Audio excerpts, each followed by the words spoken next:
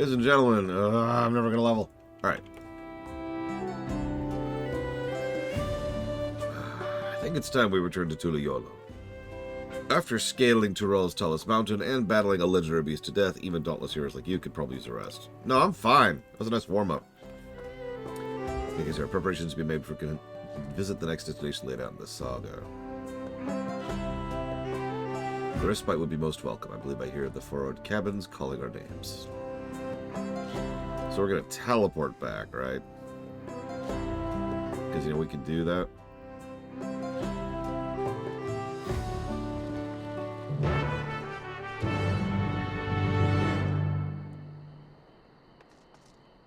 Right, okay.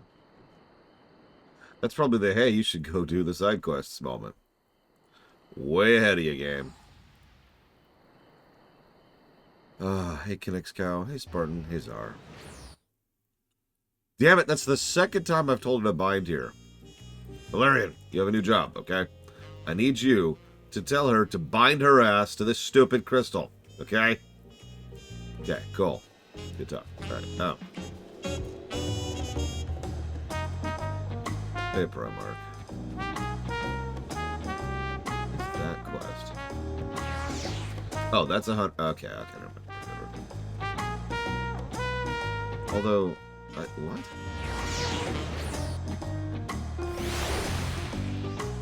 Why can't I pick this quest up?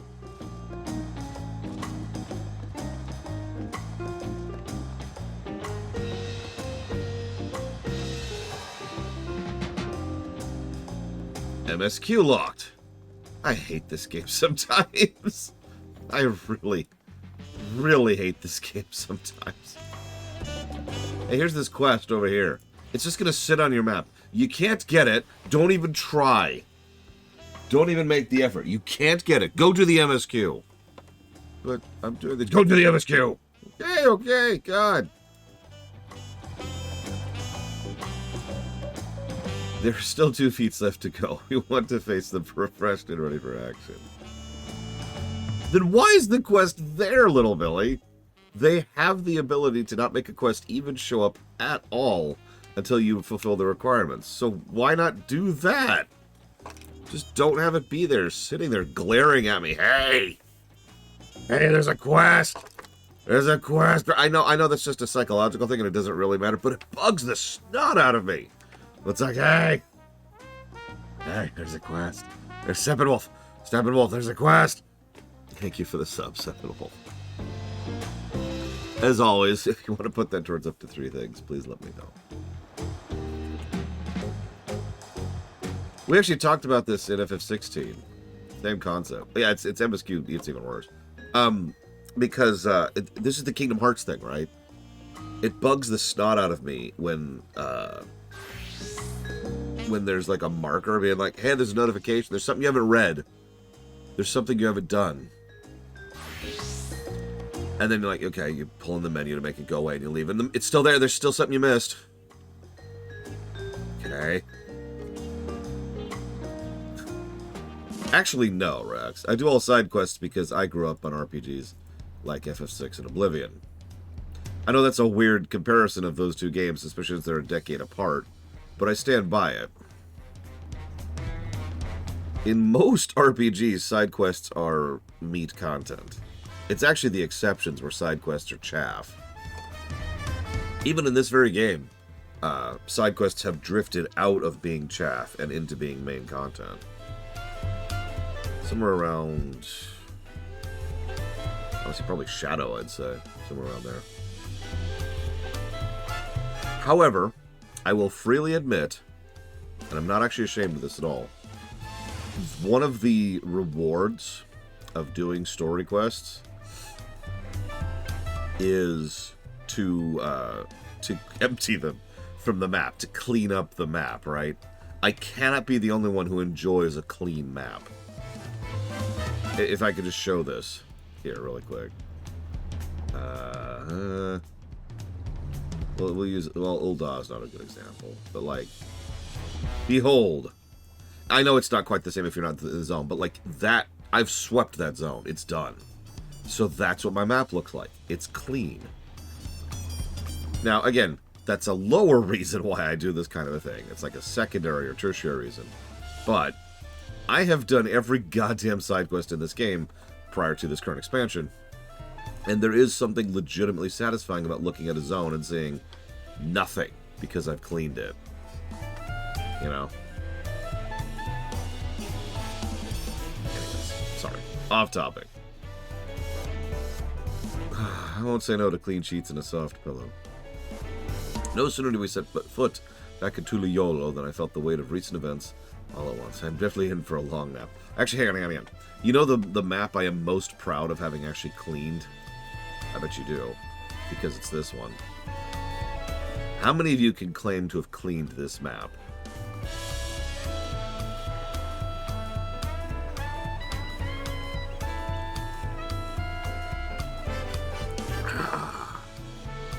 I don't recommend it, by the way. It sucks. So.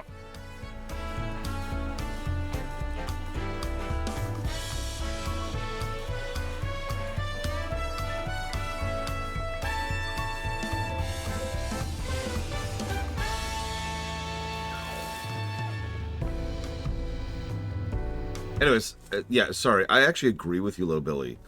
If there is a specific requirement, like if there's an item level requirement, or a level requirement, or you should go do some other quest that isn't the MSQ, right? Like, I actually like the fact that it'll tell you specifically, here's what you need to do. Unless it's the MSQ.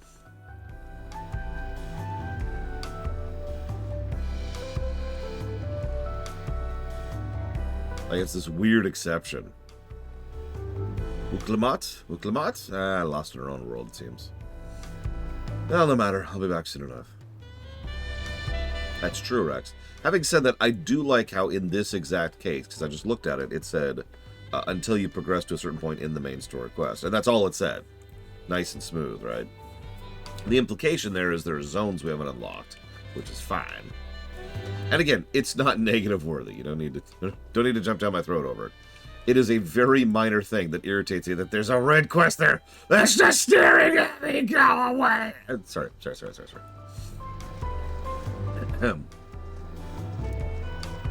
So, in narrative law, now that we've... Oh yeah, I wanted to talk about this because I was thinking about this last night. So we just finished the first major story arc. We finished chapter 1. We took down Velagarmanda. Cool.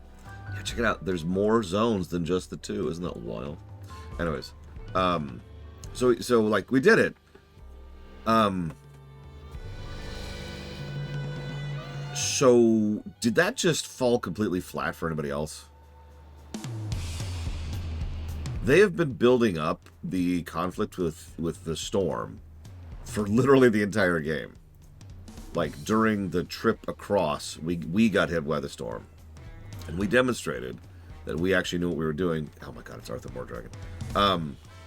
More than a lot of other people did. And then we get here, and then virtually every main story quest and side quest, at least in one step off, had to do with the storm and its impact on the region, what it's been doing.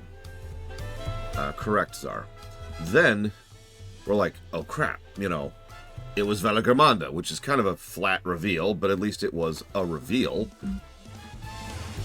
So it's like, okay, it was Velagarmanda all along. Let's do it. Let's go ahead and do this.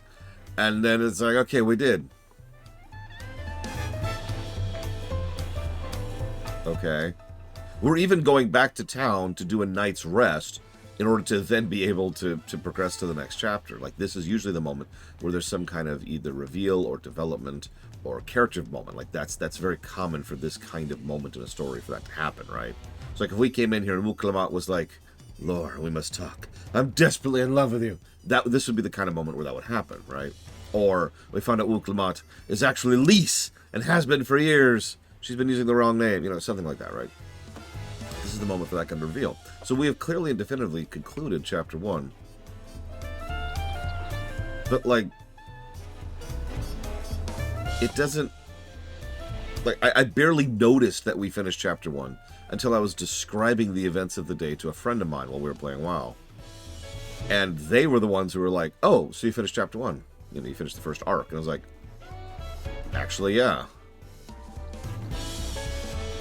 And that's the point I'm trying to get at. I'm not sure this is negative worthy, but this is 100% absence of a positive worthy at the very least. Because it really does just feel like they had these four actually, really awesome sections. World building and character fleshing out and story and development and all this cool stuff. And then, oh yeah, here's your big thing to kill. Okay, you did it. And they just, like, it was so not. You know what I mean? It's just, okay, yeah, we killed Velagarmanda. If you didn't do the side quest that I did last night, you probably wouldn't even notice the impact of taking that thing down. Yeah, it's very understated. Like, a lot of those side quests are people going, holy crap, man! You just killed Velagarmanda. Holy crap! I'm not actually exaggerating, because a lot of the side quests specifically dealt with, holy crap, you did that. I cannot believe you were able to do that. I feel stupid asking you to do this. Or like, my favorite little side quest that we just did, other than helping the one guy connect with the Pelupelu, was the one guy who was like, hey, could you go pick these fruits and give them to people? And each person we gave a fruit was like, I am so honored to receive this from you. Or someone else was like, holy crap, yes, please, thank you so much. And then we go back to the main guy to turn it in, and his response is, so there's this tradition amongst our people that anyone who accomplishes a great feat, anyone who absolutely just nails something, they then give these fruit to other people as a sign of something. I can't actually remember the word. It's like veterans or something like that. And so he was asking us to do that because we had just accomplished one of the biggest feats in the last century of their people's history. And then he, of course, gave us a fruit as the final step of it. And that was cool. But that was a side quest, right? It's like, yeah, we did it. Anyways, sorry. I just wanted to talk that up because it didn't even strike me until last night that it's like, yeah, we're done. Oh. Okay. Moving on.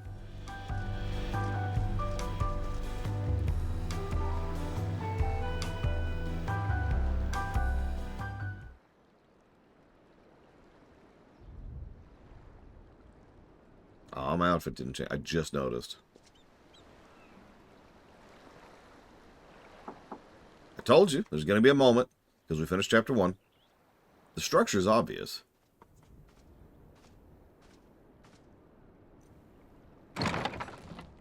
Yep, it's Wuklamot. Have a moment? I don't love you, Wuklamot.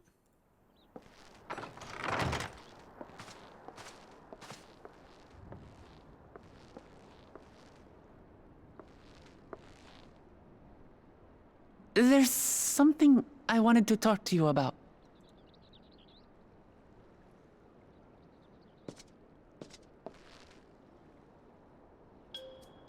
So,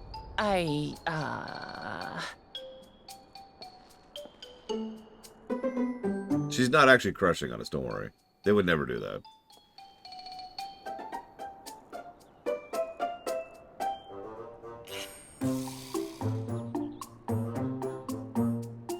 They're building this up too much. She can't possibly be crushing on us.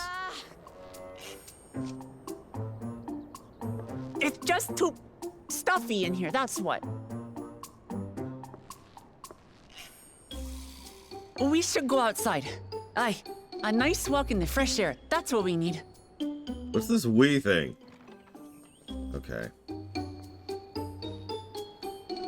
But no, she's probably going to talk to us about herself and her character arc. Remember, she's been going through some good character stuff.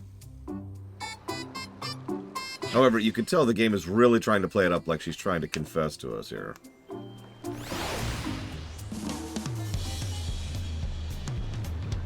Oh my god! Yep. Sorry, Wuklamot. But you have pants on.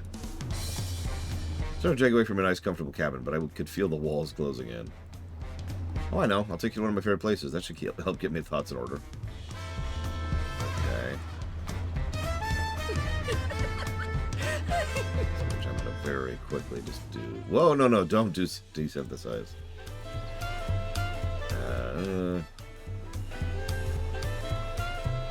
Wait, don't I have it on? Oh, I don't. There we go. That was the issue. Hey, there we go. That's a little better.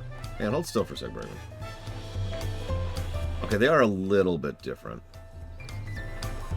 Very, very minor. Okay, they're basically the same. They're just street colors. Okay, never mind. It was our body type that was doing it. Oh, it's on water. That makes perfect sense.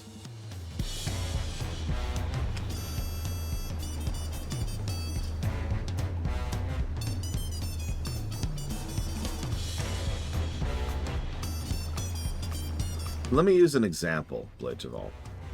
I'm not trying to like tell you that you're dumb and you're stupid, but you are literally. No, I'm kidding.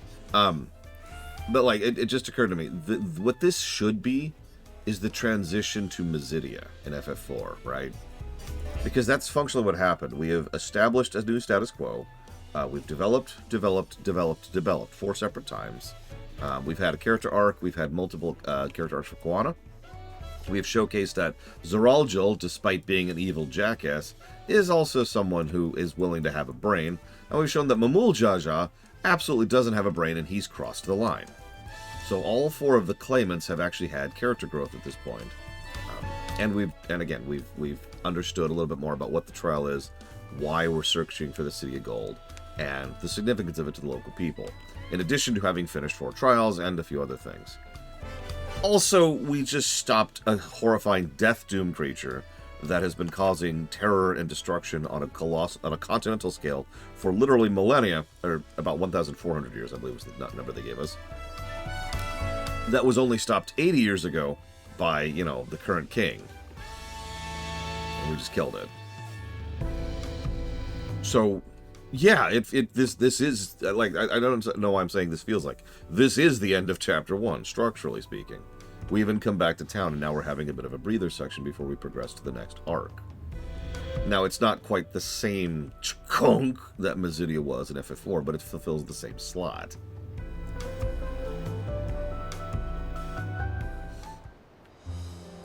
Going the trip to Zozo from Narsh in FF6 would be a similar example. Eshiwa, what are you doing up and about? Is your back feeling better? It's much healed now, so don't make a fuss. Besides, I can't be lounging in bed all day when you're out there fighting your hardest to win the throne. You're the claimant with the greatest love for peace. I love this nation of ours, and lending you my support is the least I can do. But what are you doing to support her? Have you voted? Well, no, I figured there was no need for me to vote. Oh, god damn you. Oh, there's plenty more who believe in your cause. I can recruit a whole battalion of smiling faces if you think it'll help. Yours is more than enough. Thank you, Peshiwa. And thank you, Third Promise. I shall pray for your success in this contest.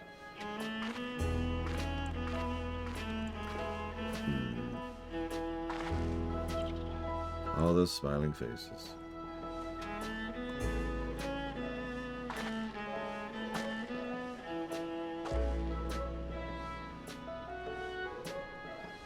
Sorry, Laura. Getting distracted. Just with the progress we've made in the contest, even your everyday encounters feel that much more special. Can we take our time, maybe wander around a bit first? Then we can head that spot I was thinking of. Sure.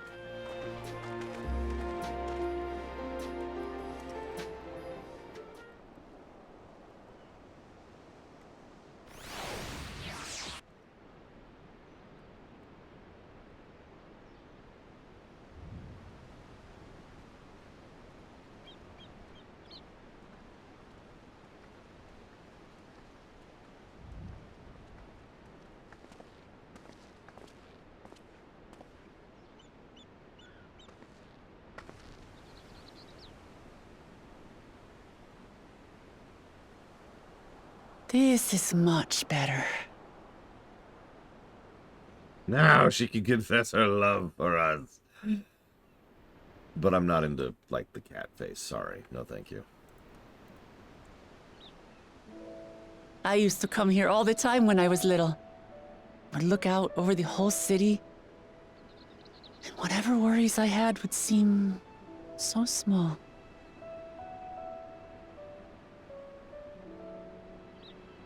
Do you remember what I said at the top of Warkor Zormor?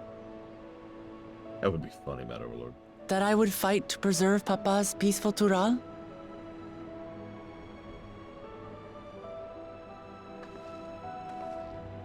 Well, I've been thinking a lot since then. About what peace really means. If it's just the absence of war. Spoilers. Nope. You can ask the Dominion what absence of war looks like. And it brought to mind all the best parts of our journey so far.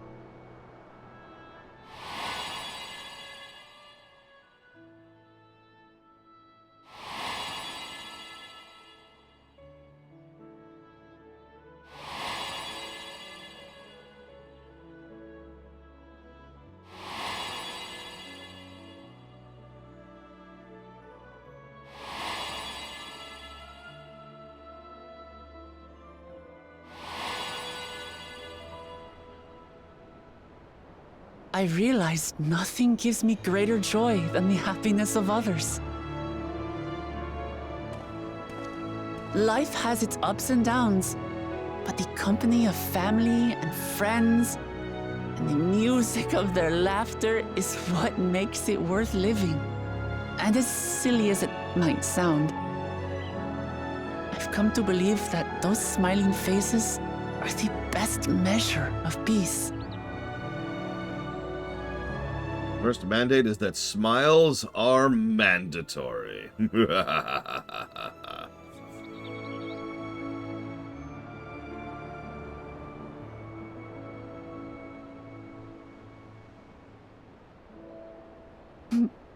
Really, I feel proud somehow. It's an answer I arrived at by trying to be true to myself. That you think I succeeded, it means a lot. So, this is my plan.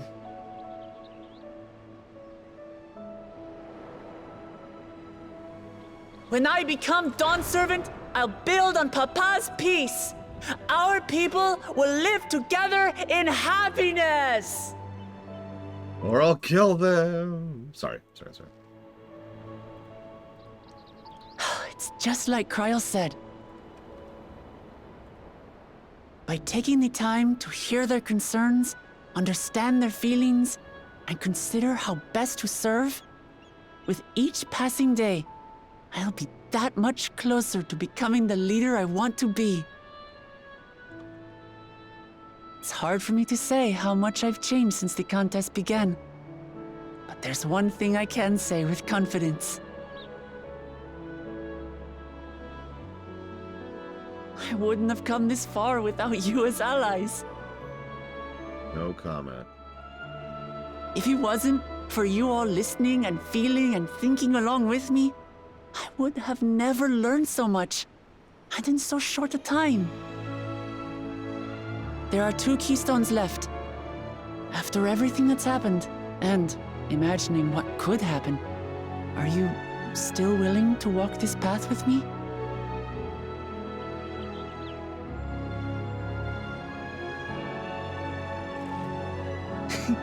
Thank the gods for that. Well, I've nothing else to get off my chest. I need to head to the palace, but I'll see you back at the cabins. I love how she phrased that. You can almost feel the localizers teasing us with that. Fortunately, I don't want her to get anything else off her chest.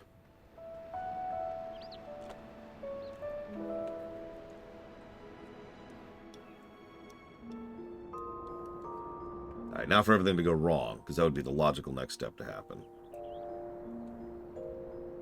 Or we could show off some new camera tech, that's cool.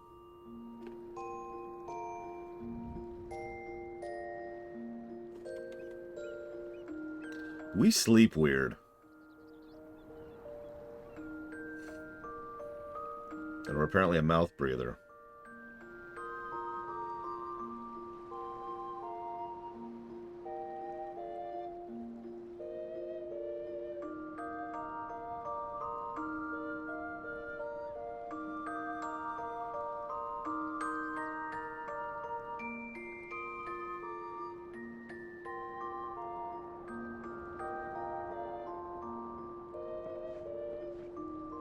Now to have some fruit. Yum.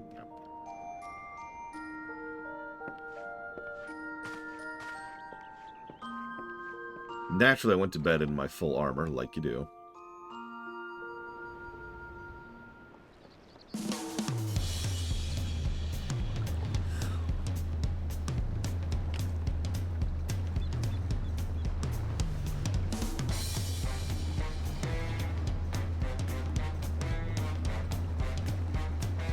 I mean, that's literally a feat in Dungeons and Dragons. Endurance, I believe.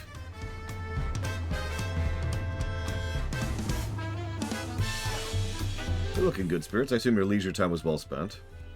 Ah, I killed so many gods. What?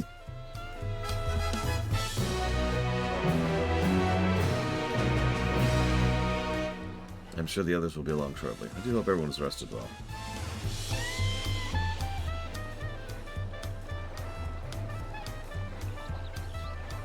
I mean, yeah, that actually is unironically something that would be very impressive graphically, Valerian.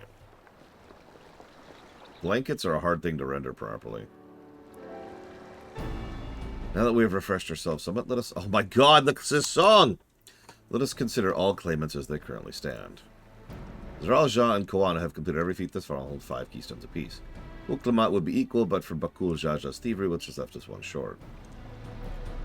Commanding Braggart didn't so much as lift a finger for the feat of proof and wreaked havoc for the feat of ice. He can't have more than 3 at most. Yeah, me too, Valerian. He may think he could simply steal when he needs to win, but he's sorely mistaken. I'll be taking back what's mine. Oh, why do we let him go?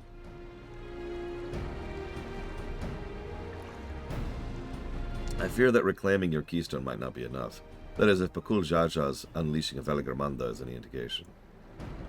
Yes, this song is from ARR. Using his lead, I anticipate he will move to obtain the remaining keystones before disrupting his rival's attempts. You know what? I'm actually curious as something. Hang on. Give me 1 moment. No, ARR is vanilla. It's fine. It's fine. Hang on. I'm actually curious if this works. Give me 1 second, please. I don't think it will.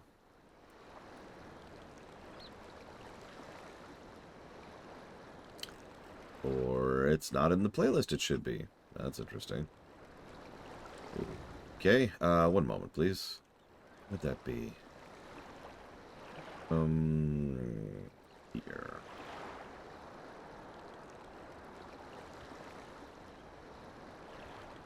No? There it is.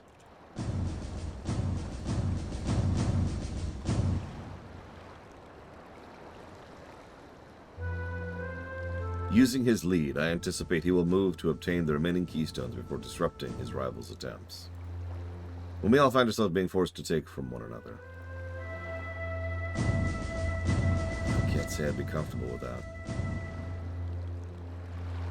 But neither will I surrender my claim to the throne so easily. For the sake of preserving happiness of my people, I will do what I must.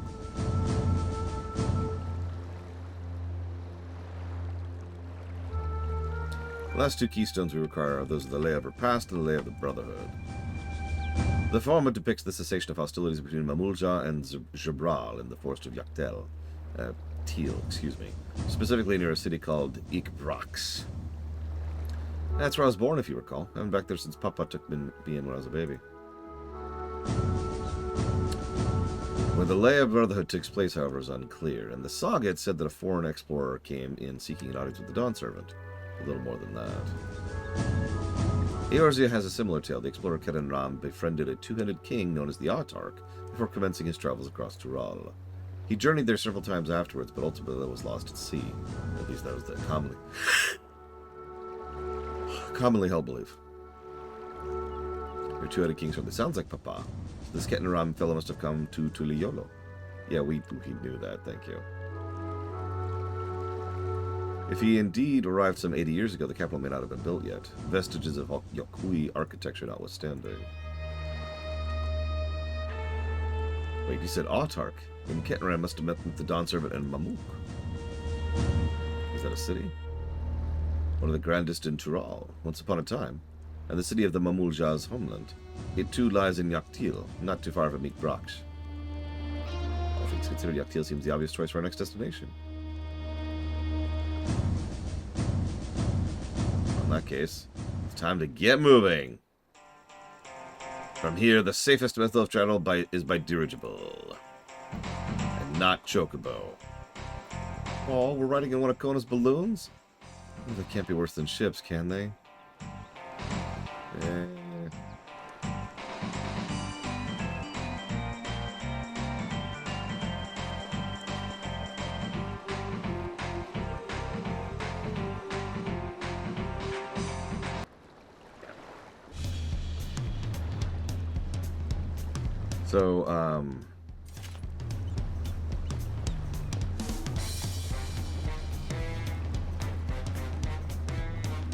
So let's see here. Hang on, Czar. Give me a second to check my records. Let's see. Pathfinder Wrath of the Righteous. Pathfinder Wrath of the Righteous.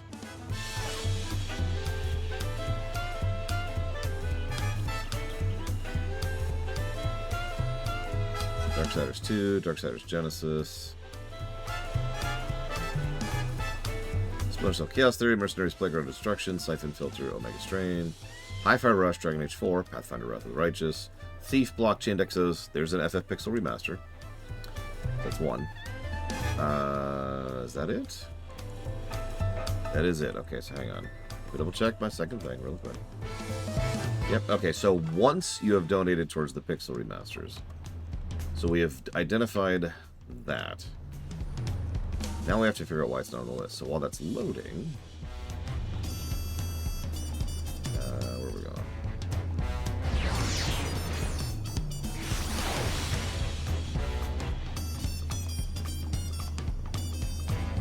So to say tanking is more involved than DPS in FF14.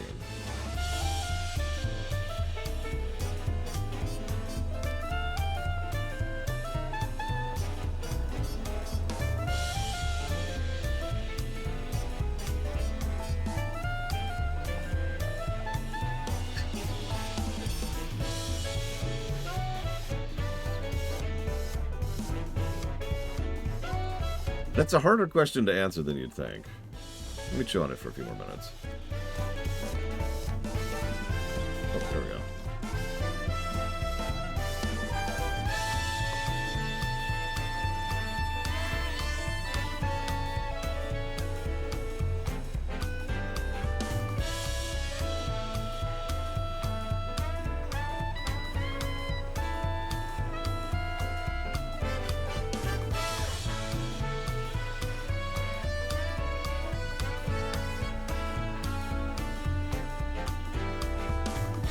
So I have you under FF5, Czar. If you'd rather that be under 2 or 3, or one of the comparison blocks, this would be a good time to tell me that.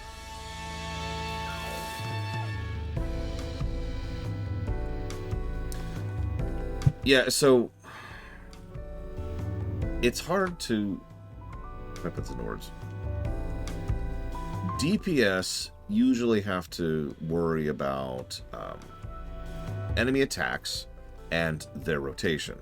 Tanks usually have to worry about enemy attacks and their position and a lesser rotation. Healers usually have to worry about everyone's health, obviously, enemy attacks, and positioning. So in my mind, the complexity goes DPS, tank, healer. Okay, you got it, Czar. Let's double check that real quick. But the thing is, if you really zoom the camera out, ultimately, because DPS have so much more to keep track of in the word rotation, because DPS have so much more to keep track of rotation-wise, it could be argued fairly easily that each of them is about the same relative complexity between DPS and tank. I do think healers are more complex than the other two in this game, though, definitely. Healers have to keep track of essentially everything.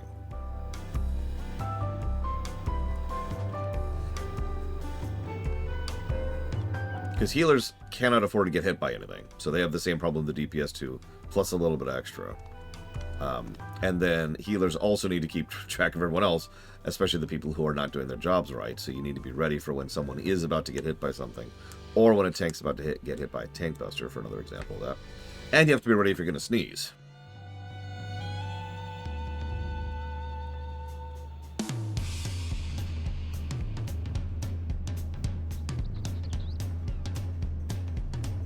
On top of that, healers, yeah, no kidding to me. Healers also are required to do DPS, which I've given my thoughts on 1,000 times. I have nothing else to add to that. And the biggest thing that irritates me personally is that healers also have to think about their positioning relative to everyone else.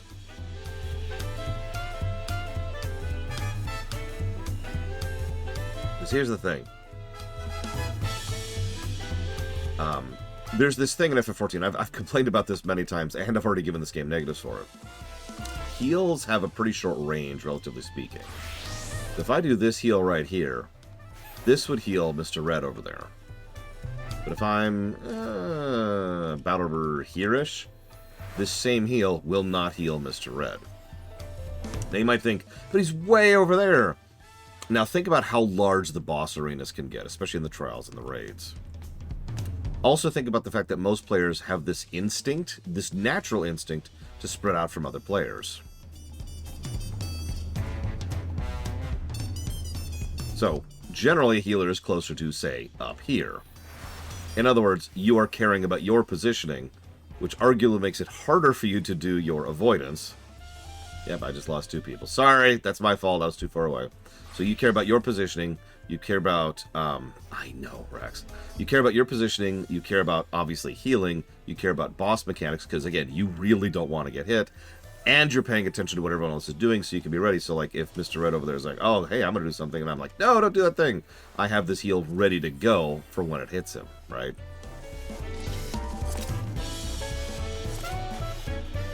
Now, Rax is correct. The complexity of an individual heal class varies. You notice I immediately switched to, Astrologian, which is generally my main healer. But something like, say, Sage. Sage is a lot more predictive, which, to me at least, makes it a little bit easier to deal with. Because, like, all right, hang on, we're an AoE's about to go out. Boom. Hang on, Mr. Red's about to get hit by something. There we go. Yes, Sage has all kinds of shields, so it has a lot of ability to prep for incoming damage, as opposed to having to deal with damage that's gonna come. Oh, someone got hit for everything. Let's just pop out a hot to make sure everyone's fine. Sage also has tons of AoE heals, by the way. So, and yeah, by contrast, White Mage, and I do enjoy White Mage. White Mage is much, much, much simpler. Hang on, let's just pop this. Let's pop this. Let's pop this. And everyone's fine. Okay, cool. Oh, I need to do damage now? No problem. I'm a White Mage. I got you, fam. Yeah, White Mage literally has the, oh, someone needs to be healed. Boop! Button. And it's a 3-minute cooldown, which, if you know MMO timings, is a relatively short cooldown. I think that actually qualifies as medium overall. Especially in a game where boss fights last as long as they do in this game. And then there's Scholar. Anyways, so, moving on.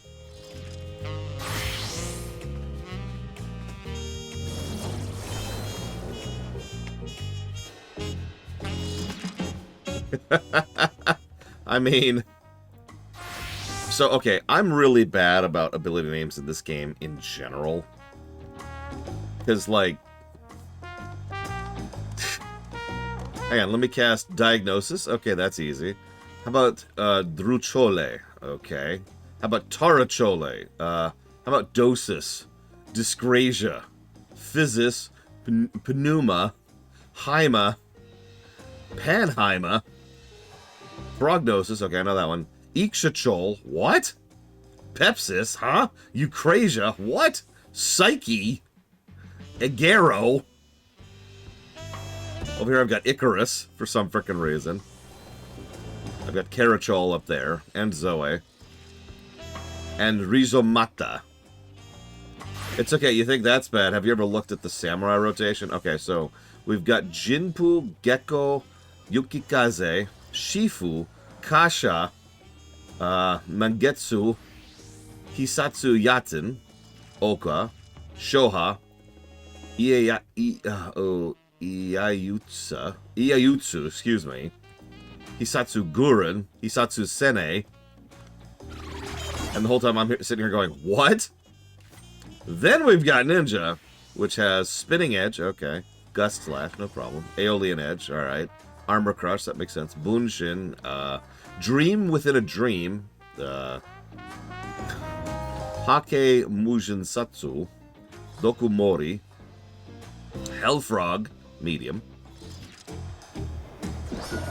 Shukuchi, Kasatsu, Tenchenjin, Fleeting Raiju. Yeah, I was gonna say, sometimes when I'm feeling spicy, I'll cast Hellfrog large. But no, the whole game is like this. They wanted spell names that sound cool. No judgment. But it means when someone's telling me what to do and they're like, why don't you have such and such on your bar? My first reaction is to go, huh? Like, just, you were like, where's your fight or flight? And my reaction was, what spell is that? And I mean, most of the paladin spells are pretty vanilla in terms of naming. Anyways, I'm sorry. Random thoughts here. Why did it not? Oh.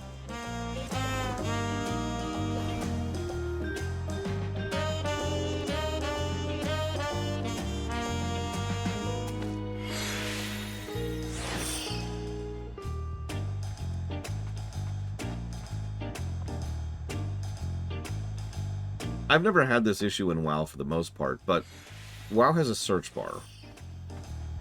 Actually, WoW has several search bars. So if I pull up my spell list, I literally can have a thing where I can say, oh, where's such and such? Type, type, type, type, type. Oh, there it is. And I pull up my talents, which I know there is no such thing in FF14, and it's like, oh, where's my such and such? There it is. So while WoW definitely does have a little bit of the same problem, and it does, it's not as bad because if I need to search for something, I can just look for it.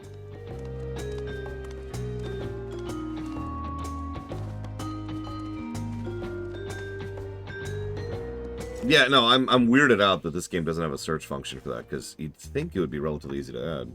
The next flight to Yaktil will be leaving shortly. Passengers are asked to keep hands, legs, and luggage inside the dirigible at all times. Well, you heard him, Krile. You got to stay inside the dirigible.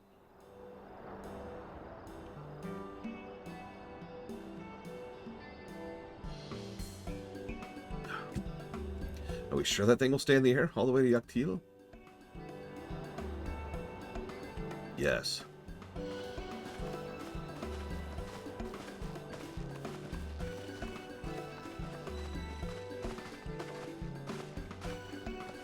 You ready?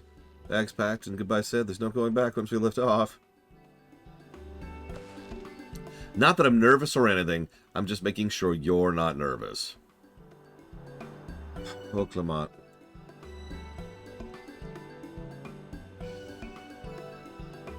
Oh, I should have showed Black Mage off. Am I kidding? My knees won't stop shaking. Will you hold my hand?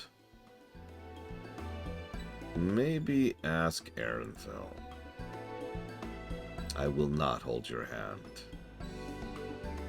That stick in the mud, he'd never let me live it down. There she is. Third promise. Wait a moment. Oh, hey. Mablu, Tobli. Of course, I'll wait as long as you need. Hours, days, even. Sorry to delay you. We were able to discover the origin of Krile's earring. Is that so? Yes, it's an ancient artifact that is used to summon the meteor or something. I don't know. You said before that it gained popularity in Yaktural as a protective ward for travelers, correct?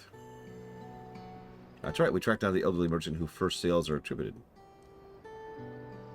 According to him, the design imitates an accessory worn by a foreign mage he met at a market 20 years ago. Little did he know that charming taste of salt would prove to be a commercial triumph. Foreign mage wearing the earring which could only be grandfathered. Did the merchant happen to mention which market?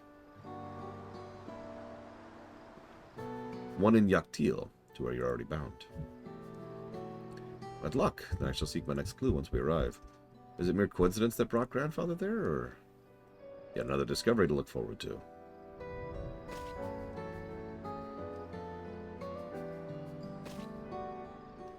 Thank you both for coming this way. Yeah, it'll turn out Kryl was the villain this entire time. Her machinations lay undetected for years, for she is a master of deception. Thanks, I won't let you down. I've just got to board this dirigible, and I'm good as there. Last call.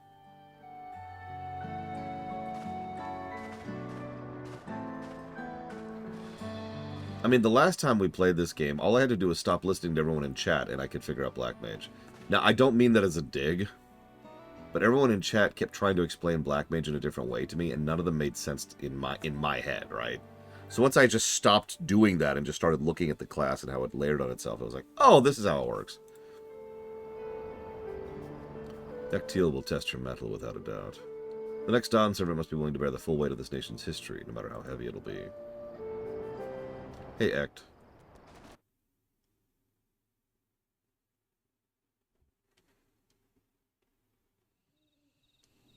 Ooh. The fierce Shabral hunters who laid claim to this land call it the Azure Forest, Yaktel.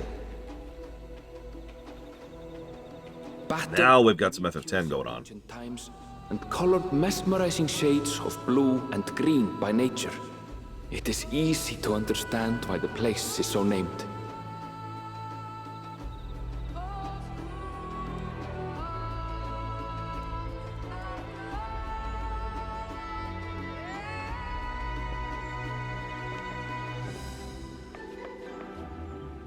It is here where the Shabral and Mamulja once battled for dominance, that the right of succession would reach its climax.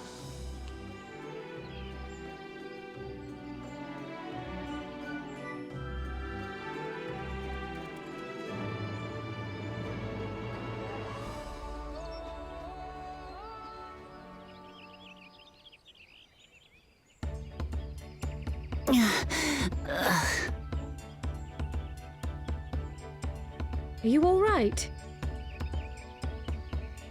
I've never been good with heights.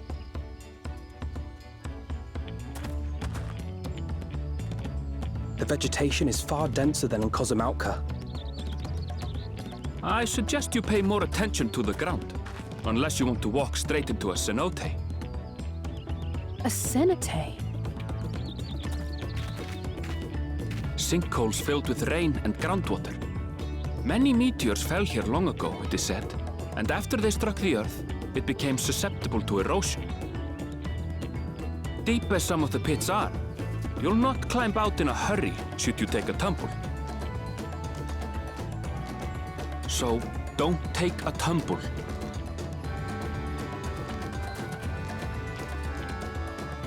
It was one time. Is the Shabral community depicted in the Lay of Repast close by? Aye. We need but follow the path a short way west. Right. I can't stand here with my knees knocking forever. Let's get going.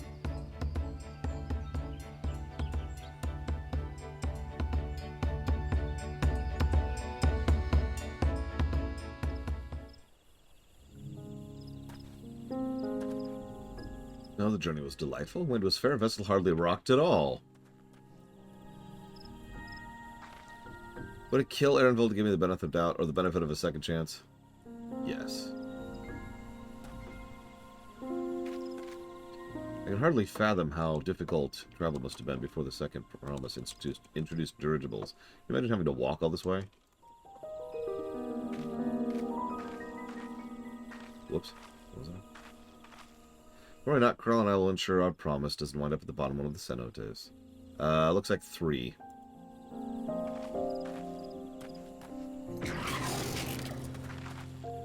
With thicker vegetation comes reduced visibility. I advise you keep someone in sight at all times.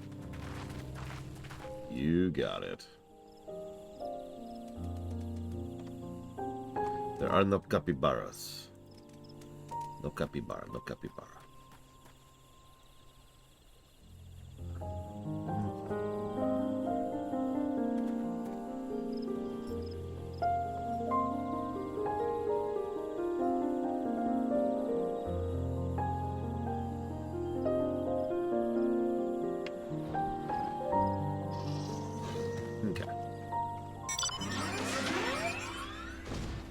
Listen, I just need you to hold still for a few seconds here, okay?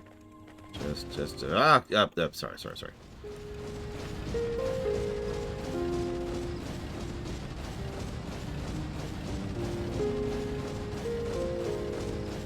Of course, it's nighttime. Oh, it's nighttime.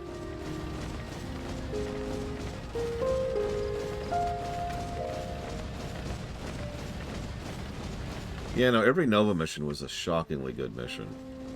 Really stretching their creative skills there. And then nobody bought it. And then StarCraft was killed.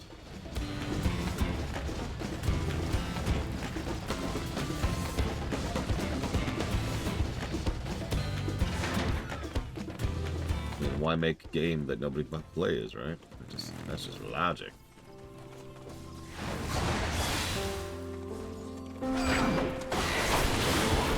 Nope, that already leashed. Weird.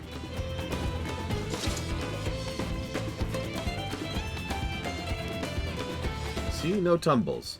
Thanks to Kral and Alize, but it still counts. You're not to get separated. I hate to lose you in this rampant undergrowth. Well, for all of Erinville's insistence, I've yet to discover anything particularly blue about this forest. Blue.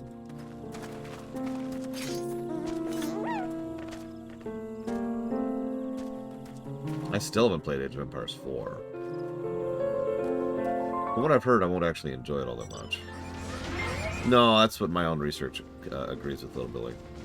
It probably should be mentioned that the Nova missions did sell and did make their money back. That is to say, they were profitable. But we all know that profitable is not enough and hasn't been for a long time. So... what's so blue about the forest? You'll see. Are all cenotes this deep, I wonder? I've fallen into High Tide Harbor enough times to be a professional diver. There's no way I'd fall into something like this on accident. I know I completely missed it, Nightwing. I'm sorry. Do you mind repeating? Just know I shall be very cross if you push me.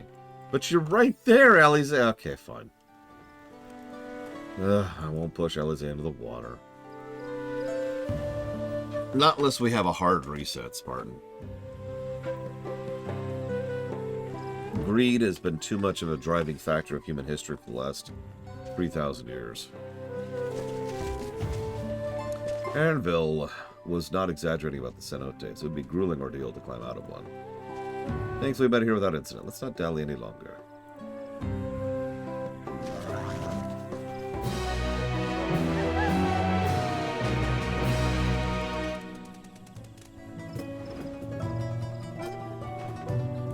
That I will do.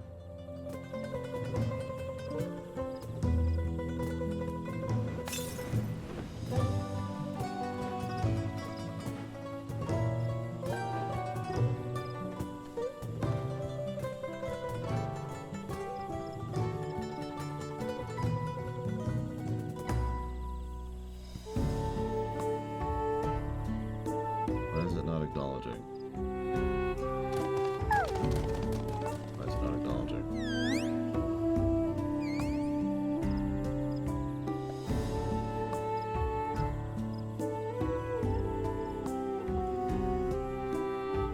Still not acknowledging it. Yeah, I'm fine with it, Nightwing.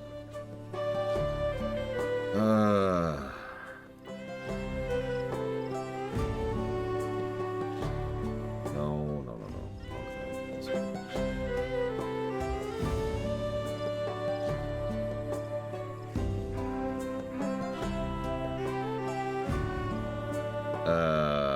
Okay, so let's remove the link. There we go. That should actually do it by itself. Yep, there we go. Okay, we're good. It was linked to my glamour set. Because the transmog of this game is really dumb. Alright. It's okay at this point. Ready to head on in? Yeah, let's do it. Ready for the next dungeon in 82 hours.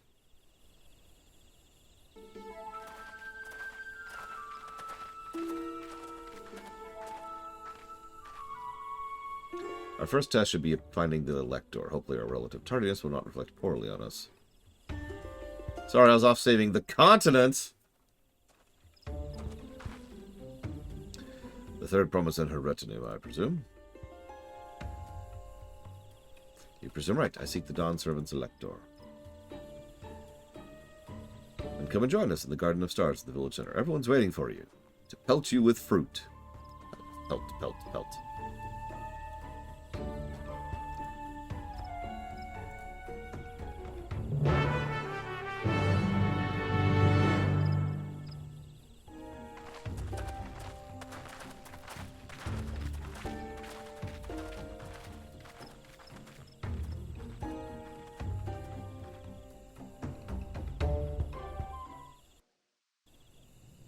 It would need to be global. Oh, hey! Everyone's favorite song. Wait, hang on. I got this ready. At last, we are graced by the presence of the third promise. I do like Surreal Jazz voice actor. If I'd known we'd be waiting on your mangy hide, I wouldn't have bothered with Ligarmanda in the first place. Oh, you admit it. You admit that you... Okay. You self-serving piece of weaver dung! Do you have any idea how many could have been hurt? Now that we are assembled, let us begin. Is nobody else listening to this guy? Is nobody... Am I having an aneurysm? Does nobody else listen to him openly, like clearly explaining that he just released Veligramanda to slow us down?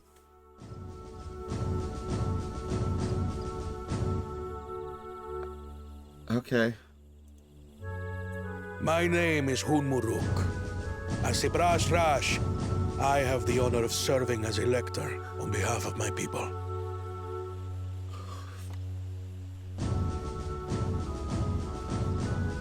As all four claimants must be present for this feat, we have eagerly awaited your arrival.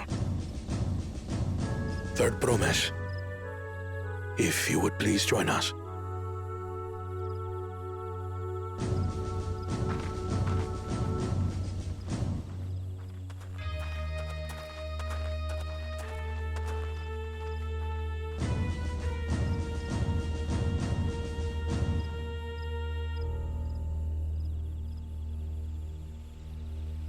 Thus far, you have faced each other as rivals. The feat of repast, however, will test your cooperation. You must complete this challenge in teams of 2.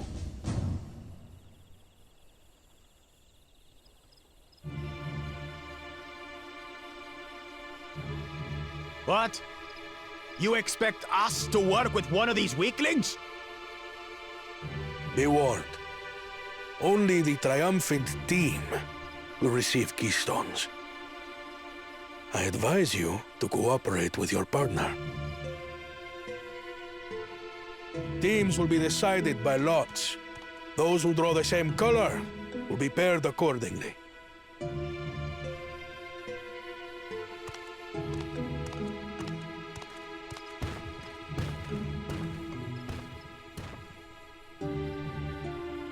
Twelve forbid Wuklamat is paired with Bakul Jaja. After all he's put her through, I wouldn't blame her if she did something rash. I might even help. Yeah, so who do you think we're going to get paired with? Because it's not going to be Guana, right? Like, that's just too much of an easy answer. So it's going to be either the evil warmonger who has a brain or the idiot. And considering we've already had characterization for the evil warmonger who has a brain, it's probably going to be the idiot.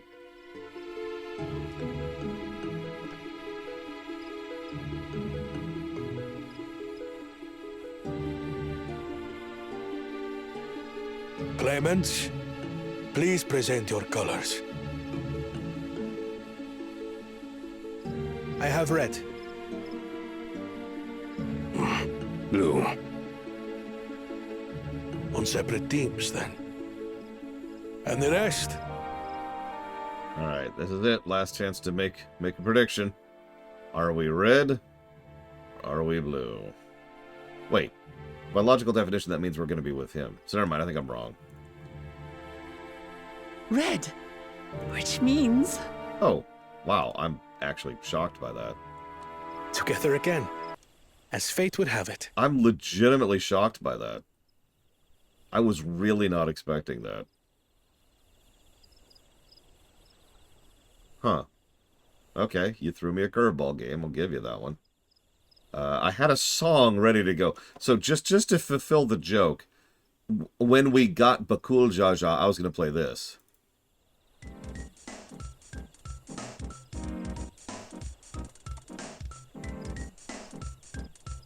Like, I had the song ready to go and everything. That was on the trigger.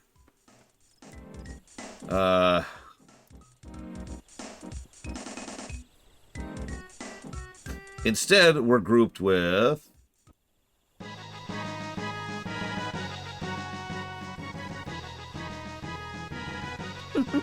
Victory's as good as ours. With our claimants thus paired, so too is their opposition.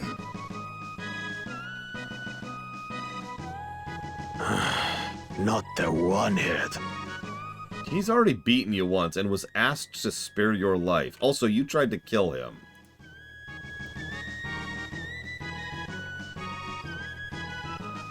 Listen well, for the trial that awaits you is as follows. Oh, right. Sorry. So let's get our mission preparation music going here. Each team is to prepare a sample of traditional Shebrol cuisine. Shibruk Bibil.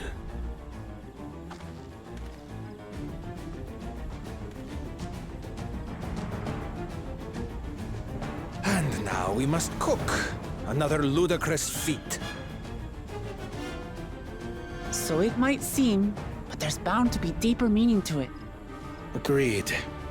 Given that the very future of our nation is at stake, all parts of this rite must have significance. Look, this is the cook-off music. I'm sorry, this is just canon now.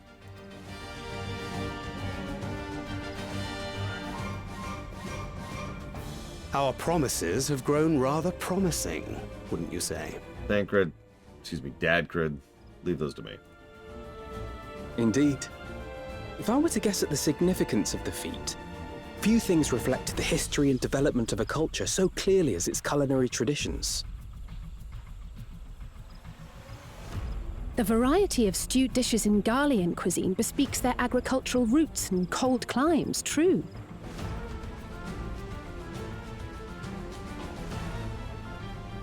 The peoples we've met on our journey, they've all had different practices involving food and drink. Game, I love you, but I do understand how much significance food has to culture. I should know. I'm a world builder.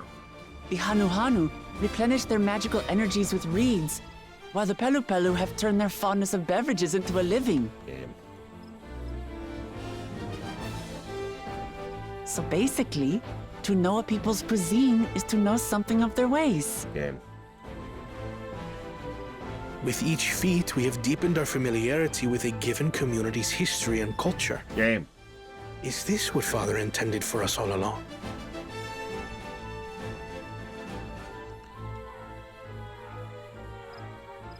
But a leader with his vision must see that the past doesn't hold the answers we need. It is through embracing innovation, not adhering to tradition, that we will usher Tuli Yolal onto a more prosperous future.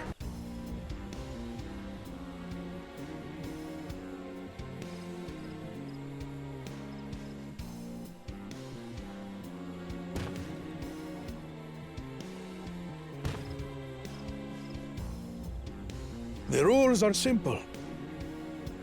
The first team to prepare and partake of satisfactory Shibruk Bivir will be deemed victorious. You will be judged by your sample's taste and appearance, as well as your adherence to appropriate cooking techniques.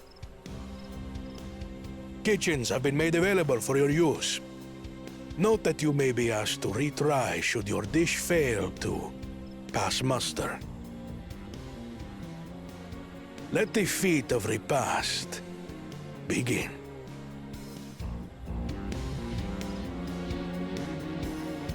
Is that just me, or did he say that really villainously?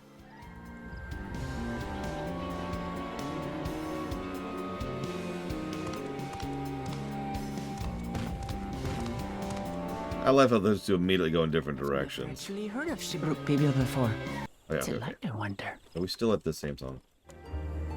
Okay. We've moved on from the song.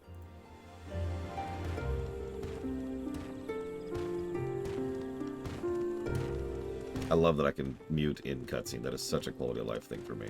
As a streamer specifically, that's a quality of life thing.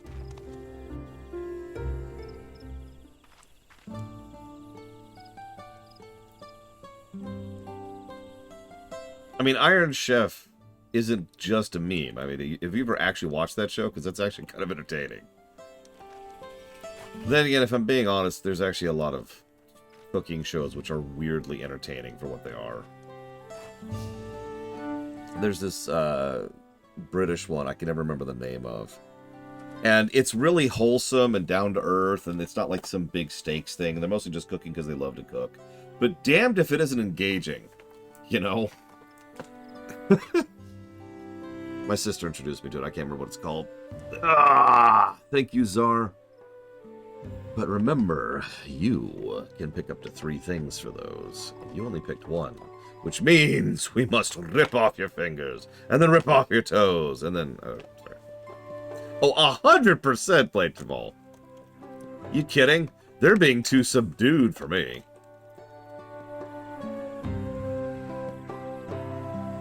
Yeah, I was about to say, hang on, where's my culinary? There we go. My body is ready. Let's do it. Yeah. Also, this is actually my real cooking gear. This is not a transmog. This is just my actual cooking gear. I just want you to realize that when I go into the kitchen, this is what I look like. Ignore the Rax. Hang on. Rax has a pet in my chest. There we go. Get out of me, Rax. There we go. I'm ready. Also, you can't quite tell, but my pan not only has ears, it has a face. Yeah, exactly, Dakota. I walk into the chef. I am here to be cooking. Very, very fake German accent. I'm here to be cooking your food for you.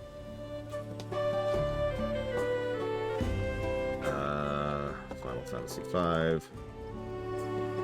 And Sea of Stars. You got it, Czar.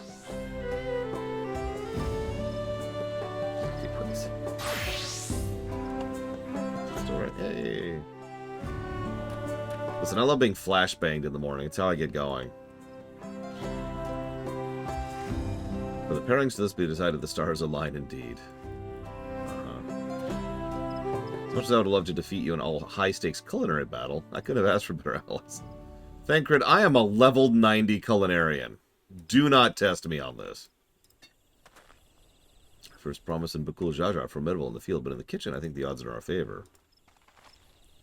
I consider myself a connoisseur of all things tasty in Turali, but it's the first time I've heard of the thing I'm not going to try to pronounce.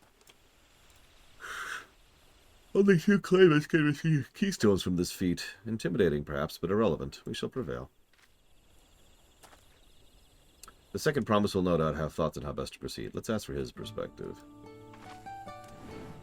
Do you suppose the first promise in Bakul Jaja will wear matching aprons? I hope so. Oh yeah, brother. Sorry.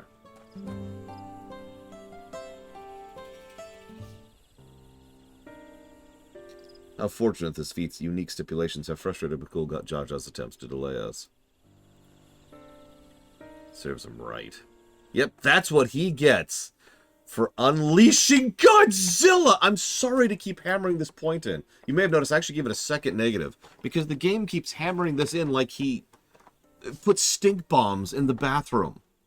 He unleashed a continent-threatening terror that has killed hundreds of thousands of people across centuries. I think it was Rax mentioned this earlier. Imagine... Yeah, he had froze a kaiju. Imagine for a moment if we were actually in, like, Iron Chef, and one of the chefs wandered over and just put a freaking bomb at one of the other people's kitchens.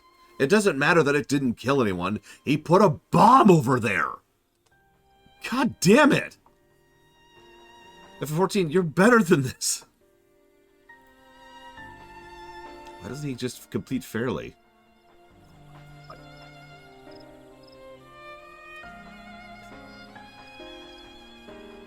He's plenty strong and obviously has a mind for strategy, twisted though it may be. I'll never understand him.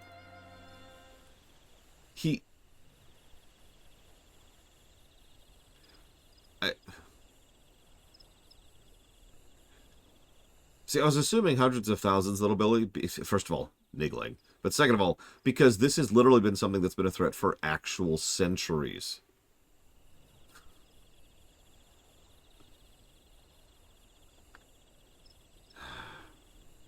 Putting aside our competition for the moment, allow me to express how glad I am for this opportunity to work together. As I said, our team possesses a distinct advantage. Yeah. Any team I'm on is bound to succeed.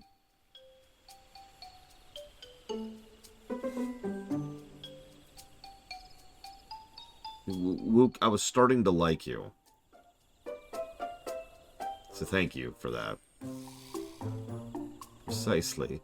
I mean, we have advantage of numbers, yes. Our competition is a team of 6. The 2 claimants have Surreal Jha and Bakul Jajazlaki. Whereas we're a team of 9. That's 3 more people we can mobilize. With the task suitably delegated, it should be a brisk affair to learn the recipe and assemble necessary ingredients. Too easy. We mustn't be overconfident, lest we make a careless mistake that could be easily avoided. Our first order of business should be determining the recipe for blob. I'm not going to call it Jibruk Pipil, or however the hell you pronounce that. Let's call it hot dogs. We're gonna do a find replace in our head, and we're gonna be cooking hot dogs this entire time. We can hardly gather ingredients for a hot dog we know nothing about. Whoop, whoop, whoop. God damn it. Given the nature of this feat, asking for answers directly may prove less effective than simply observing the daily habits of the Jabral people. Let us gather here once we have seen the clues this village has to offer.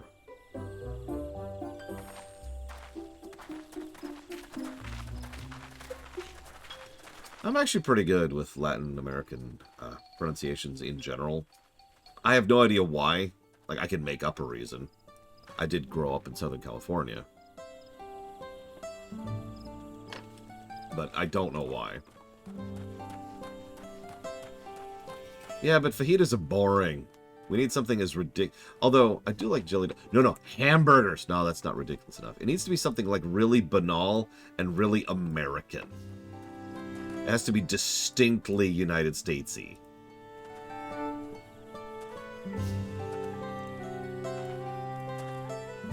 This one's called Ichiote. We use it mostly to add a bit of color to our more popular cuisine, but its medicinal benefits are significant as well. Okay. Big Macs. Okay, fair. This is completely unrelated to anything, but I was actually looking up when the Big Mac came out. 1953. I know what you're thinking. You're probably thinking, wow, that's so long ago. What I was thinking is, wow, that's so recent. The Big Mac only came out in 1953. Think about that for a second. Now, one moment. I'm going to go finally clean my teeth. Right back.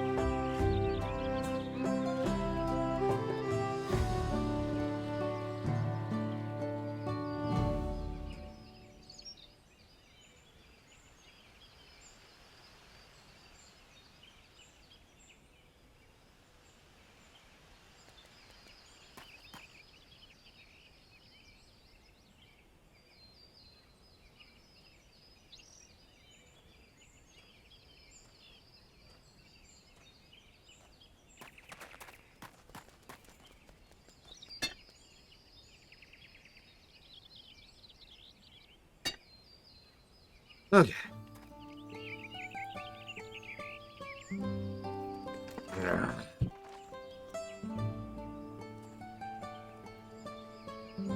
How do you broil hot dogs?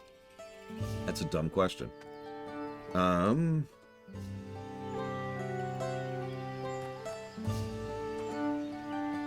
recipe for hot dogs? Well, I wish I could tell you, friend. A dish so delicious is meant to be shared. Alas, we are forbidden from divulging anything. Orders from Hunmu Rook himself. What you're mentioning has given me a fierce craving. Out there's still brook to be found at the market. Wink!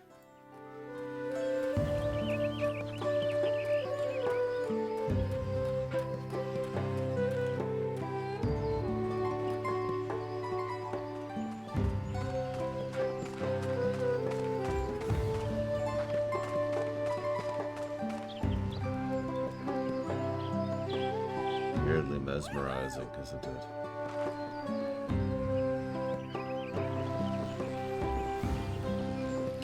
Sorry.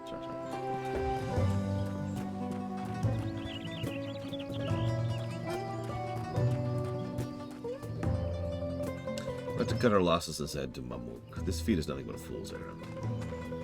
You're the fool if you think he won't tan our hides if we dare to return without enough keystones. Besides, we've taken from the house cat before. How difficult could a second time be? What are you looking at, salt liquor? Mind your own business. You're welcome to try, buddy. What is my sword right now? Well, that's an interesting scimitar. And shield. Well, I appreciate your restraint, Scott Kibar.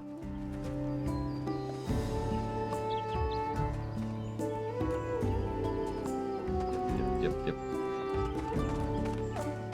Oh, I should probably do this while I'm here.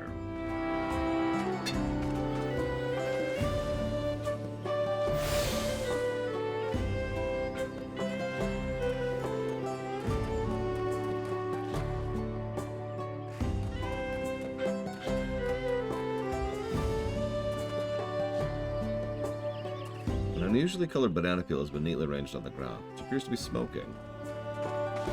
Oh no, it appears I've gone and dropped my jajul. I mean, my jatika banana peel. You can barely see it for all the steam issuing from my underground oven. Ah, there's nothing like enjoying a tasty banana while you use the leaves in your cooking. Okay, this is vaguely amusing how overt they're being about all this. Like, I get the weird feeling that, you know, the leader of the town was like, hey, I want to put them through this whole thing. And everyone in town was a sufficient dork that they were like, yeah! And so they're all like, yeah, I can't wait. I'll be, oh, yeah. In order to make your hot dog, you're sure going to need the buns, right? Right. It's so great. I sure wouldn't want to have, I wouldn't relish the chance to not have the proper accoutrements.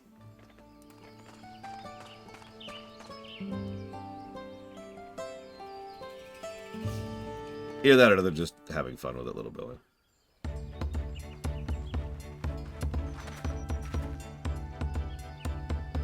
Sorry, I'm back. I was eating bananas.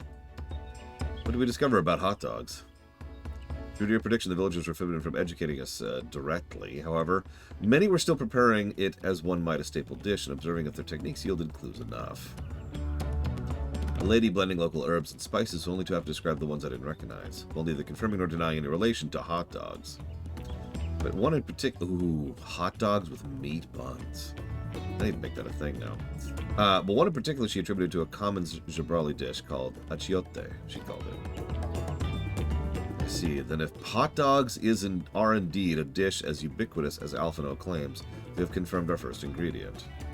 Meanwhile, I observed a cook bearing bundles wrapped in the leaf of najul, or banana, in certain localities. It seemed the use of subterranean ovens is commonplace. I've never actually had a double down. I'm very sad about that. I think we know what's inside those bundles, then, don't you? Yeah, exactly, Ect. Replace the bread with meat. So we've got meat, and then like toppings, and then meat. The squeaky flesh of a bipedal fish. Look, I'm hungry, Trihexia. haven't eaten a god in, like, since yesterday. I did actually eat a god yesterday, didn't I? Damn it, I can't even complain about that anymore. It was like Chinese god, you know? I'm already hungry again. As would be expected of a dish called hot dog, indeed. So to summarize, this dish is one of ibruk, flavored with a combination of spices that includes achiote, steamed underground within njul, or banana leaves. Given our assumptions are correct, we must now learn where and how to procure our ingredients. As a staple cuisine, its ingredients would be close at hand, which is why Thanker and I scouted the surrounding forest while you were exploring the village. Between the local vegetation and the wild ibruk, we should have everything we need in regards to meat and spices. Leave it to the Master Gleaner. I know, little Billy. With that, we should divvy up our tasks. While some gather ingredients, others should make ready the kitchen. I can help with the kitchen. Oh yeah, that's a good point, Scott Kibber. Permit me to assist as well. Our ovens will doubtless require firewood, and I have some experience in its gathering. You have been running that thing since heaven's word, Alphino. Come on.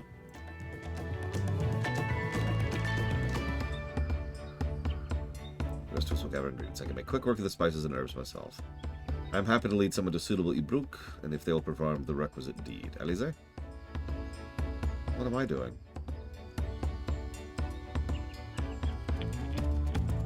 Be warned, you won't find the jewel in these parts. They only grow in the Jatika heartland, forests far below these.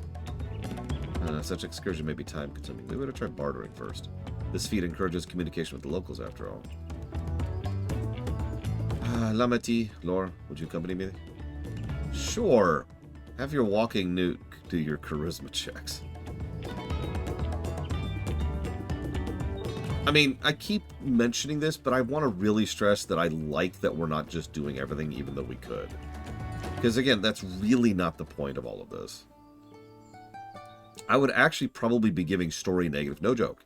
If we just were walking and doing everything for everyone, I would probably start giving story negatives, because it's like, what are we doing?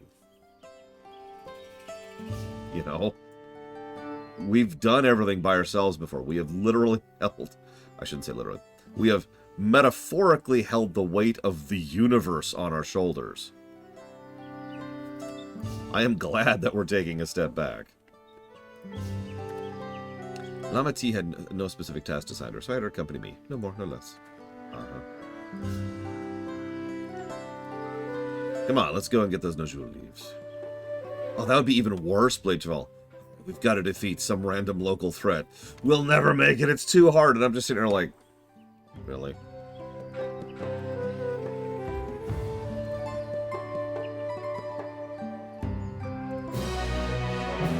Yeah, more bandits. Oh, God. FF16. Alright, we've successfully killed gods and world eaters and death, but hang on. There's some bandits attacking a local caravan. And for some reason, they've got 1 billion health each. I liked FF16 quite a bit, but that whole sequence, because it was just bandits for like 8 side quests in a row. Major side quests. Those were like regional side quests in a row. It was just bandits. And I'm just sitting here like, what are we doing? Alright. Let us see if there are Najul leaves to be had in town. Perhaps the cook Orianje mentioned might be persuaded to spare a few. Now, I was actually about to bring that up, because this is yet another example of where it would be kind of neat if they acknowledged that this exists. Hi. I'm a level 90 cook. So, bring it. I like the outfit, by the way, bring it.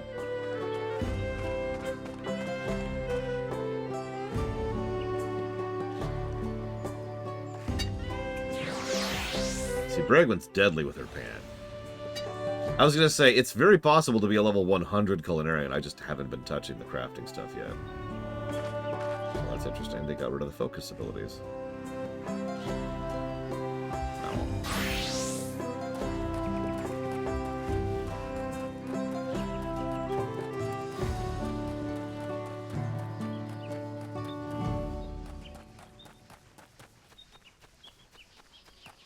Yeah, no, Bregwin's got a cool outfit.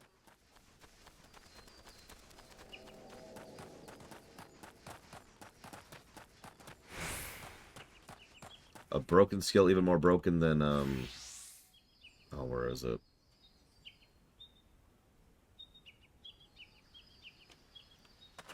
There it is, I think. Yeah, muscle memory. I love muscle memory.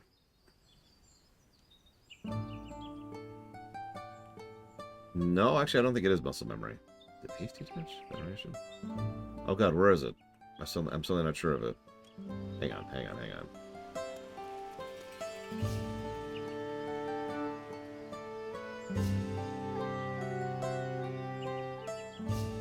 Okay, I think Trained Eye was actually what I was thinking of.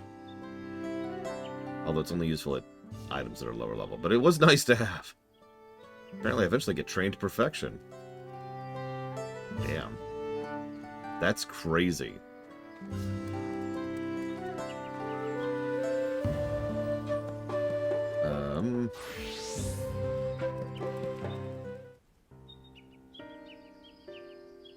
Hello again. Did you need something?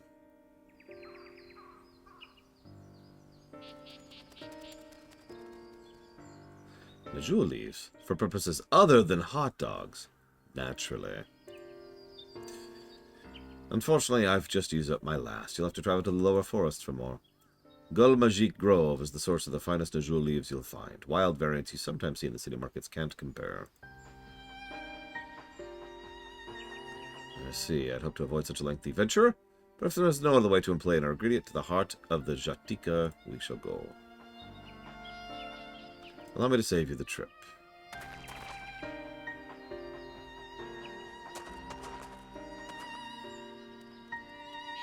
Traveling there requires you go through the Tyenbeck Traverse, but it's caved in.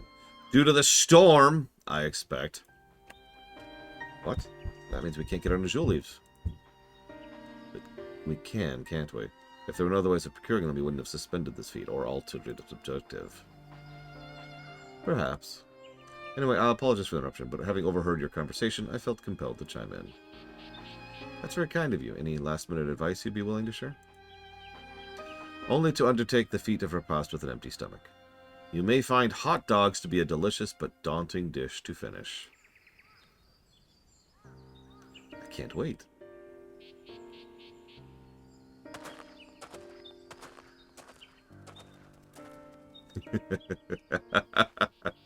Still, if there are no leaves here, we can't travel for more. How are we supposed to gather all our ingredients? Those feats are meant to deepen our understanding of the peoples and cultures of Tuliolo. So perhaps there's something perhaps there's something about hot dogs we have yet to learn. Some significance of hot dogs. Oh, like who was the first to make it, or its history, that sort of thing. If it's Yaktil's history you're interested in, you should start with the Old War. Between the Jabral and the Mamulja, right? These forests have borne witness to centuries of warfare, the evidence of which remains a scar upon the earth. To know the end of that bloodshed is to know hot dogs. What does Steen de Broek have to do with bloodshed? Precisely the question we must answer. Vexing though such a detour may seem, I can think of no other way to approach this feat. In that case, you may wish to visit the site of a settlement ruined by the war, the village of Ilionesu. It lies a short distance to the east. Probably a so, not a Sioux. The village of Ilionesu. Understood. Thank you for your help. Come, let's go see this place. Yeah, and then Ultima shows up. It was always me! Except he'd be talking in admittedly a pretty good voice actor. It was always me. I was always the villain behind this game. Now, supplicant, you will reveal your cooking prowess unto me. In the doing, you will begin to understand your purpose and why it is your fate has always been to provide our nourishment. For we do not shut up, even as we continue to constantly talk about absolutely nothing. It is a shame we have such a good voice actor, given the fact that our writer was apparently having a stroke. You should probably go ahead, Muthos, and procure the hot dogs.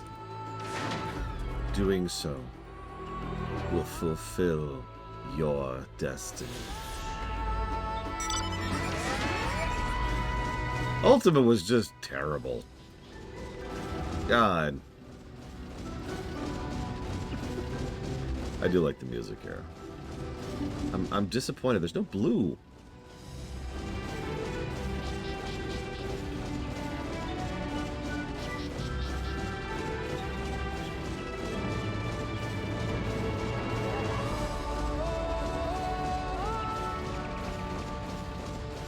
He really was the most punchable face of 2024. Make sure to nominate for the LGAs if you haven't already. We'll be starting voting, honestly, pretty soon, I think. I've noticed the nominations have trickled down to an absolute crawl. I know at least 3 people who have personally asked me not to cut off nominations yet. But that's sort of the timer right now, is those 3 people.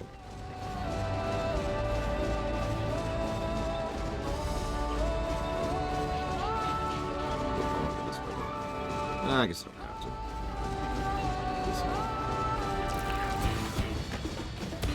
to. Yes, Muthos, Mr. Red. Type !LGA in chat, Lord Haramont. And thank you for the sub, Game for Chill. We'll always appreciate kind of support. If you would like to put that sub towards increasing the interest in up to 3 future games, please let me know. But either way, I appreciate the support.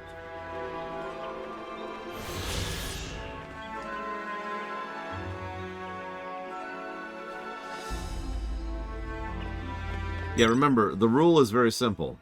It's the games that we have played this year. That's the limiter. I'm just going to grab this right now. I'll think about it.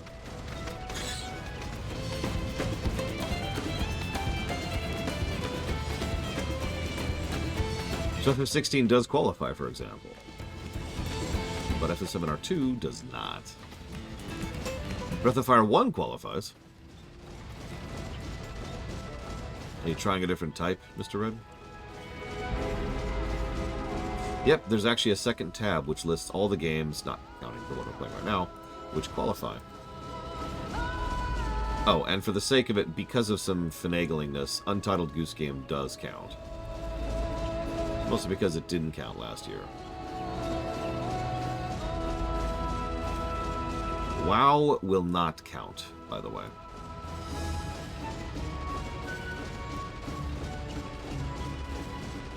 So this counts, the game we're playing right now counts, and Starfield obviously counts, but that's the line right there.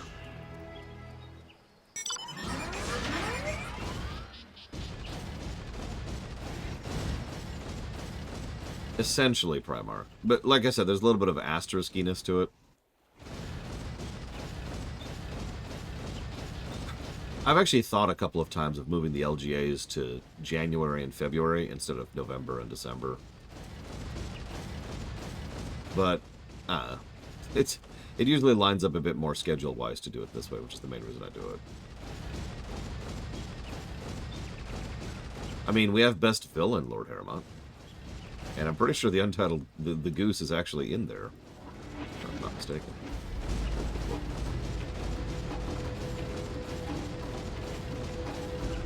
Yeah, that's another thing. If there's too few nominations for a given category, that category is axed.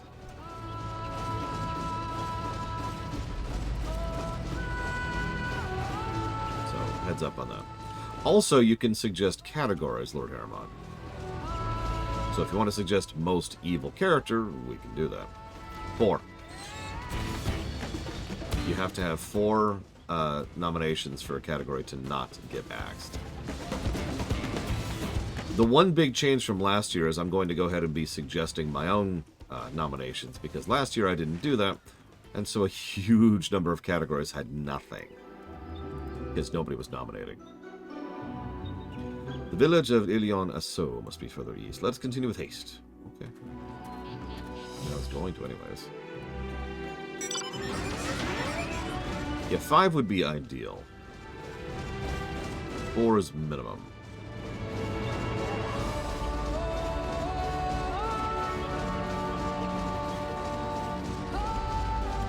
Yeah, just vote from whatever you do know for the one.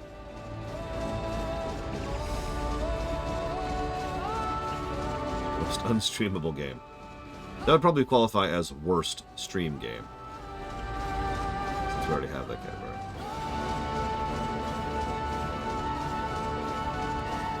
We also consequently have best stream game. Yeah, we're probably not gonna. We're probably gonna axe the best strategy game because we only have what, like 4 strategy games this year total. So that's probably gonna get axed. There it is.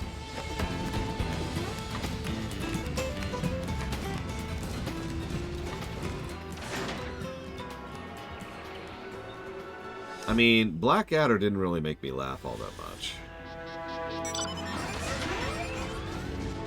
Yes, Minister made me cry, however.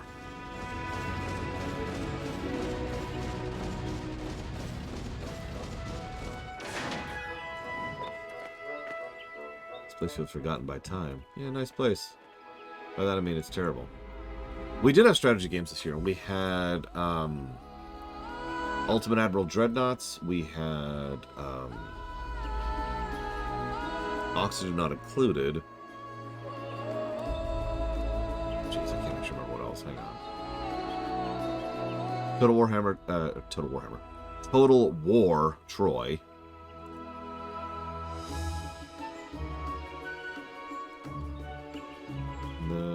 And Wildermyth. Yeah, Wildermyth would qualify. Oh, I'm looking at the wrong sheet. That's why.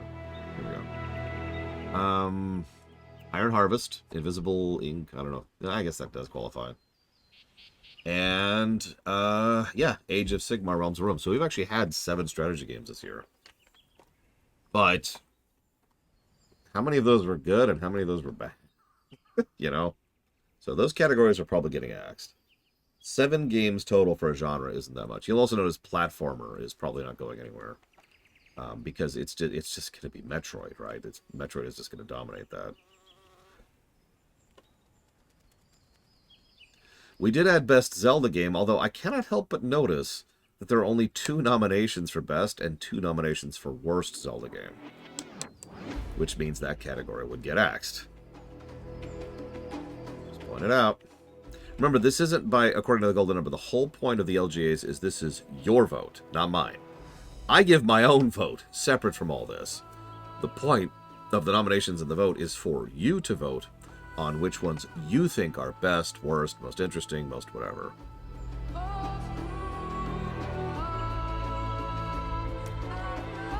So, like, for example, when I pick the game of the year, I'm just going to look at the highest golden number, and that's the game that's going to win. But when you pick the game of the year, it's the game we played this year that is the best game for you this year. Make sense?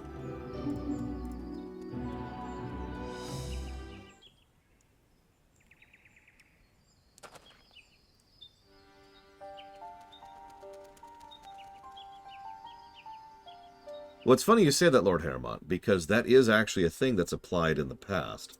Usually the metric I use for that is if I buy a game a second time for someone else, thanks to having streamed it. However, no game qualifies for that this year, so I don't think I'll be answering that one for myself this year. So this is the village of Ilionaso. What's left of it? I don't even know what that is, Spartan. It was a place of light and life. My great-grandfather called it home, in fact.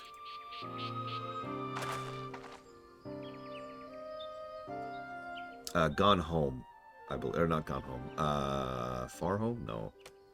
It was the one where we played a penguin who could fly, and we were on vacation on an island. I actually bought it for my niece. A Short Hike. That's the one. A Short Hike was the winner last year for that. So, Wookie Voo, I didn't know you were in Yakil.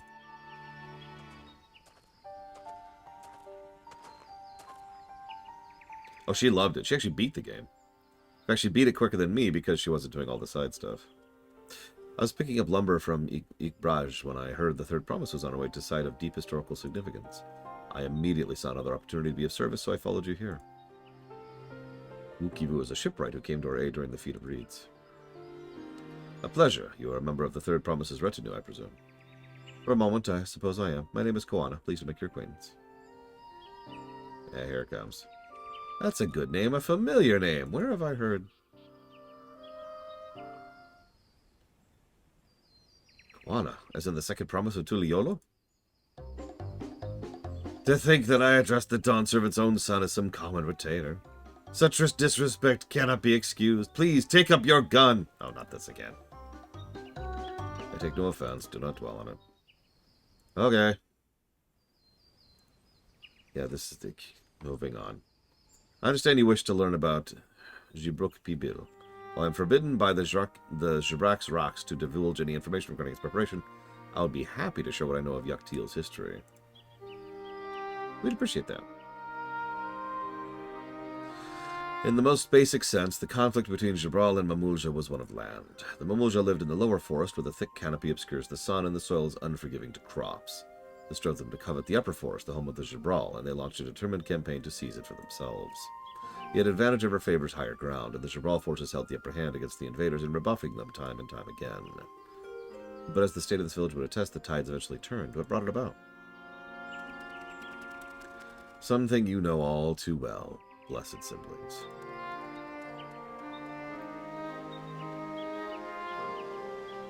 You must understand, the Mamulja were once a people as much at war with themselves as they were with others. The Hubigo, Buniwa, and Dopro each sought to assert dominance over the others, even as they engaged the Jabral in battle.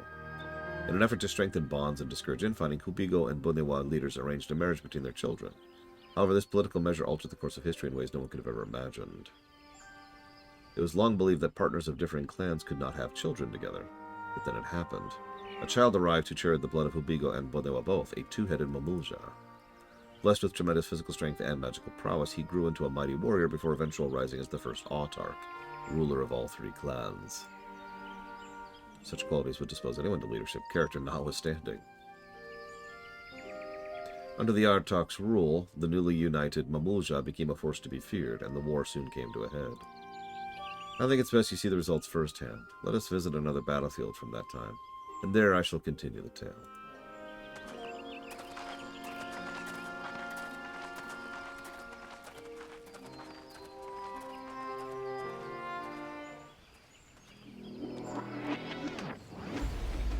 I am aware that it started, yes, look, although I haven't looked into it at all, for pretty obvious reasons.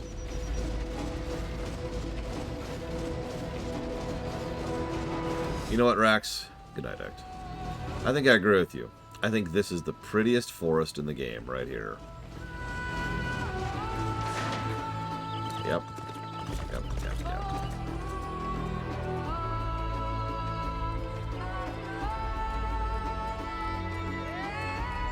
I did not see that, no, Rax.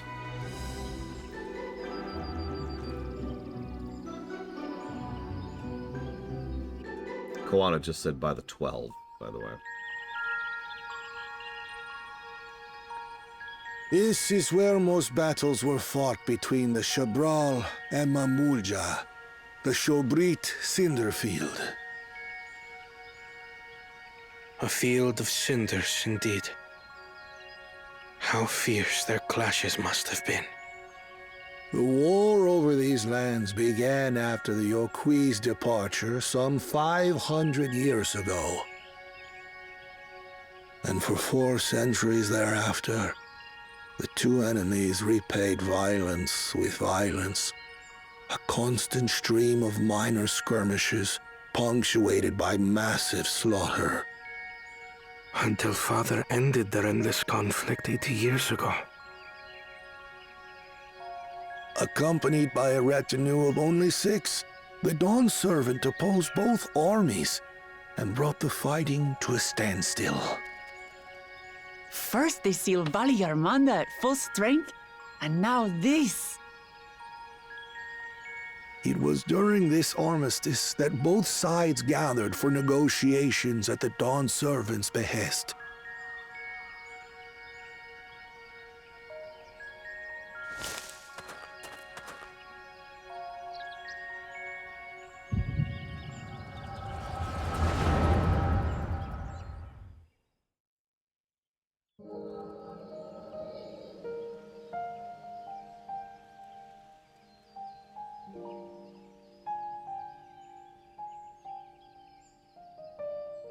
For too long, you have been bound by your ancestors' violent legacy.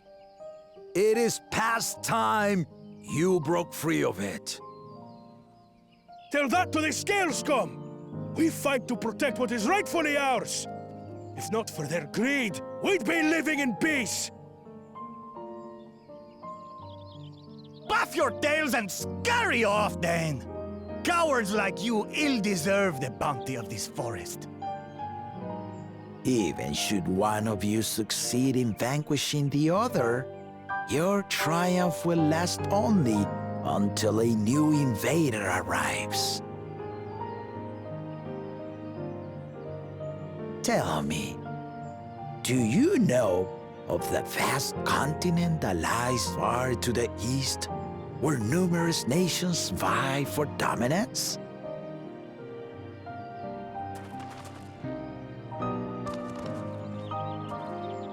You do not. And why should you? Affairs beyond the salt we have no intention to cross are of no consequence to us.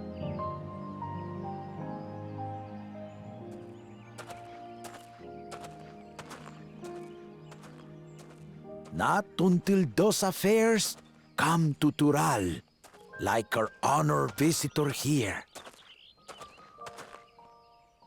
He's from across the ocean. I've been to the ocean before, and it's nothing but water farther than the eye can see. What sort of vessel could possibly reach its end? That such technology exists is indisputable, as is foreign powers' awareness of Tural. If any such country were to develop a taste for Turali soil and bring to bear the might of innovations we can only imagine, what do you suppose happens then?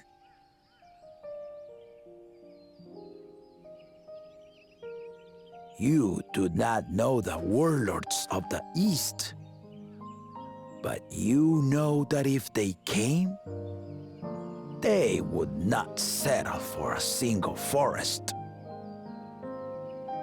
By joining hands, we might create a unified front, an alliance capable of repelling them or any other foe. There is no greater proof of these than my companions and I.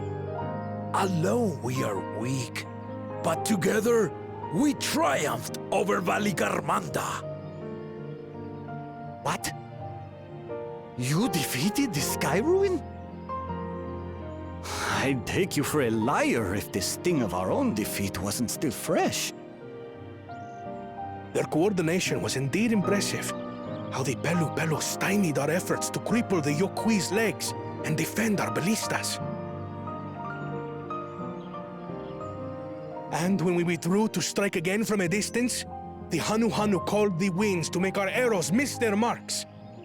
In seeking to exploit their weaknesses, we only subjected ourselves to their strengths.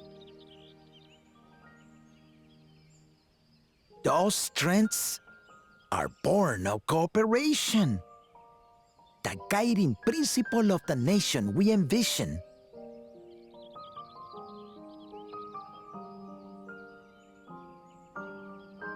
But our feud has lasted for centuries. How do you expect us to join hands now? Ha ha! Give us an evening to convince you.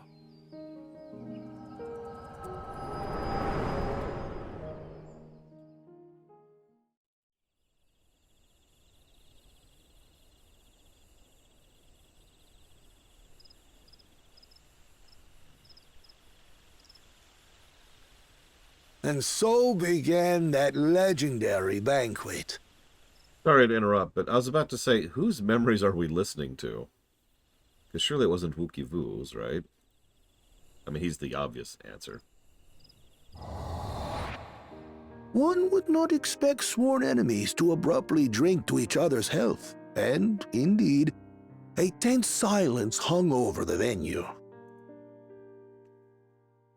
But then the Dawn servant called for the exchange of traditional cuisine. So it was that the Mamulja partook of spiced meat, and the Chebral steamed Najul. Before long, delight manifested upon the faces of those present, each side impressed by the other's dish. Seeing this, the Dawn servant laughed and declared once more. Their flavors, he said, would be even better combined, and he proceeded to help them prepare the new creation.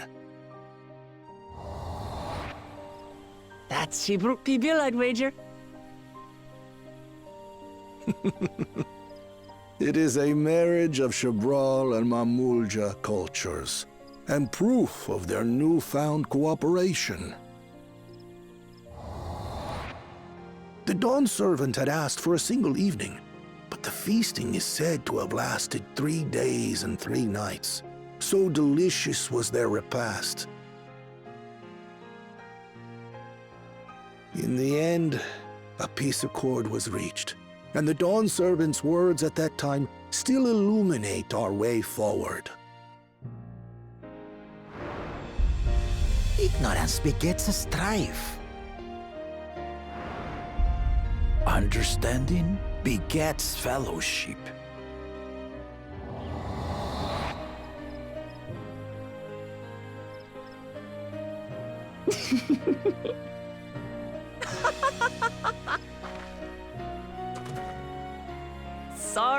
Sorry. It's just to think that he ended an age-old conflict with food. It's all so absurd. It's somehow so very papa, I couldn't help but laugh. Well, food and wading into an active battle between 2 armies and successfully holding off 2 armies simultaneously. Like, let's not be dismissive here.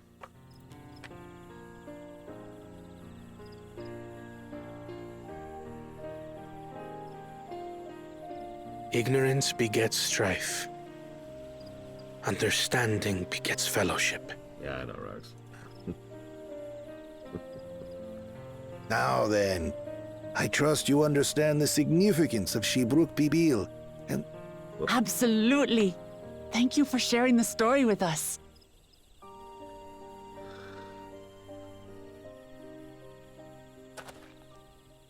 So yeah, who's over there? What's wrong?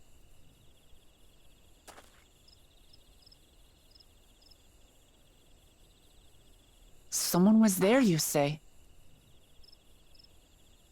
Perhaps our competition is cooking up some scheme or another. Something bitter and half-baked, no doubt. And again, whoever was over there, that's who we got the memories from. Like, that's my point. We read the echo of whoever was over there. It was very clear. Because as soon as we left the echo, we immediately looked over towards the spot where somebody was. Hope I have been sufficient service to the third promise. Never mentioned our father was instrumental to hot dog's invention. Papa really did live up to his words. He traveled the land and learned about our people's myriad cultures. And we're doing the same now.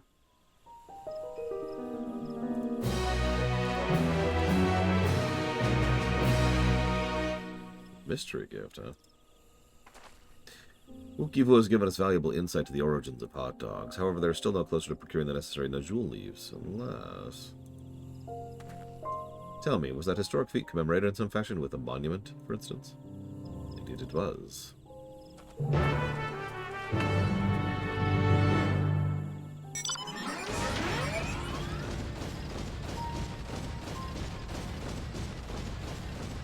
While we're here. Avoid that.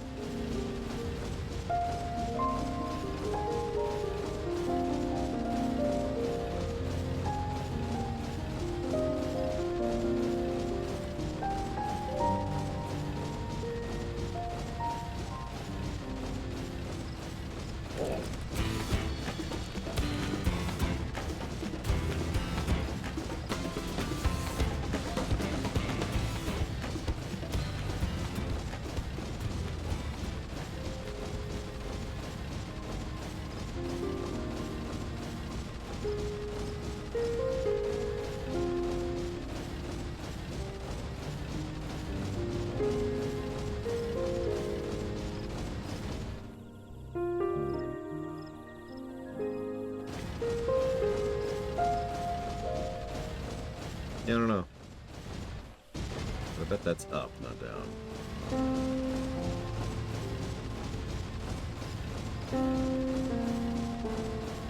That's right. The head of reason is like,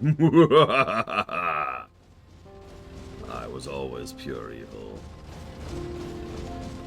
And now I shall make everyone into hot dogs, and then everyone will have peace. Peace through hot dogs. Peace through hot dogs.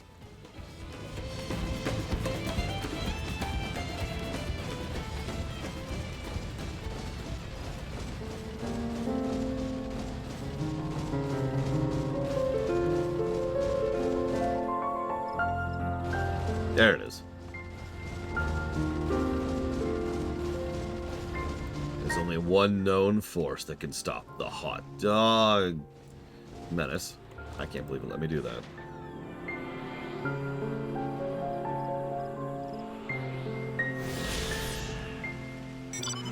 I don't know, you ever had corn on hot dogs? Because it's pretty good. Just like spiced corn. Hot dogs. Sorry.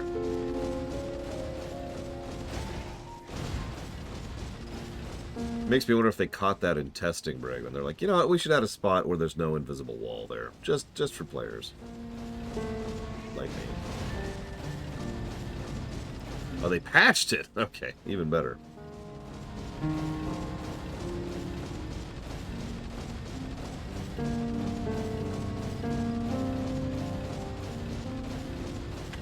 Hot dogs with corn.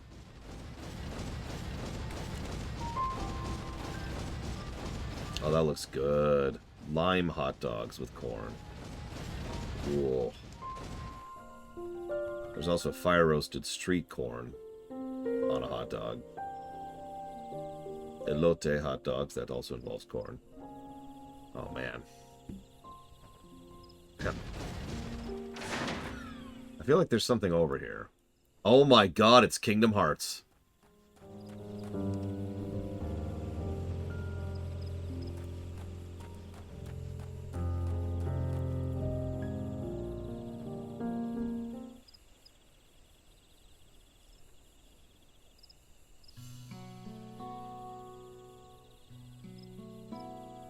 Here it is. Offered up by two nations, these weapons symbolize their vow they would never again take arms against each other. Since this feat demands a journey through history, I thought it only logical that a monument like this would steer us true. Especially one at the heart of so significant a battlefield. Would you help me search the air for clues? Tell me if anything catches your eye. Sure thing. Let me use my plot senses.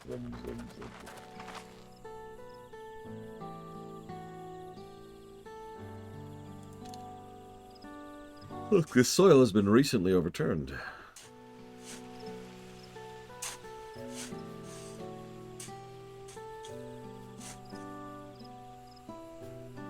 Someone buried a box.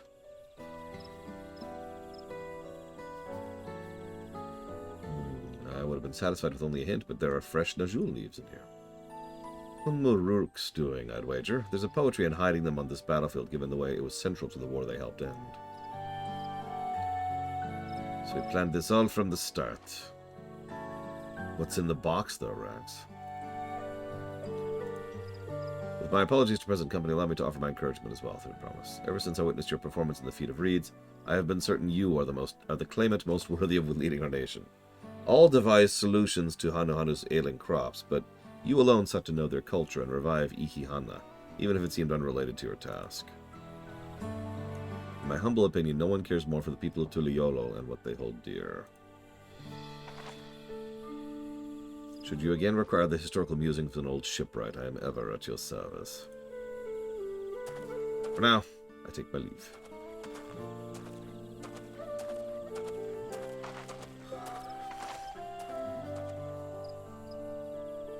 I cannot argue with that. Roll together! God, it's so obvious! We have what we need. Let us return to Ixbrax.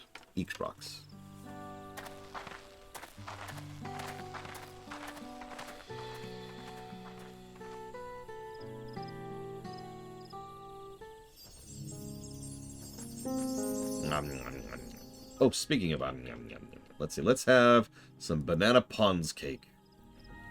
Oh, it's so good. Oh, okay. I feel better.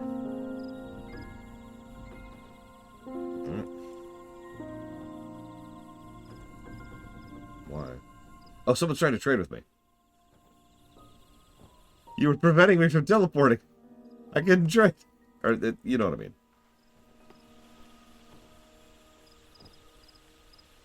That was funny. I couldn't even see it because the map was open.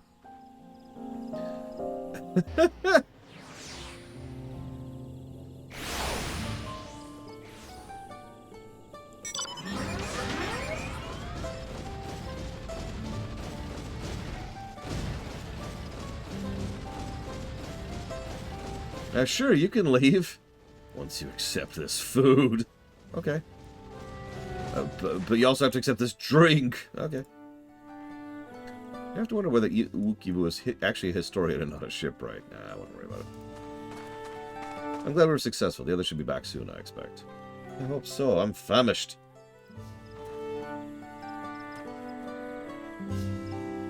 Also, does this dish they're making sound a lot like tamales to anybody else? Granted, we haven't seen it yet, but just by how it's described.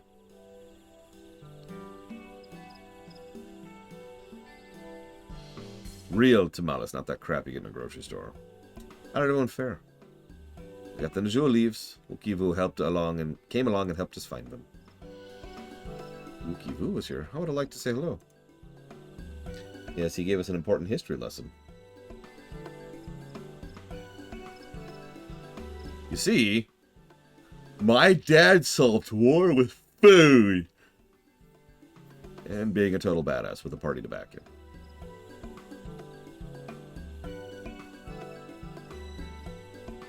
And threat of foreign invaders. That Gulu Jaja brought to an end to centuries of warfare surprised me a little, but to achieve said peace through cuisine. Oh my god, people. Leave it to my old man to find the oddest of solutions. But how about the rest of you? Is our kitchen ready?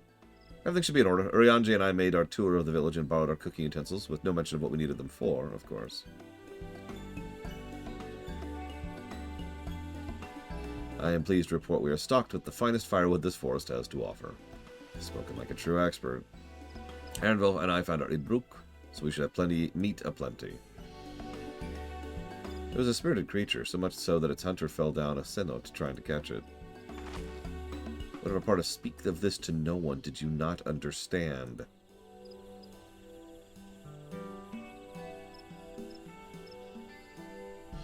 I picked a good portion of local herbs, with particular attention to the seeds that yield achiote. I'm told our resident astrologian divined the appropriate measurements for the seeding as well. Through further inquiry did I determine the ideal balance of spices. Then all that remains is to prepare the dish itself. I assume at least one of you is versed in the culinary arts. That would be frickin' me! But no, the game refuses to acknowledge that I am a level 90 culinarian. Oh my god! Oh my god! Never mind! Mind blown. And you, I hope, as I recall, you are an accomplished culinarian. Holy crap. It's just one line, but god, that's so much more than I was expecting.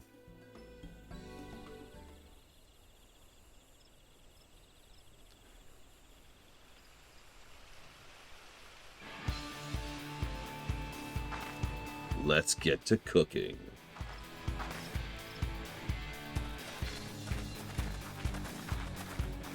That's a good question. I don't know. It could just be checking, do you have it at all?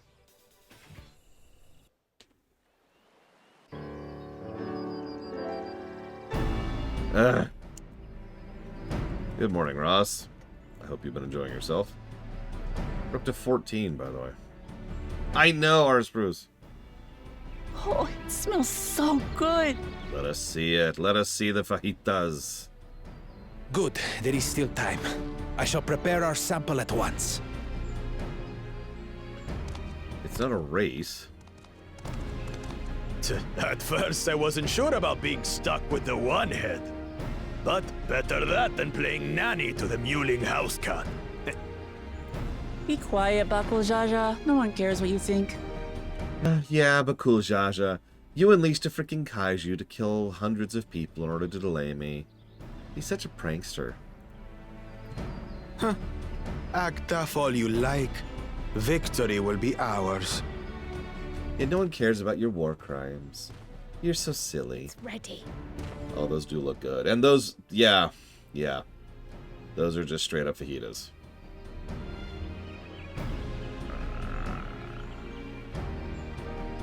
Ah.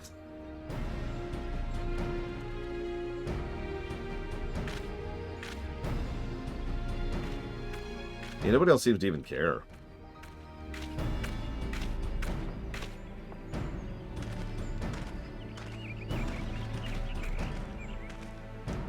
Apologies for the wait.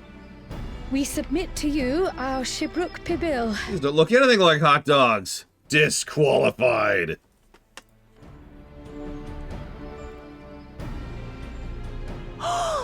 This looks amazing! Actually, I was thinking the same thing, Rax. The dish is prepared by using the culinary techniques of the Mamulja to cook the spiced meats favored by the Jabral. It is a symbol of peace between their two peoples after centuries of war.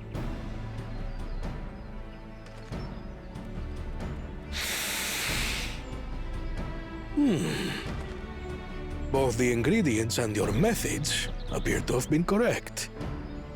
Now then.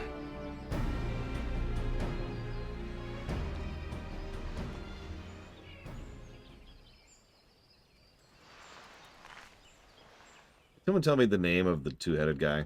Like how you spell it. Dramatic pause. Taste, texture, and aroma. You have recreated Shibruk Pibil admirably. Granted, anyone might well achieve similar results by following the recipe to the letter. But you went a step further. You sought to learn the cultural significance of the dish, about Yoktel's history of violence and your father's role in ending it.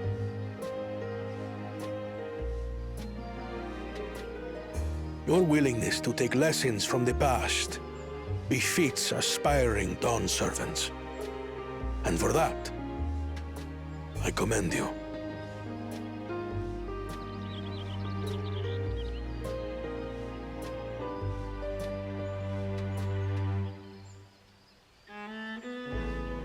All that remains is to partake of your creation. True understanding is gained only through experience. Now this is something I'm definitely good at. I don't know. Based on previous experience, you're not very good at eating. Ahem. I believe we have yet to receive our assessment. Ours is also a faithful example of Shibruk Pibil, as you will no doubt agree.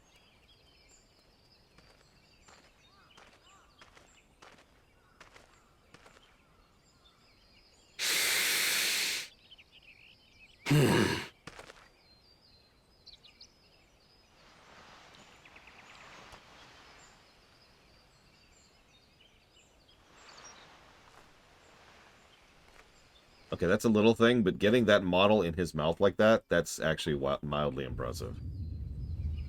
I see.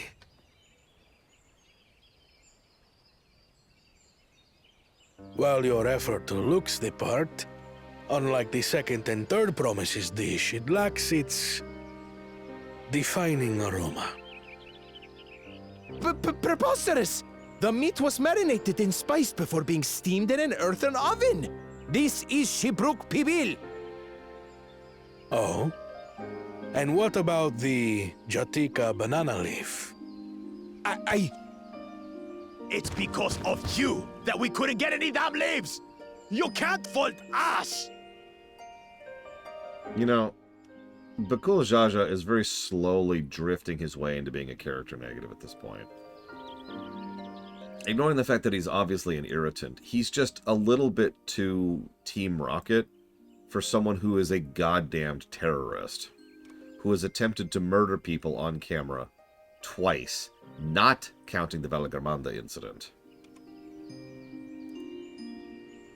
But the second and third promises had no such difficulty, did they?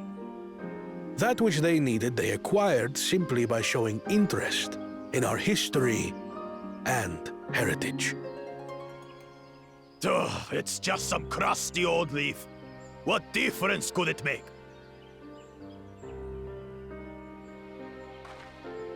Your dish lacks an essential ingredient. As you have failed to demonstrate an adequate understanding of Shibruk Pibil, I must deem your performance unsatisfactory. Your team will not receive keystones. This was stupid anyway. I just got it, actually.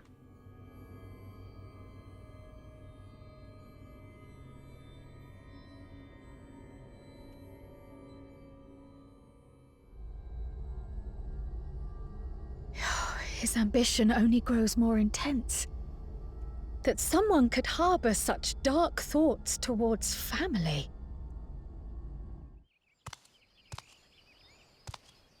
What do I care for this sham of a feat? I can always take what I need later. So Bakul Jaja is Wook Lamont if she never grew. No, really, think about it. Almost everything he does and says is teenager writing. That kind of flippant, whatever, kind of attitude thing he pushes across. They push across, I suppose, might be more accurate here. And as you pointed out accurately, Rex, complete one note. Never changes, never adjusts, never moves past that particular idiom. He reminds me a lot of Cypher, actually. The Cypher that is, not the Cypher that should have been.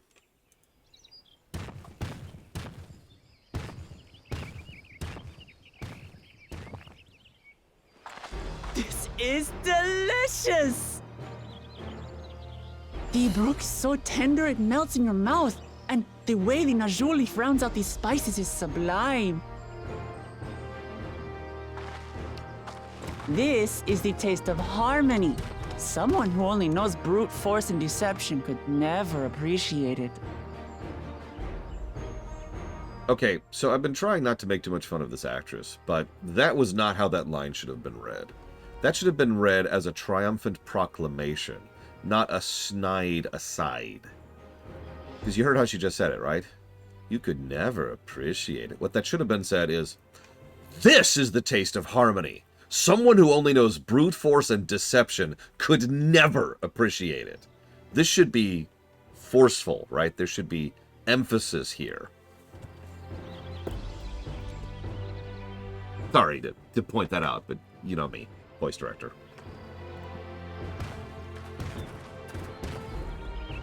Choke on your harmony.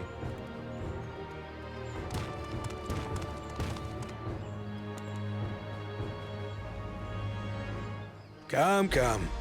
Finish your meal. That too is part of the feat. You don't have to tell me twice. I want fajitas now. Yeah, no, exactly, Pillars now. She's fine, but you can tell her director was dropping the ball a little bit. I'm not sure why. I've noticed it periodically before now, too. That was bliss. You've got real culinary talent. If you ever tire of adventuring, you can always be my personal chef. Smile. I'm just gonna smile at that. It was palatable enough, I suppose. I know, it's weird having food with flavor, Koana.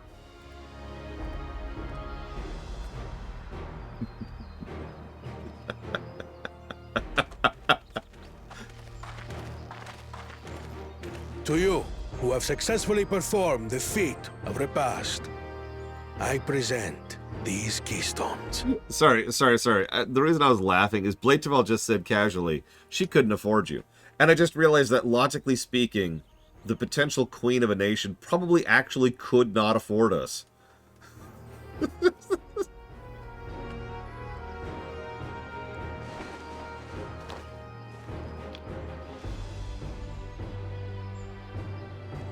I've noticed it a few times too, Only 1 Dustborn. feet left. I try not to make too much fun of voice direction, because you know how it is, right? When you've worked in X field, you notice every flaw when something comes up that's regarding X field. So I try not to pick on that too much. I mentioned the line we just had specifically because that was one that just kind of stood out to me.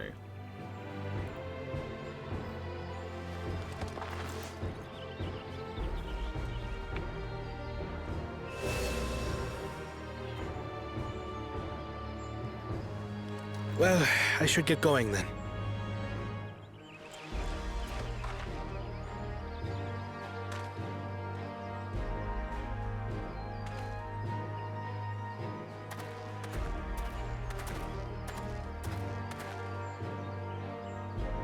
I'm glad that I wasn't paired with one of the others. Yeah, me too, actually. We can do better than that, surely.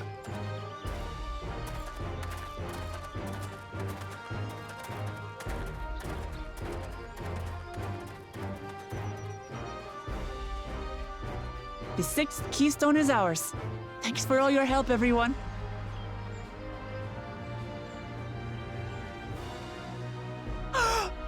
I forgot something important.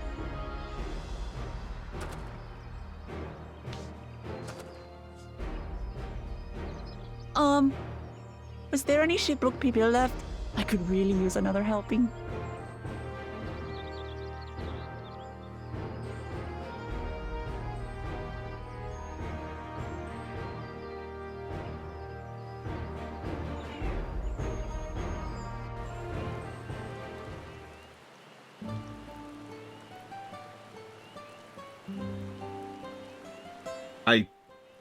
What? I feel like I missed something there. Yeah, that feels like a wah-wah, but I barely even processed it until after it was gone. It's rain.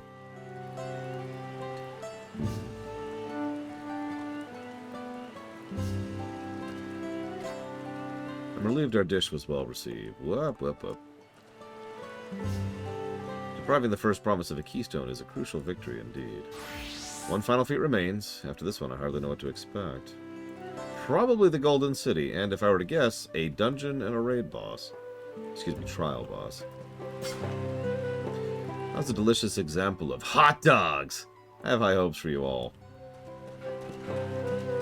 Okay, obviously I keep doing the hot dog thing because it amuses me, but I'm actually glad that they bothered to keep it, you know, Gibrock, Deki, or whatever it was. God, I've already forgotten. Hang on, what was that dash again? Gibrock Pibil. There we go. Because, well, I mean, there's a reason that Ace Attorney joke exists, right? Eat your hamburgers. That was so good. I'm already looking forward to having Gibrock hot dogs again.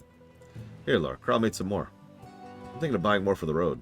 Now that the feast is over, the villagers will be able to offer it to us, right? The traditional yaktil dish is made by marinating the meat of ibruk in spices before wrapping it in jatikal banana leaves and steaming it in an earthen oven. Historically, it symbolizes peace formed between Jabral and Mamouja people. Cannot be retrieved once used. Can be used up to 10 times. Oh, it's a feast. I didn't know those existed in this game.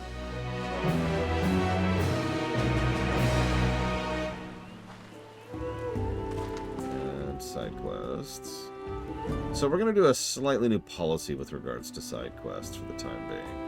So we're going to ignore all these and move on.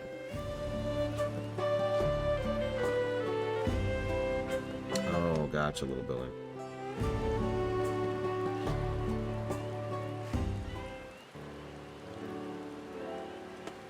Wow! Okay, so I was going to comment on this earlier, but I decided, nah, I don't want to sound too negative. Lord knows I've been overwhelmingly positive about this expansion, but as we've already demonstrated, nobody cares about anything but the negatives. So anyways, has anyone else noticed that percentage-wise there is just not that much new music in this expansion so far? Now, granted, we're only like halfway-ish through the MSQ, but I remember the other expansions. They usually front-load the new songs. But while we've had a new song for each zone, that's been kind of it. Like, what?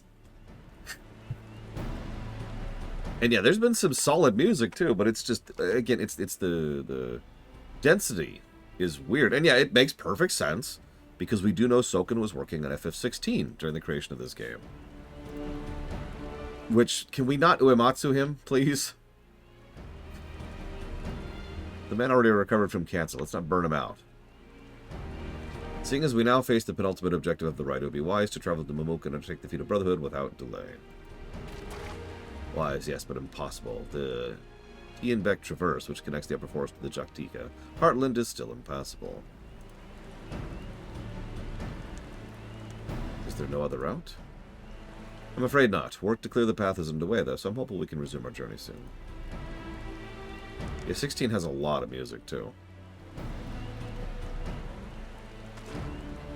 I would, for one, like to explore the village surroundings. If Farenville would oblige me a tour? Very well, I have no other engagements. Then I'll come with you, if only to prove I am capable of keeping my footing. Roll to disbelieve.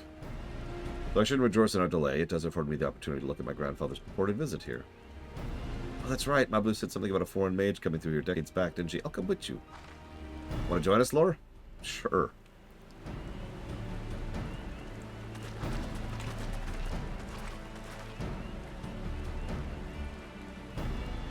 As I recall, the merchant met my grandfather at a market in Yaktil some 20 years ago. And he might reliably remember must therefore be at least middle-aged. Let's make inquiries where we can.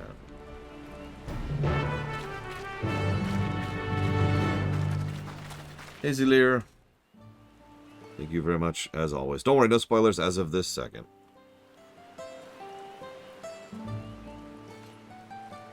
Well, then where are they, USM Corp? And why do they keep reusing older songs?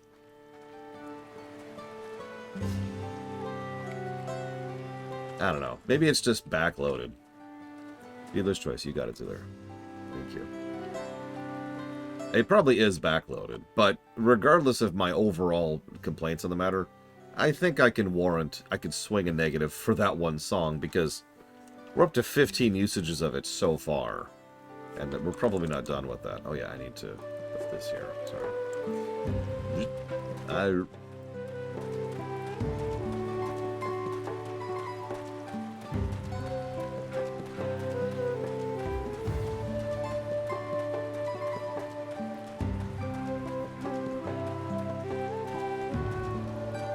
Yeah, this whole... I agree with what several people in chat have said. This expansion feels very bipolar at times.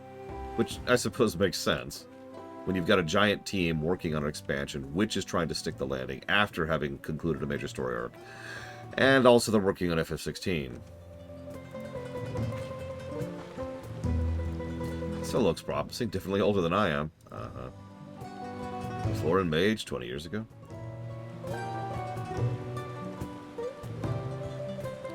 Yes, I remembered him. It's not often we get visitors across the salt, let alone those traveling with infants. A baby girl, as I recall. Well, I saw him in passing, mind. If anyone would know more, it would be Hunmu Rook. Baby girl. It couldn't have been. Thank you, sir. This information is very helpful.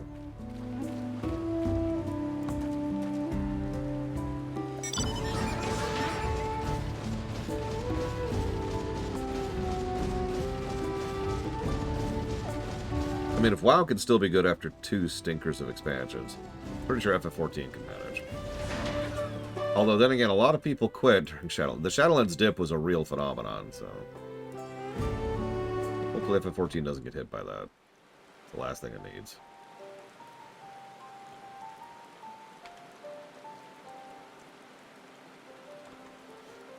Hello again. Do you require assistance? A foreign mage passed through Ikbraj, roughly 20 years ago, possibly carrying a young child. Do you remember him?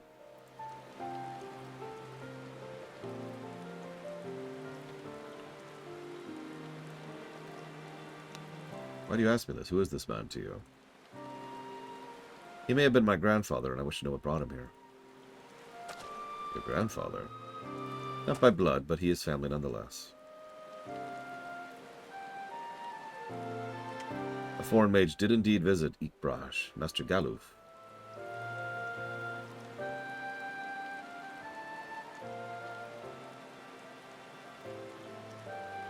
So far as his identity is concerned, I trust you are satisfied. True enough, Bragwin.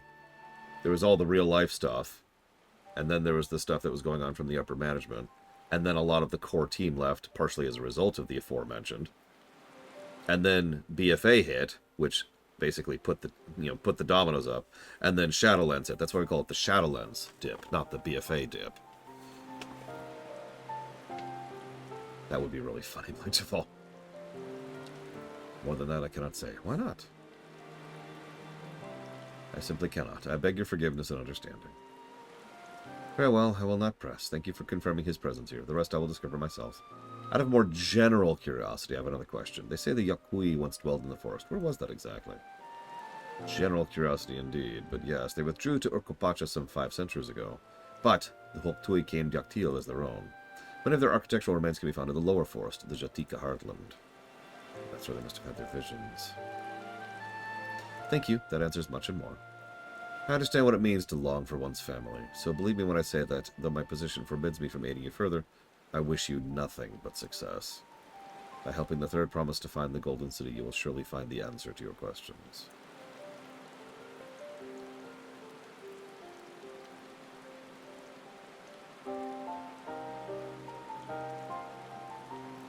Speaking of which, I have a query of my own for you, Laura. May I request a moment of your company? Yeah, sure. Listen, is it true you kill gods? Yeah. Are you gonna kill our gods? Yeah. Okay. Is there anything we can do about that? No.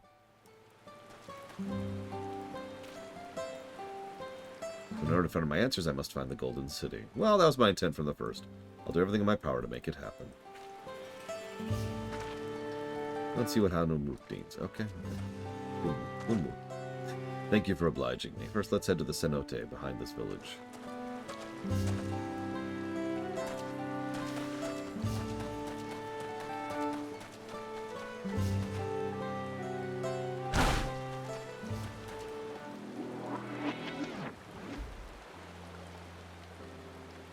It is my intention to see you off without saying anything, but Mistress Kral's plea has softened my resolve. As the leader of our community, I am gladdened to see the Third Promise has surrounded herself with such compassionate and trustworthy companions. Would you tell me of her journey thus far? Yeah, sure. So first she was a bumbling idiot, but then she was like a kind bumbling idiot.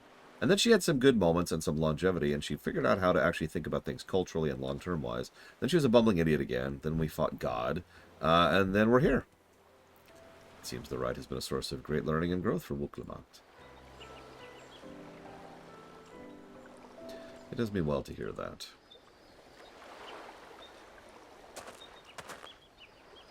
My daughter would be about her age.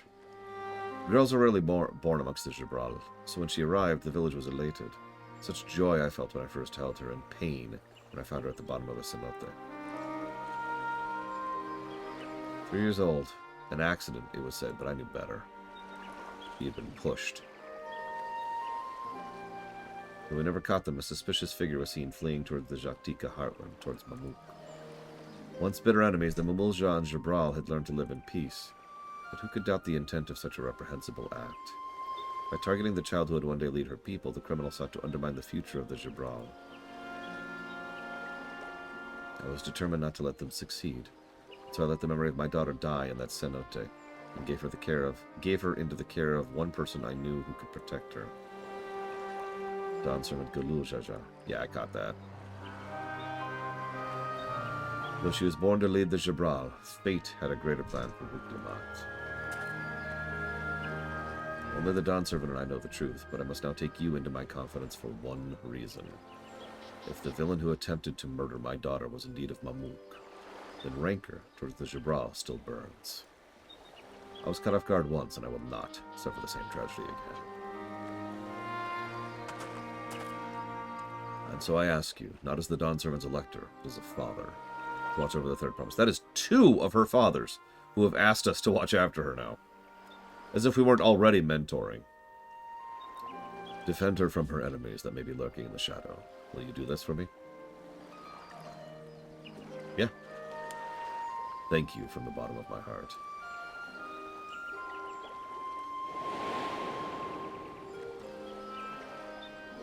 No, she totally does need watching. Quite frankly.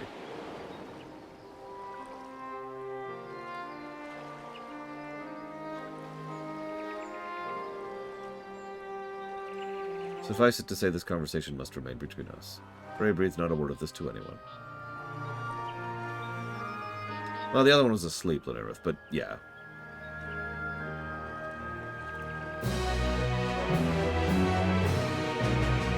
Don't worry, I haven't let her die yet.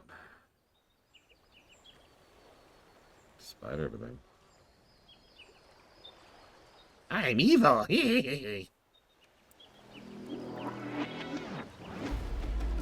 going on with that music? Recalling the past has rendered me emotional. I require a moment to compose myself, but please do not keep the third promise waiting.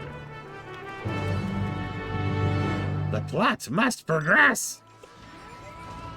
Oh my god. So you know how we always have evil cultists in video games? Imagine if there was an evil cult whose whole goal, their evil scheme, is to progress the plot. Why would you do this? Why would you burn the whole village? Because the savior will be born here! What? Don't worry, one person survived. And they will become our savior. Oh my god.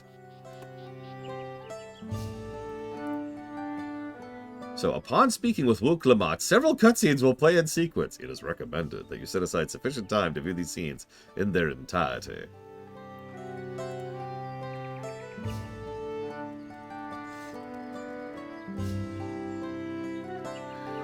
Oh, okay. Let's do it.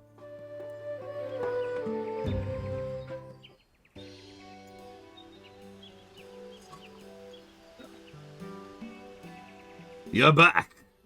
What did Hunmu Rook want? Nothing big.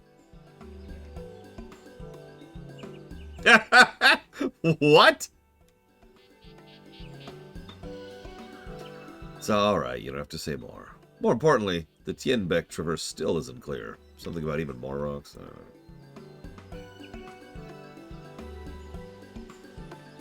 I think I'll take the opportunity to rest. All that cooking and preparing for it has worn me out.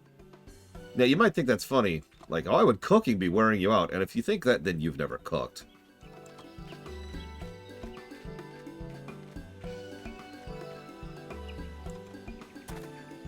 The nap does sound tempting. You know, cooking is work. I should know. I usually do the cleanup from cooking. I don't know why I said usually. I always do the cleanup from cooking. A moment. Promise. For I am pure evil. The most evil of all evils ever to evil. You are one of Bakul Jaja's. What do you want?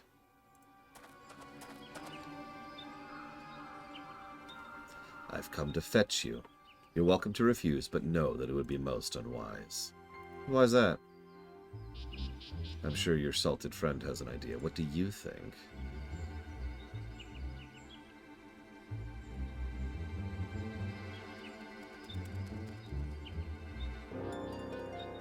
And they say house cats don't come when called.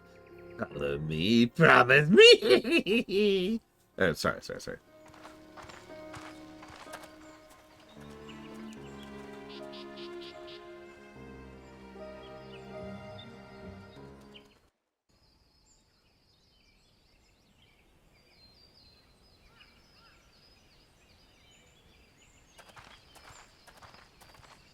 What is the meaning of this?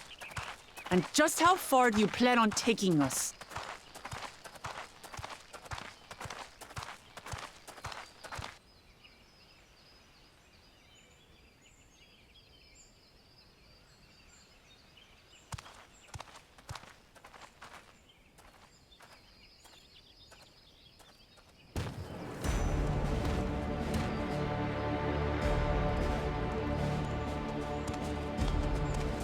Oh, Morok!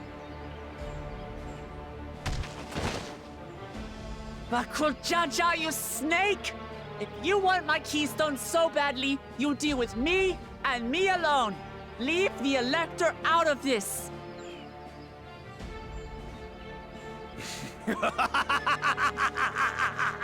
Is that all you think he is? Foolish kitty! This man is the reason we are here.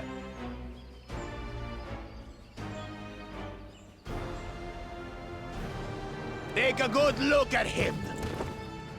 Go on. Look. Surely you recognize your real father. I mean, keep in mind, this guy just tried to kill Zakulja. Failed. Straight up threatened to kill us.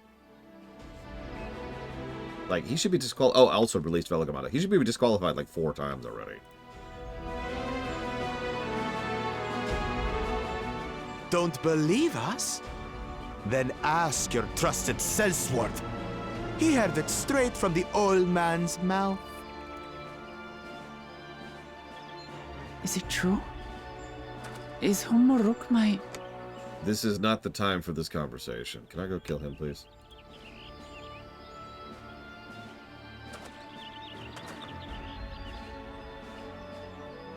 Your silence says it all. But I never talk! Now that you understand the situation, let's see those keystones. I'll even let you fight for them. Just you and me. If that adventurer attempts to interfere, I'll kill the old man myself! Can't I basically flash step at this point? Asking for a friend.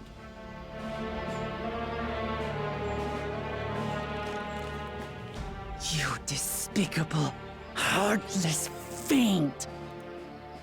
Kinsman or no, I won't stand for you taking hostages!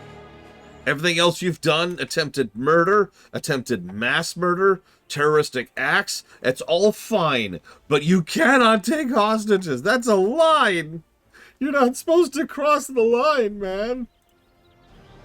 Come on then! You wanna fight? I'll give you a fight! Oh, such heroic caterwauling promise. I'm shaking. We have principles in this family. We wouldn't want to attempt any thoughts of rescue.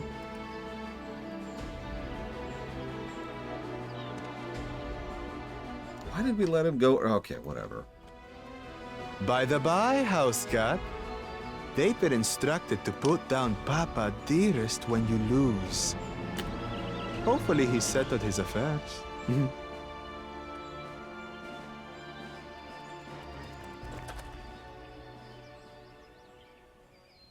Don't worry. I'm not losing to the likes of him. I don't know, I've seen you fight.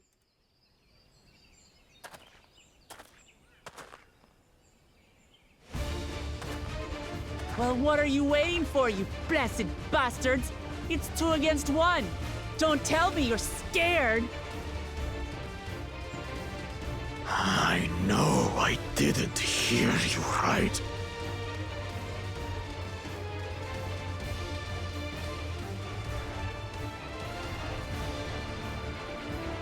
Don't worry, the scary adventurer won't try anything funny.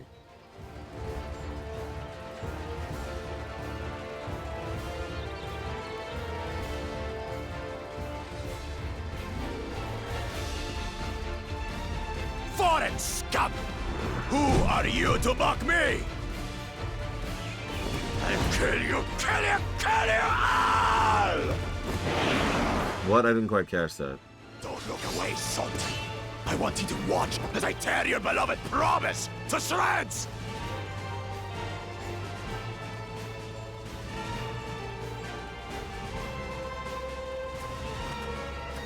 Hey, eyes on me.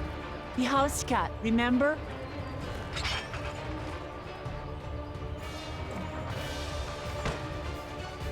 I'll say it again. I'm not losing to the likes of you. I'm going to become Dawn's servant, and I will protect my people!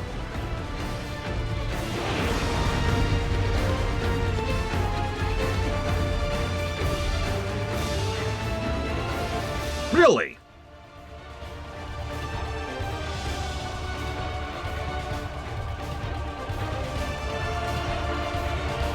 Sorry.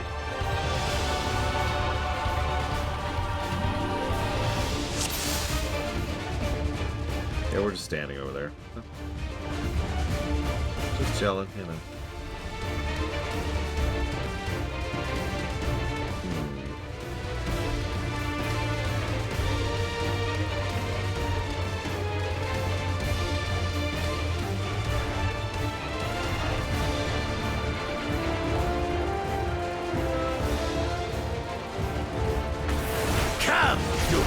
mangy house cut, so I can rip you to pieces. Like that. Literal fat fingering. Yeah, no, I might actually fail this because I completely mistimed that. I'll cut you to shreds!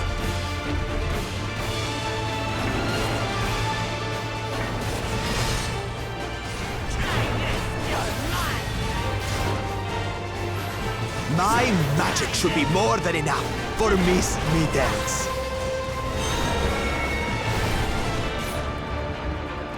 I'll make you eat dirt!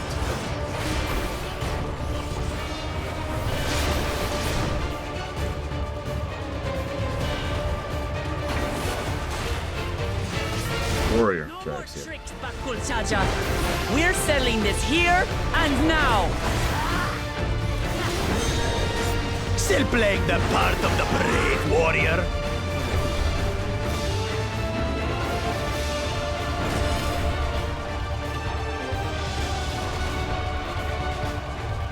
Miss Middens is no longer abusing me, brother. This rite has taught me so much. About my nation, my people, and myself.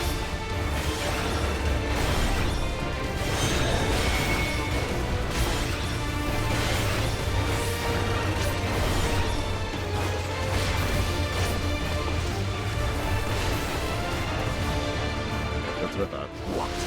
Can't keep up?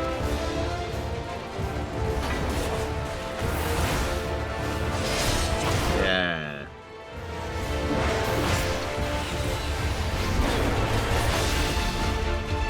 How do you like this? Here, kitty, kitty, kitty, kitty, kitty.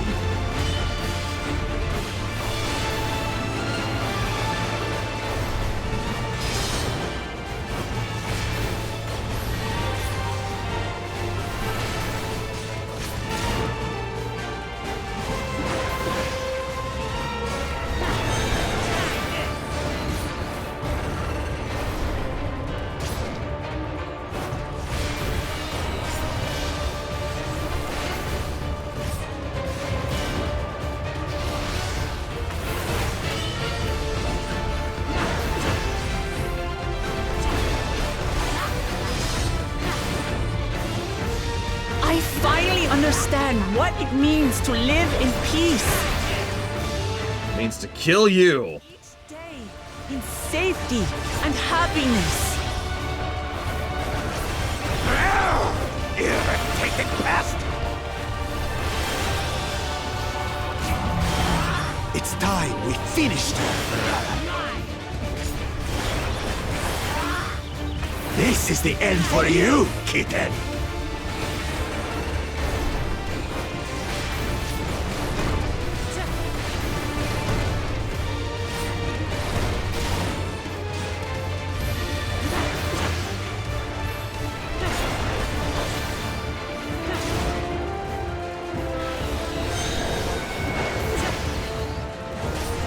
So, Know your place! gameplay-wise, design-wise, we've got a fairly basic setup here, but it's still decent. We have the first round, which introduces concepts. Not enough to claim the title of Dawn Servant. Or is flaying. Carry on Papa's legacy. His love. I'm not even sure why it's here, to be quite honest with you.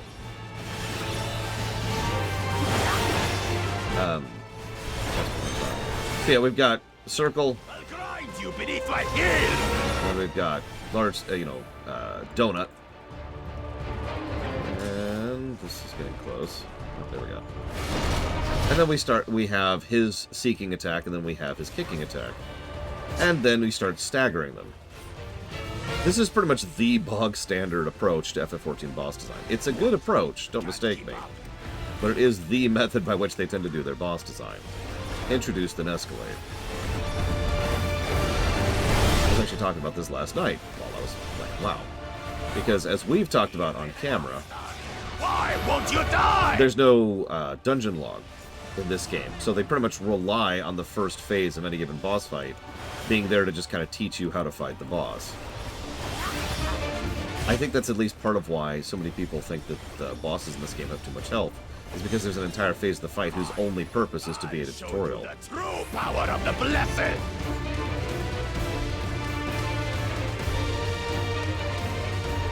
I will be the next Dawn servant, and I'll protect my people's happiness to the last! Right? That's why there's no way I'll ever lose to the light of you! What? But that was everything I had! I can't stand it anymore! Attack! Okay, you heard him. Attack.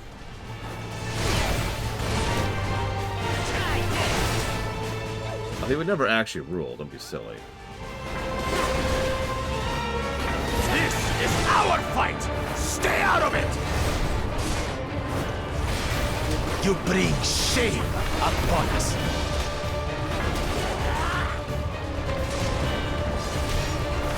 You think we care about your stupid pride? This is for Mamuk! We cannot lose! Oh-ho! The great Bakul Jaja needs help, I see. Send your whole army. You still won't win. I will prove that my allies are right to believe in me. Are we, though? Such confidence! Unchanged! She wasn't like this before! This is called Dynamis. We're actually pretty familiar with this.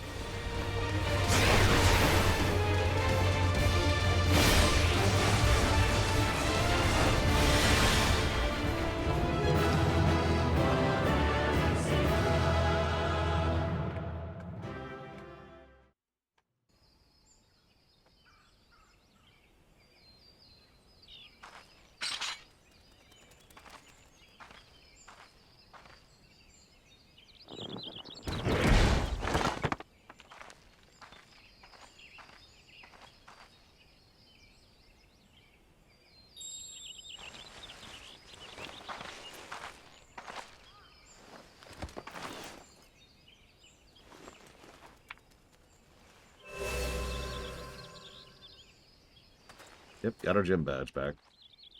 Can we be going and rescuing the guy now? What you stole. Like, we have more important things to worry about than your stupid stone, I'm just saying. Also, we're not killing him, are we? No. How can this be? How could that puny house cat beat all of us? You've caused nothing but trouble with your dirty tricks. Threatening the Hanuhanu, releasing Valyarmanda, harassing me is one thing, but you've endangered too many innocents. This music is not what you'd expect from her. Therefore, I sentence you to death, so I expect the next thing she'll say will be... No more, Bakul Jaja. I will not stand for it. If you even think of tormenting my people again, you will answer to me. A warning. A verbal warning.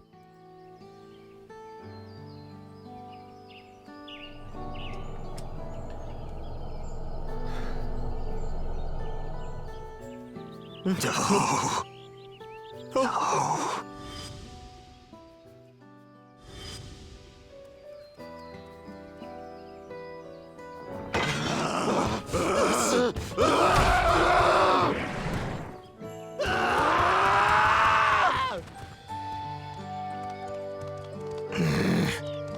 And he goes and forgets he had the way blocked.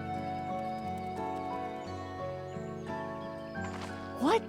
That was his doing? The only part left in the saga is the Lay of the Brotherhood in Mamuk. The plan was to force you here so we could take the rest of your keystones. So that's what he was up to. But, should you be telling us this? What does it matter?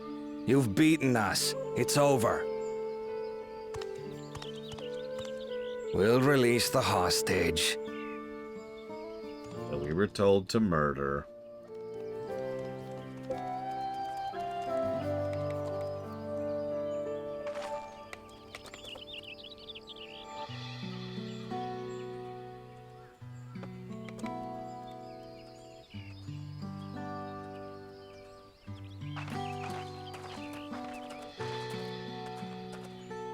I'm sorry. I was careless. Are you all right?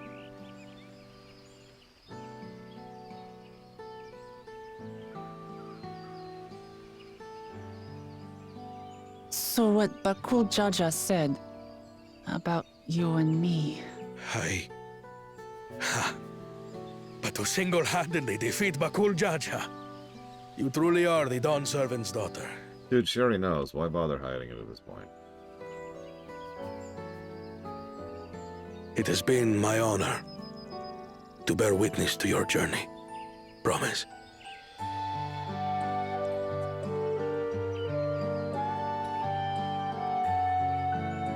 Promise. Yes. That's what I am. I'm Gulul Jaja's daughter, and Tuli Hyolal's next Dawn servant.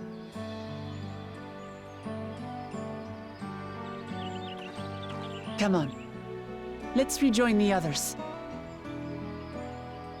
A father-daughter. Let's have it come.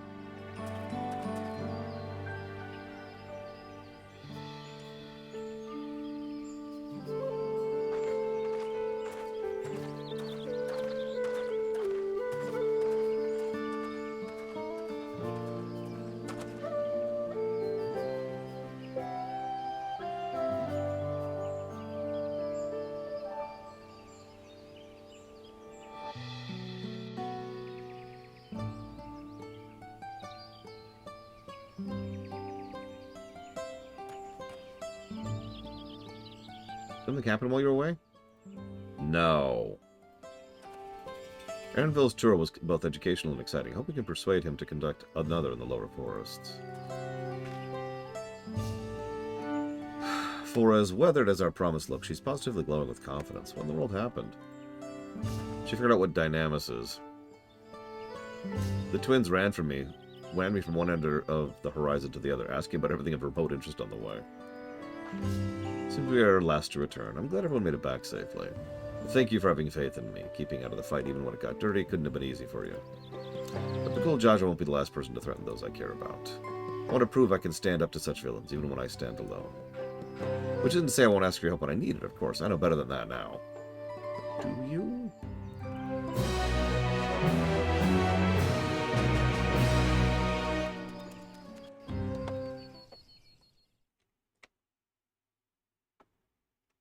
Earlier.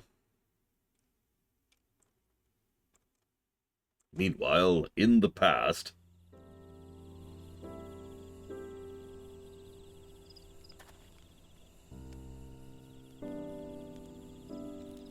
The passage to Mamuk remains blocked. For now, all we can do is try to rest and recover.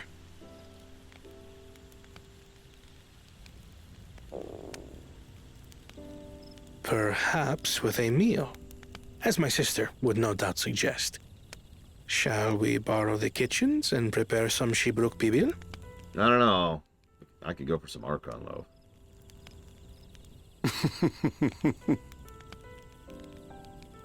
So thou hast taken a liking to the dish.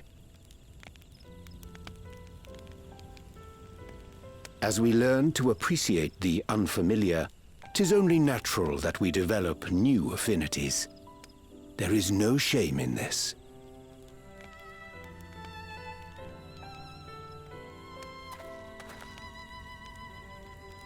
But there is in ignorance. I had barely considered what the people of Tuli Yolal hold dear. What hopes they harbor for the future. Our nation is built upon the bonds that Father forged during his journey across Tural.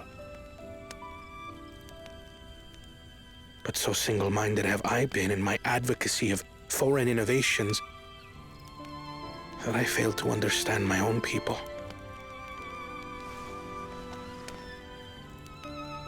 Could someone who struggles to connect with the populace ever make a worthy Dawn servant?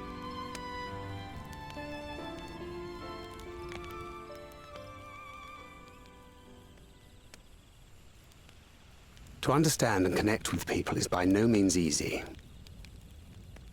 But there is something you can do to pave the way. Let them see you for who you really are. What makes you laugh and cry and rage. That sort of honesty is the first step towards mutual understanding and connection. Understanding begets fellowship, as my father said. And yet, what you suggest does not come naturally to me.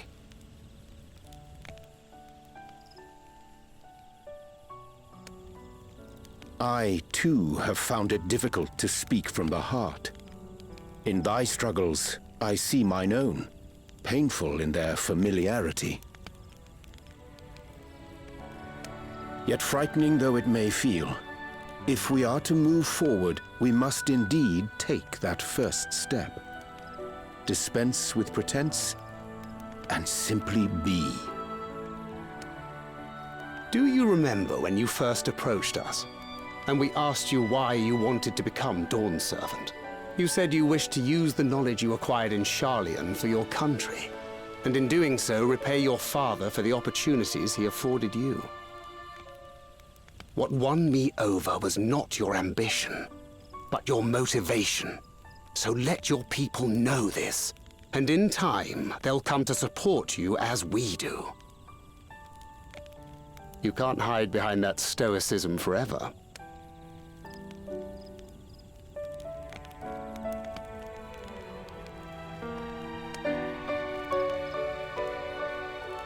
Very well then.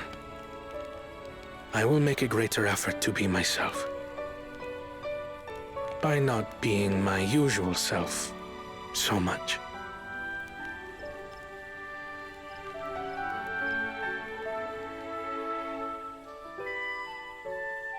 I mean, both of them are basically dads at this point.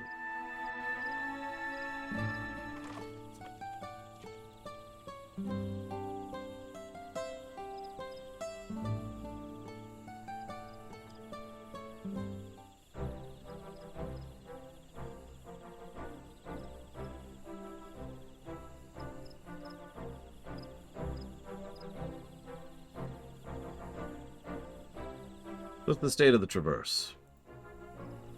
Still being cleared, I'd assume. Hunmaruk said he would notify us as soon as the work was done. Perhaps now would be a good time to consider how we might reclaim Wuklamat's stolen keystone. The next feat will be our last, after all. Oh, I already got it back.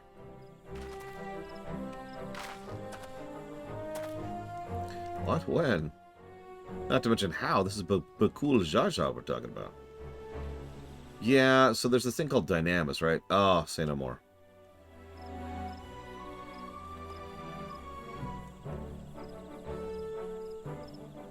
So I taught him a lesson and took my keystone back. Yeah, I was to say, Reen. You bested Bakul Jaja in single combat? Bravo! What can I say? I've got good friends to encourage and cheer me on.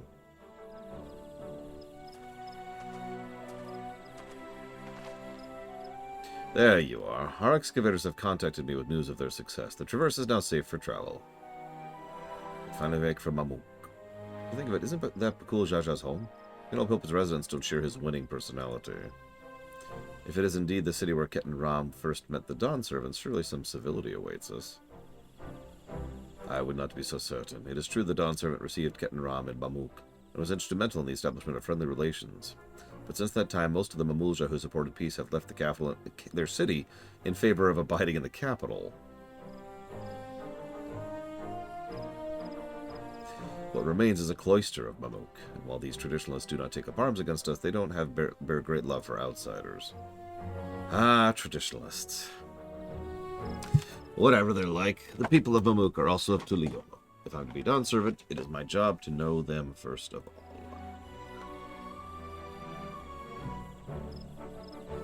Oh, we'll be on our way then. I'm glad I could learn about where I came from. And I can eat so many hot dogs! Thank you for everything. Until next time, take care.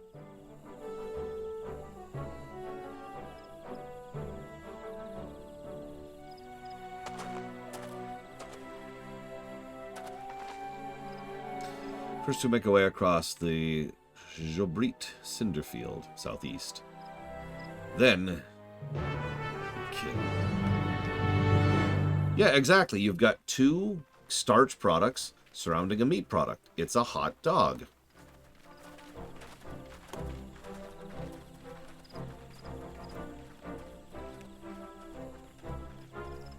Oh, you have grown indeed.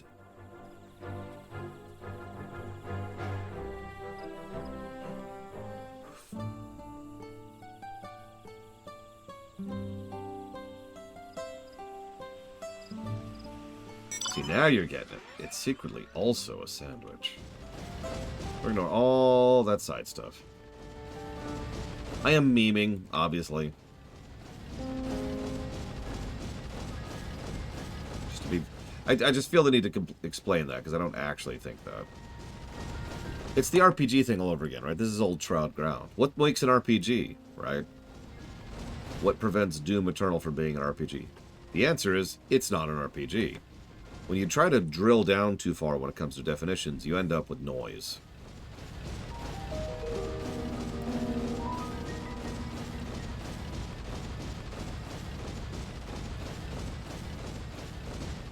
That's an interesting hole. Can I fall into this? Nope. So no, hot dogs are hot dogs. Tacos are tacos. And jelly donuts are jelly donuts. Oh, I could go for some donuts right now. Eat all the donuts. All of them. Sorry. Yeah, what's an immersive sim? Yeah, first of all, I refuse on principle to answer that question because I absolutely despise that term for genre and I refuse to ever use it. But yeah, no, that is a good example. Immersive sim. Jesus Christ.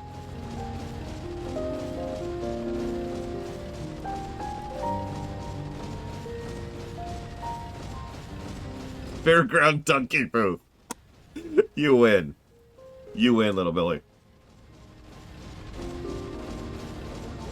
Oh man, Unagi Don. I haven't had good Unagi Don since I lived in Kansas. That was a very long time ago at this point.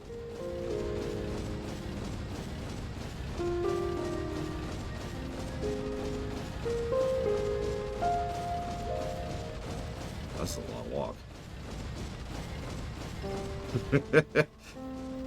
Okay, I know you said that US Corp regardless of what Arspruce just said, but think about what Arspruce just said. For me, horror must have a supernatural element. And then US Corp says, like deleting the ladders to the swimming pool. Alright, anyways.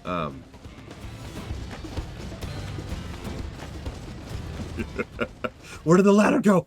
Where did the ladder go? No!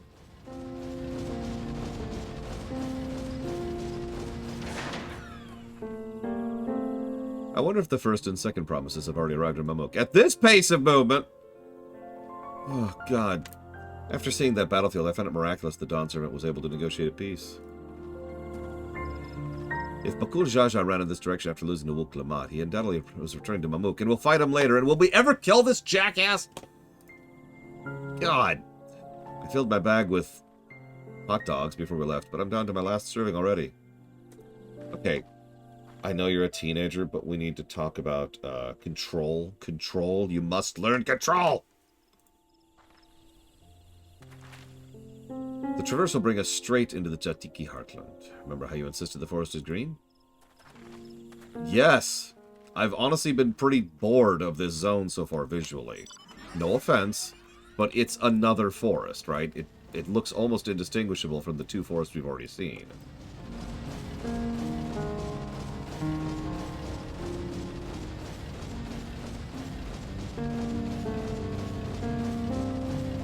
Wow me. I know you can do it. I know you have good visuals, game. I've seen it. I've seen it. I was there, Gandalf. I was there when the artists of FF14 failed.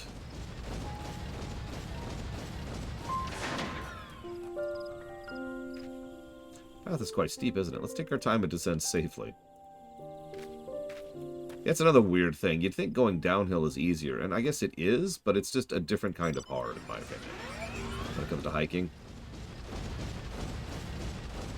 You ever actually lose your footing and slide for a while? Because I have. A lot less pleasant than it sounds.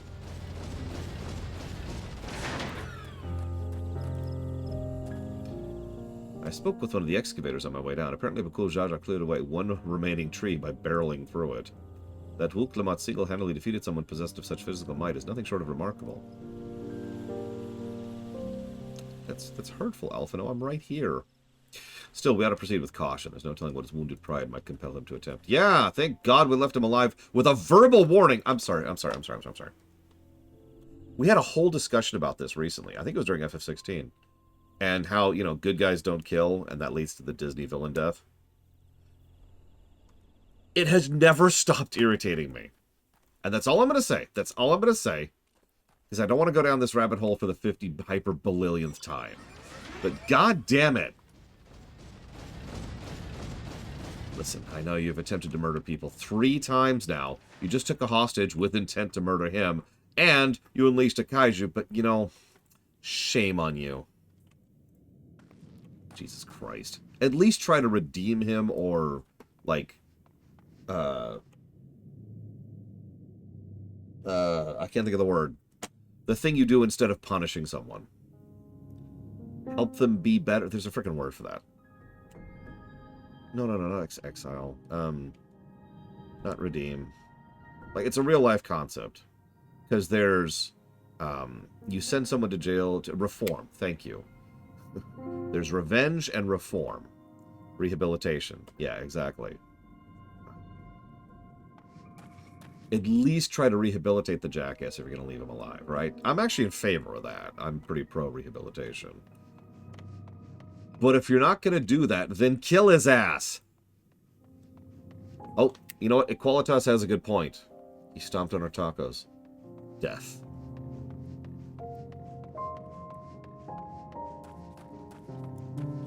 Can I mount down here? Yeah, I can.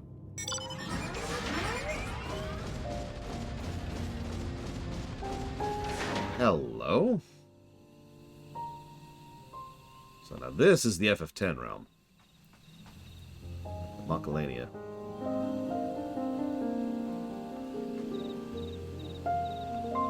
No, that's sort of my overall point. Not Bregman, Rax. You both said something side by side. Because we just... When someone is that stubborn-headed and stupid, and a teenager, usually you need something to shock the system, right? This is not to pull from real life too much, but back in the day, about a generation before me, it was a common thing to basically kick the kid out, let them realize how hard it is to get a job and make it out on their own, and then when they need help because they're not making it, you welcome back home, and that's their shock to the system, right? When they understand, okay, I have to actually start taking this seriously, knuckle down and take responsibility, right? So... in a more fictional and fantastical sense, we were in 2, Braven.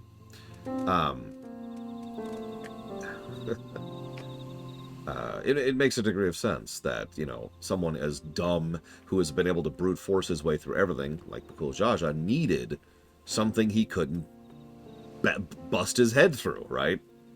Something he could, like the tree trunk he just went through. He needed something that wasn't going to bend to him to be like, interrupt, and allow us to actually be able to reach out to the jackass.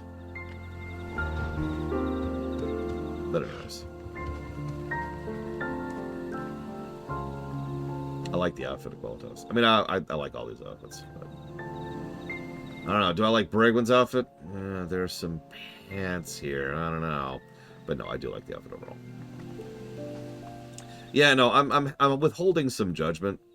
I'm just vaguely irritated by the fact that that was just, like, after all of this crap, it's like, no, you don't go killing anymore. No, don't go killing. All right, hang on, where's Mr. Red's outfit? Oh my god, it's so hideous. It's so hideous. Oh god. It's, hang on, hold on a second. Is that new? You did something different with your hair.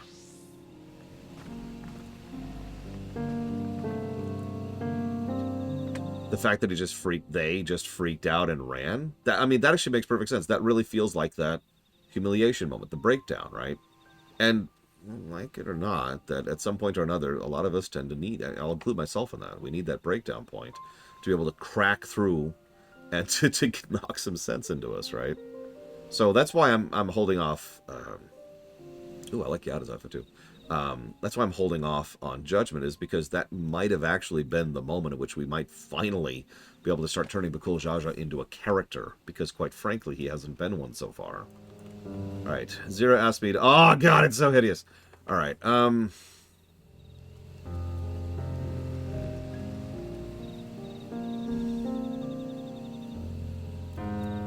right, interplay of a deep, almost desaturated violet hue, contrasted with black with kind of a light silver, almost bronze highlights, is a good combo.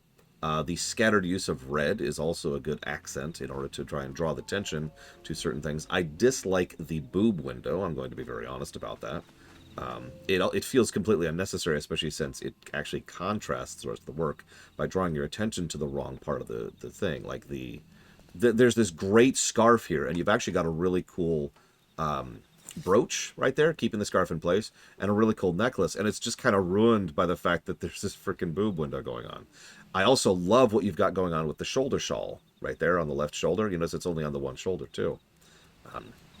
Boots are nice. I love the skirt look. I've always loved the skirt look, male or female.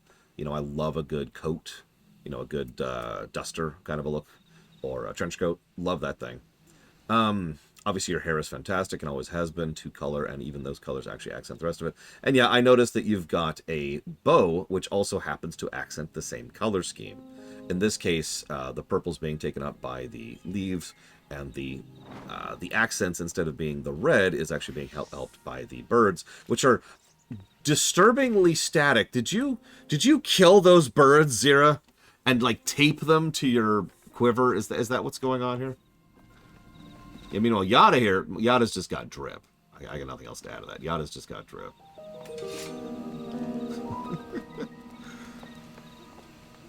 Is there any instance where a boob window is attractive?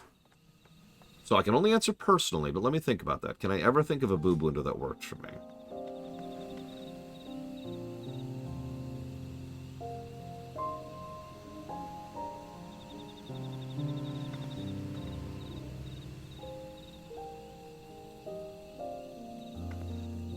I can't think of any off the top of my head. Legitimately. I actually even remember the very first time I saw a boob window, and I even remember my actual reaction to it, which was, what is that? Now, I'm not going to make you try and guess it. I'm just going to tell you right up. It wasn't Power Girl, which would be a good guess. No, it was actually the Duras sisters from Star Trek The Next Generation. Which was just... And that was pretty much my actual reaction was, what? Anyways. Alluring, isn't it? In more ways than one, take my paring stone and hold it close to that glowing rock. Okay. Sure.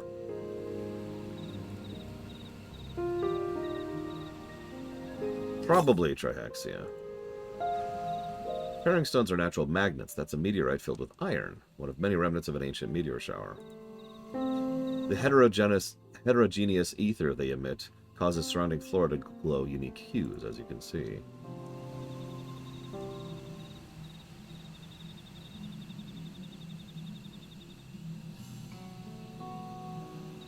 So these glowing boulders came plummeting down from the heavens. Vidra, be merciful.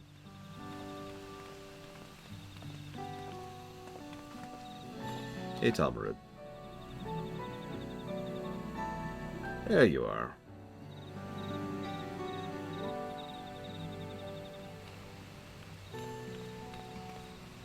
Like, I'm fine with titillation, but if you want to make boobs look good, wear a tight sweater. That's not a joke. In fact, if you actually bother to look into it, there's a lot that goes into why exactly that tends to make mammary glands look particularly appealing. Far cry from the upper forest indeed. Yeah, no, this place looks gorgeous.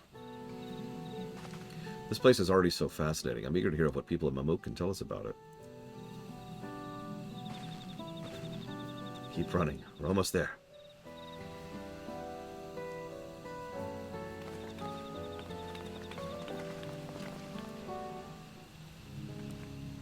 We have a bit of a crowd here.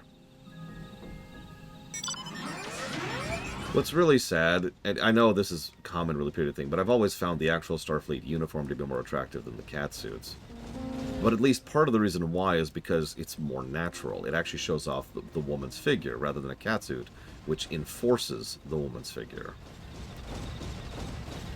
Like it or not, if you take a really close look at 7 of 9, for example, what you see is a... oh God, what's it called? I still can't think of the word. The thing that goes around here. Like, you can literally see it peeking out through the fabric. The corset, thank you. You can see the corset, you can see the bra. Or actually the boob plate, but you get the point. And it's just one in the world. And here we finally are. Now to find the Elector. Now to see whether Hunmu Rook's fears are well-founded. Rather more quiet than I expected. I wonder what the final feat will be. This is also my first time visiting Mamuk, so I have no experience interacting with the locals. But given Hunmu Rook's parting words, I would advise a cautionary approach. No. City of Silence. And I noticed Bakul Jaja's face is there, so that's cool. Well, we know what comes next. Let's find the Elector. The two streets seem to converge on this plaza, so I propose we split up again. Speaking of which, I missed 2 split-ups earlier. There we go.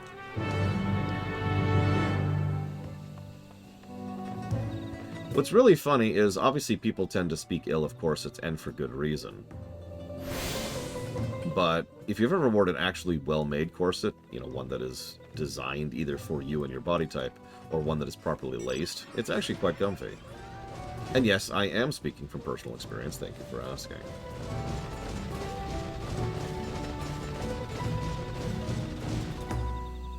Nice place. Yeah, no, it helps keep your back pretty straight, and you can kind of relax your back muscles a little bit, and just kind of let it sit there. It's hard to explain, but some of you probably know what I'm talking about.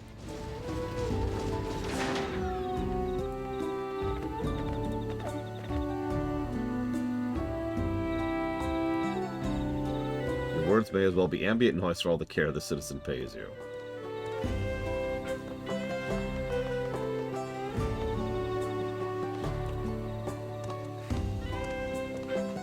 As you begin to speak, the man abruptly turns and leaves.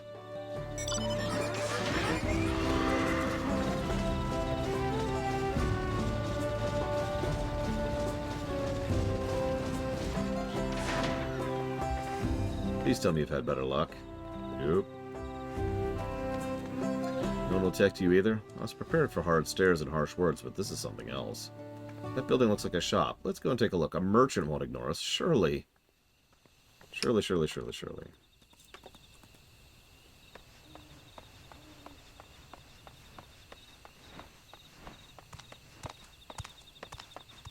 So we're not actually underground. You can see the sky up there. But we're at a point where the canopy is so thick that the sky, like, it's dark, right? Again, real-life concepts. We are in the lower forest.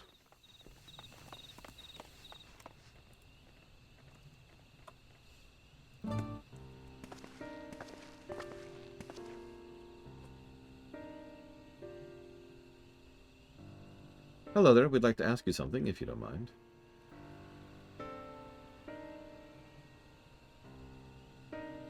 Move along, outsiders. We're just trying to find someone. The Dawn Servant's Electric. Could you tell us where they are?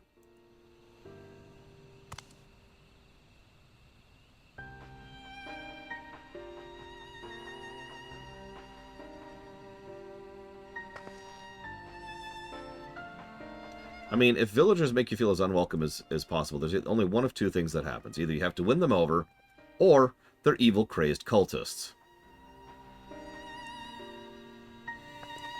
Which one do you think it is? How am I supposed to find the Elector if no one will even speak with us?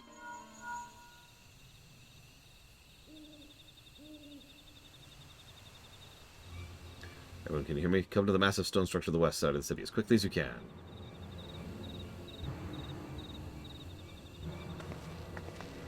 I mean, if they're crazy evil cultists, then we're about to make a...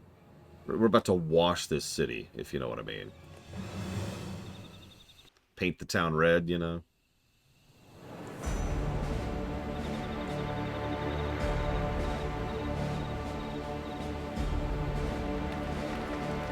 Up there. New song, by the way. Well, that's not true, but different song.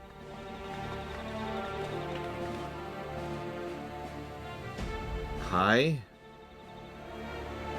Bested by a mere shade.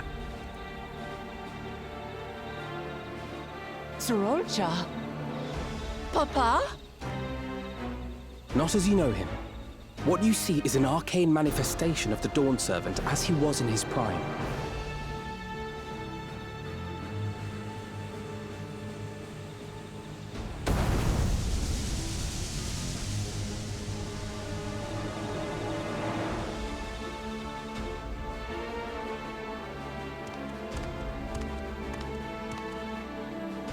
The Channeler is Zerelja, Autarch of Mamuk and Elector for the Feet of the Brotherhood.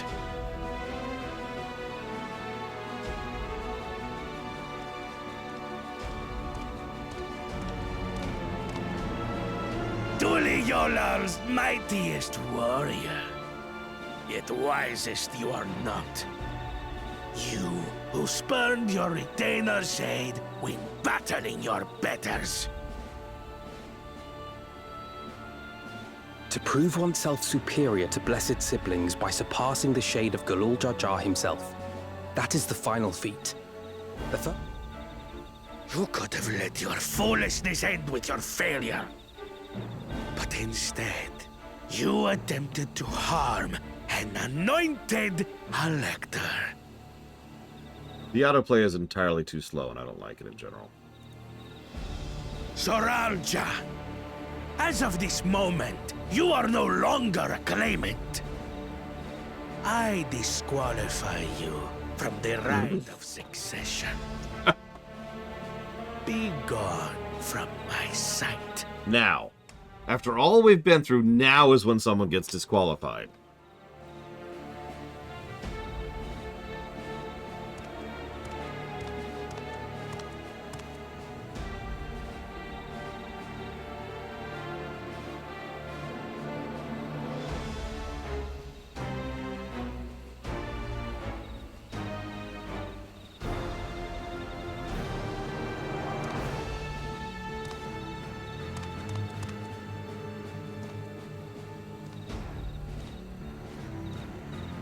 This isn't over yet. I will be the one to reach the Golden City. Oh, hang on. Let's play with this.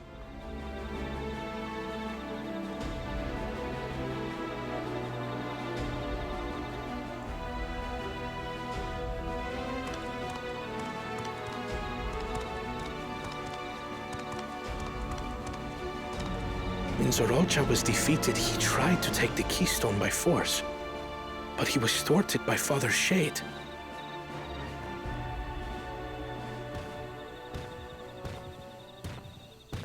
My dearest child, welcome home. Okay.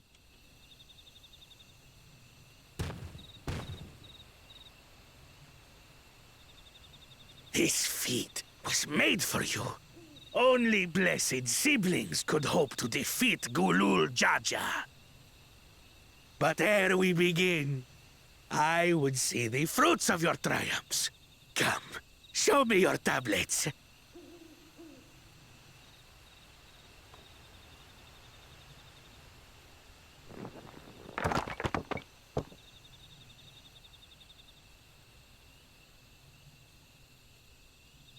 What is this? Where are your keystones? Explain yourself, boy! As usual, the blame is with the parent.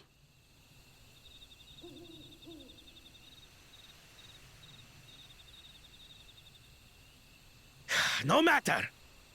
Not all can be expected to go to plan. What keystones you lack,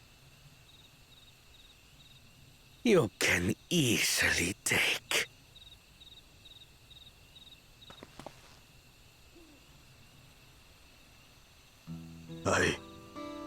I tried. But I couldn't. I cannot beat her. You mean to tell me that you, glory of Mamuk, for whom all here have sacrificed, were defeated by your inferiors?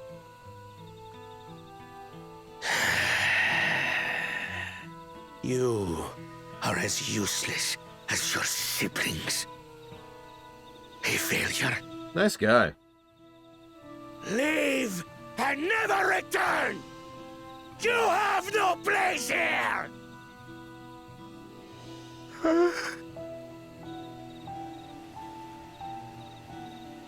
Let's go, brother. As I say, a little bit too real there. No, good voice direction. You could tell pretty much immediately what was going on before he even said anything. Worthless! Pathetic! This was our chance to claim sovereignty, and he ruins it! Wow.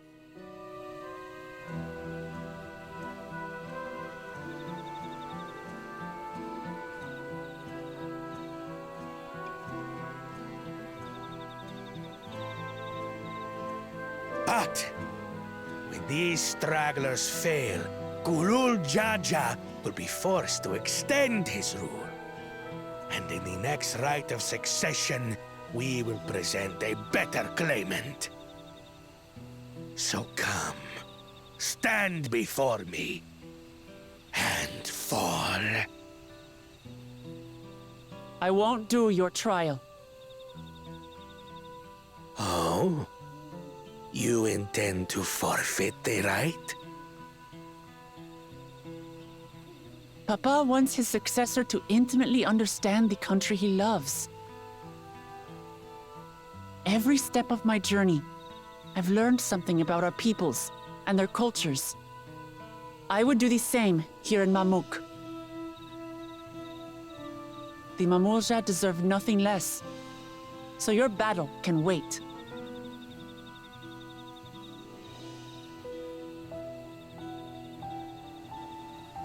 I'm of the same mind. Father named you an elector for a reason. There must be something that he would have us learn.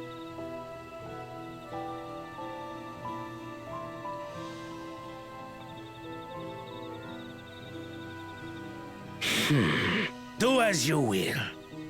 But until you triumph over the Shade, you shall proceed no further.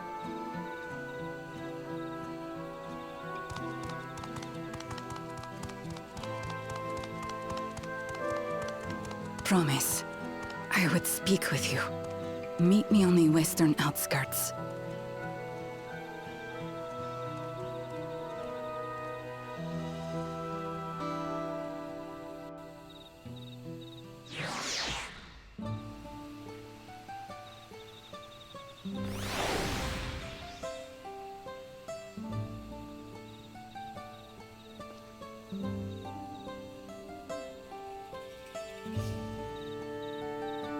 Sorry, but like, plus a moment.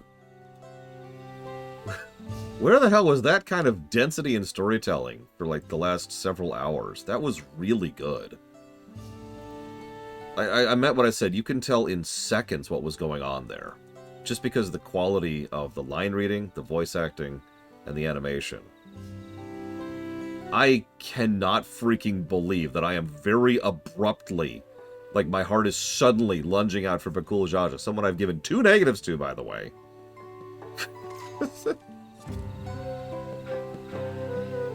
Because I saw his dad. But Jesus. The first promise is attended just now. Did his words not strike you as strange? I will be the one to reach the Golden City, as though he intends to venture there with or without Zeralja.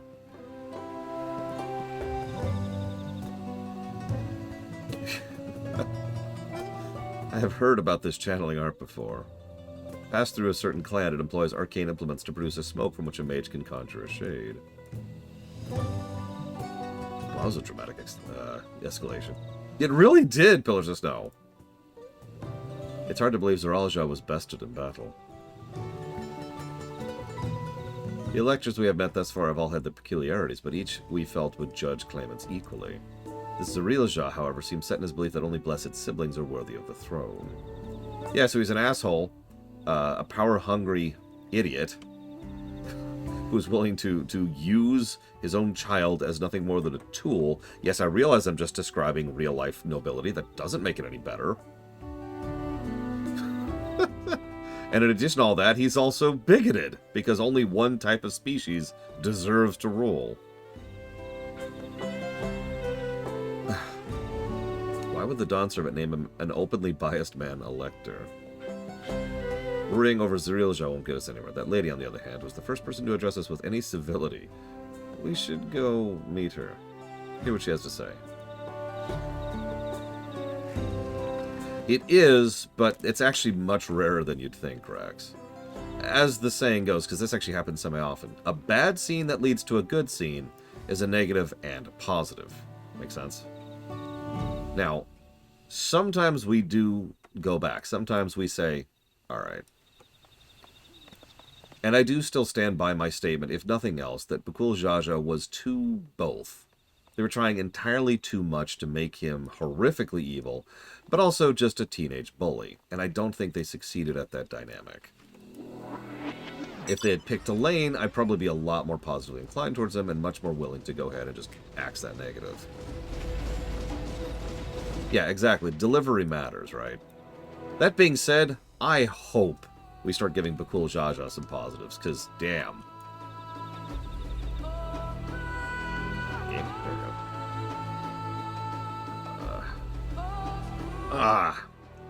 To bid us thus meet her in private, this is the most important and delicate matter. Actually, allow me to use a weird example. I'm not going to spoil, but in literally the first scene in all of FF8, right after the opening cinematic plays, some random woman who doesn't even have a name shows up while you're recovering in the infirmary, leans down and says, "Squall, so we meet again," and then gets up and then wanders off. Now, you could fairly look at that and be like, what was that nonsense? Negative to story. But knowing FF8, all of a sudden, oh, and that works a lot better, right? Finally, a real conversation. Whatever her relation to Zeralja, I hope we can trust her. We could do with at least one ally in this city. If Zerial is Bunewa and she is Hubego, then yep, nope, I caught that too.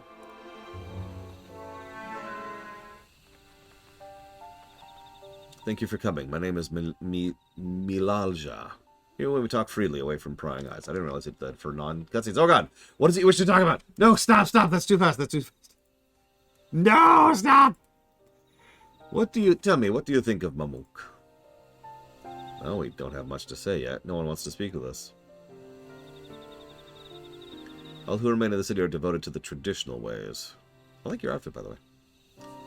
They believe the blessed siblings are superior, that only they are worthy to lead the peoples of this continent. Most would not deign to address outsiders, deeming them beneath notice. Sounds like an ideal community, so far as Bakul Jaja is concerned.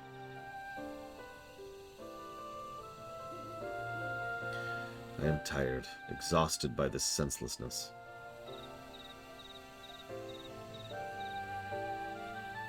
There are others like me, but we dare not speak our truth aloud.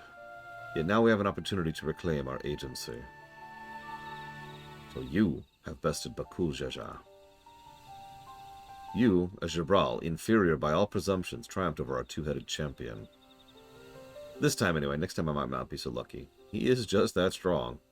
I seriously don't understand why he cheats so much. It seems like he'd do better if he just trusted his own abilities. Let's not make him more deadly of a foe. Then it'll become my job. He's desperate. Other blessed siblings have fallen before. Mala Jaja of the Silver Scales, for one. He traveled across the salt in search of conquest, only to be overcome. Yeah. But no matter how individuals may falter, the people still believe in the blessed sibling supremacy. Yeah, you notice our reaction there.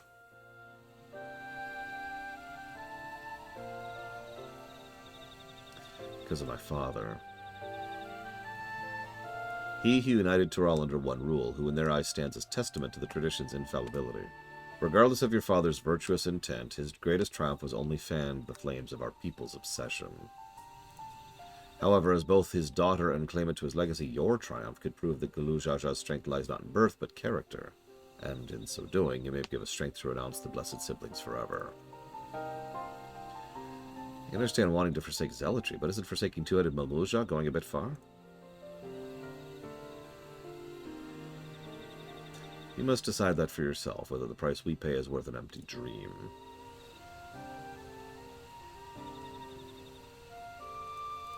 Quest complete.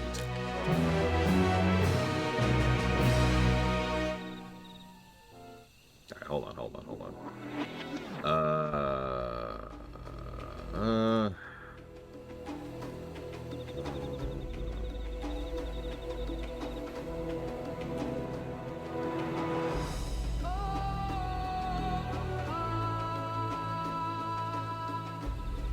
Accessibility, maybe? No.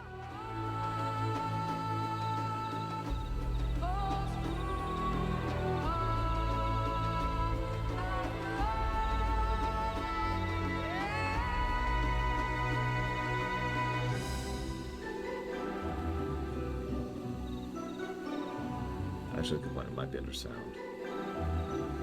Nope.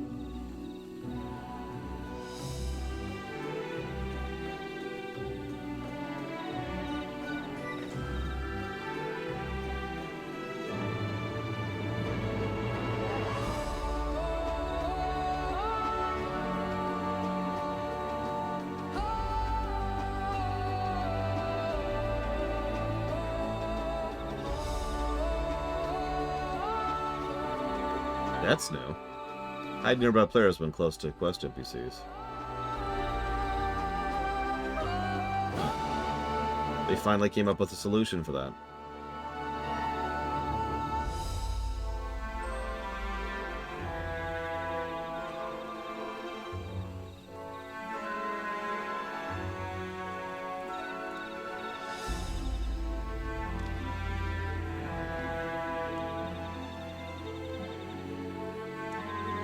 There's a place that'll help you understand our plight. It lies far west of here. Follow me. Sorry, for years I've talked about WoW's solution to that exact problem. The problem of players standing on NPCs. It's a good solution, but I've also spoken before about how it's probably impossible for FF14 to implement. Having a toggle that just says, yeah, you're not here, is certainly one way to do that.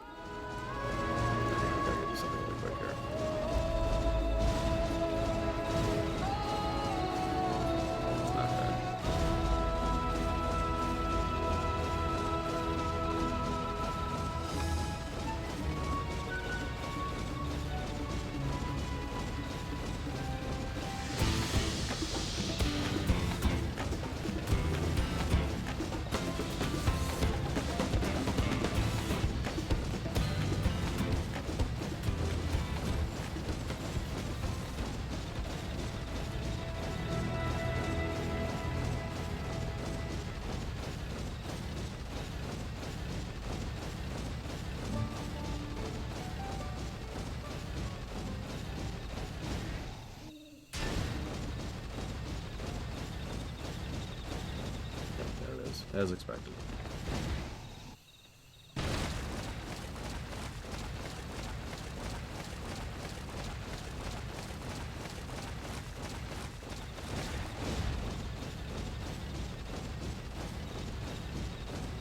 Yeah, I need to look at the upcoming patch notes.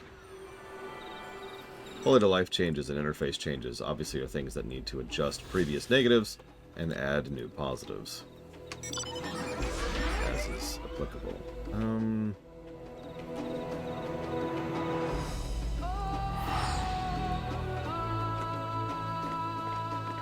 Hang on, let me look at this very... Oh my god, it was his sled? Kryle's the last boss. That's what it is. Kryle's actually the last boss of the expansion. She is the Dawntrail.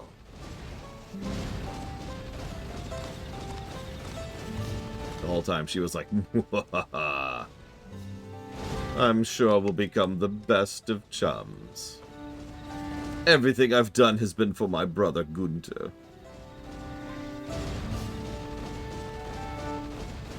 So wait, when they say the saying, time to hit the old dusty trail, what they meant by that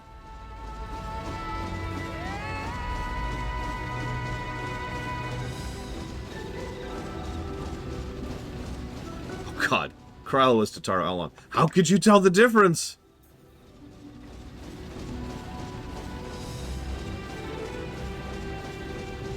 No, there's a second twist. Kryle becomes a god, but she did it for us.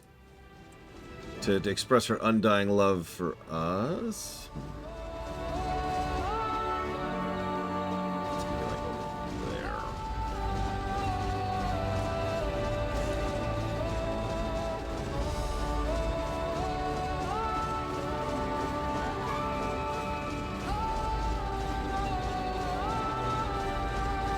And so she sacrifices herself so that we can at long last fulfill our hunger for like an afternoon.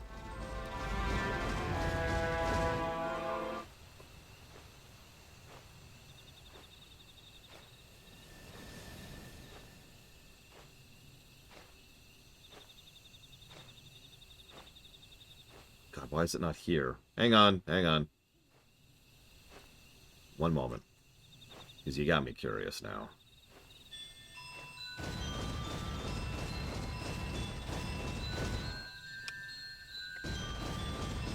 There it is.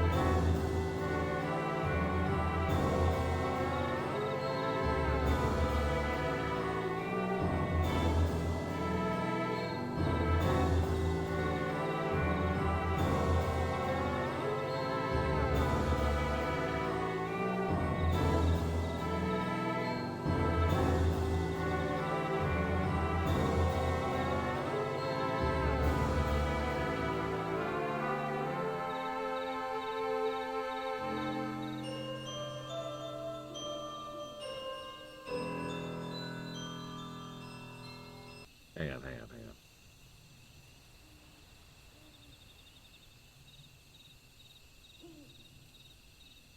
Oh, where is it? Oh, that's the wrong one. I wanted... Nope, still the wrong one. This one.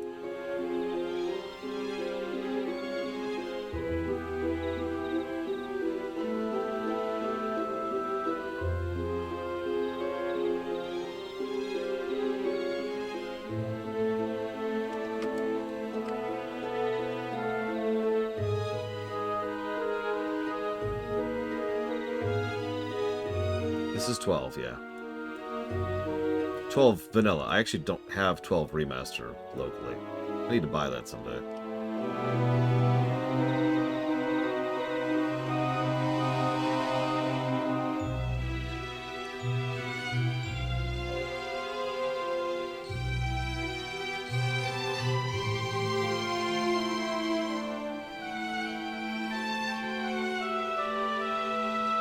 No, this is getting close to my favorite looking zone, even though it's only half the zone.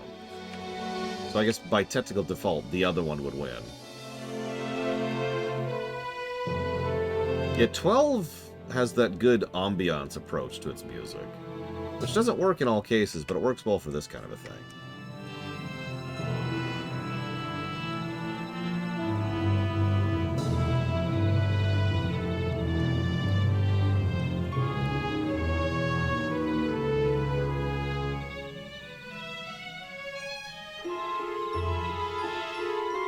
There it is.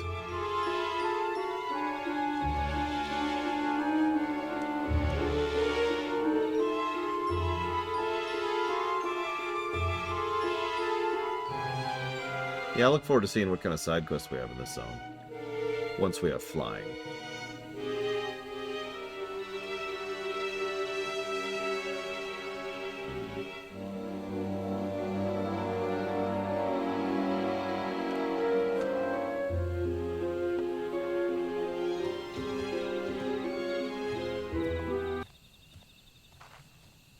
Is that a meteorite up there? And judging by their attachment, the tree must benefit from the meteorite's unique ether. Anyway, we should press on. Milaja was anxious for us to see whatever she has to show us.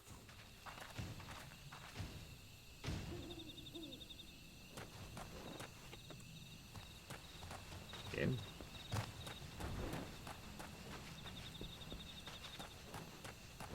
I guess there's just no music that plays here at all.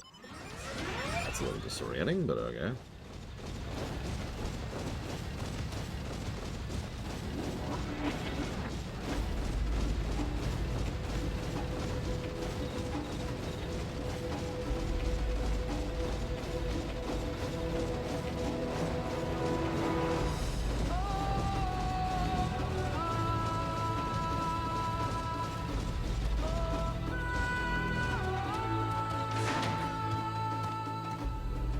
A hunting camp, like as not. I'd love to talk to Mamulja hunters to learn about their ways, except they'd probably ignore us. As have continued on, let us catch up.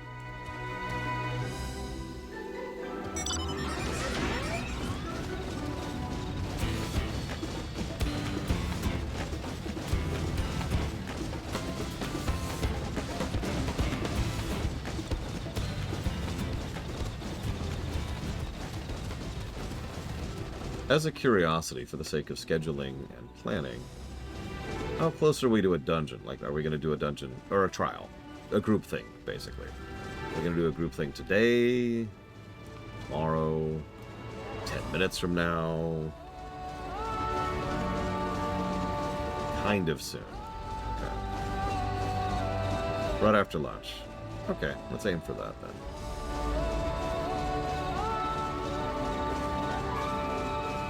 Trial's far out. Okay. Might hit the trial today.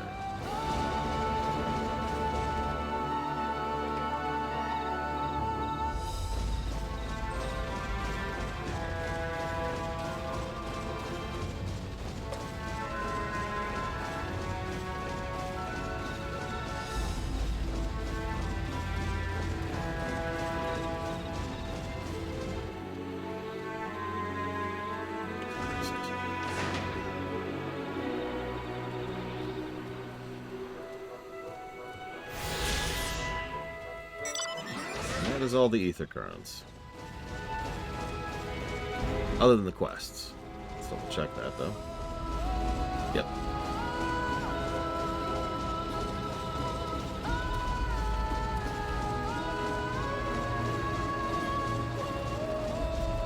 Okay.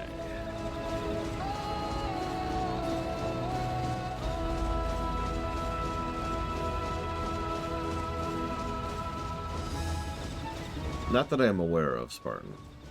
There might be a mod for it, an add-on. Not that I would ever endorse using add-ons in a video game. But if there is, I don't know about it. For real. I only really have a couple of add-ons. One is just a customization add-on for my HUD, and the other one's the DPS tracker. I don't know if Handy Notes works in 14, or if there is a Handy Notes in 14. Is this the place you wanted to show us? It lies just beyond this passage. Entry to the grounds is not permitted even to the devout. Nonetheless, I will reveal our secrets to you. Rest assured, I take full responsibility. See for yourself the truth of the blessed. Okay.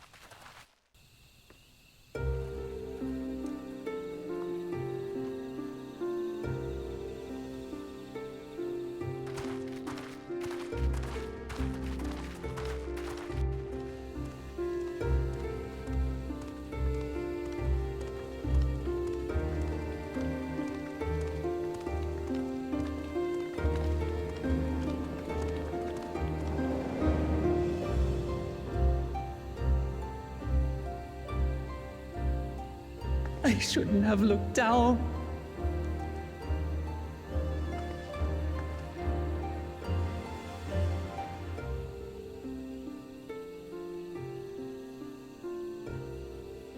The stone pier yonder. That is our destination.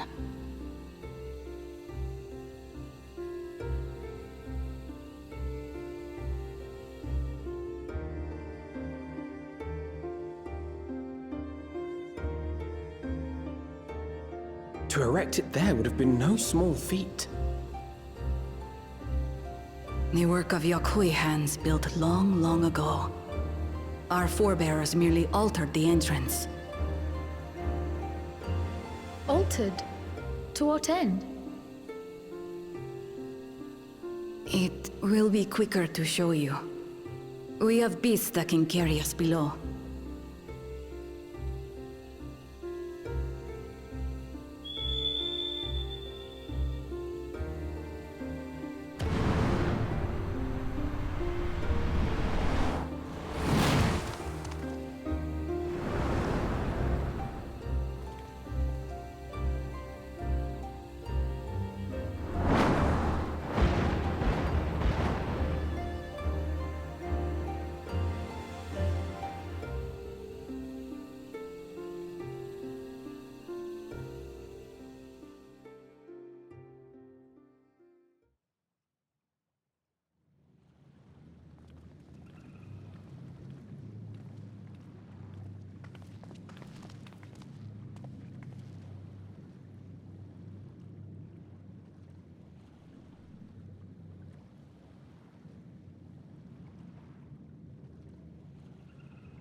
A cool cha-cha.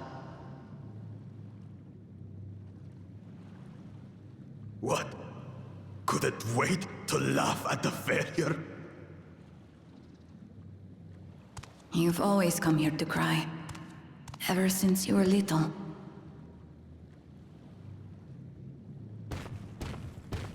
Mother!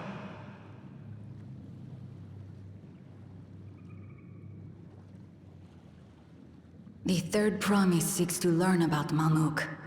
She may be our chance to finally end what we have been powerless to stop.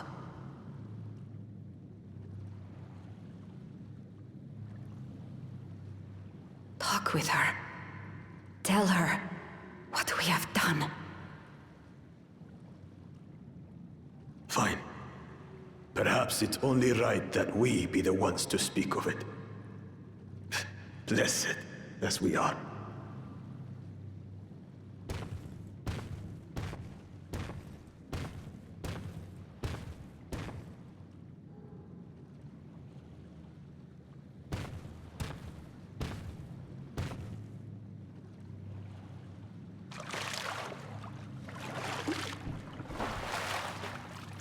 Here.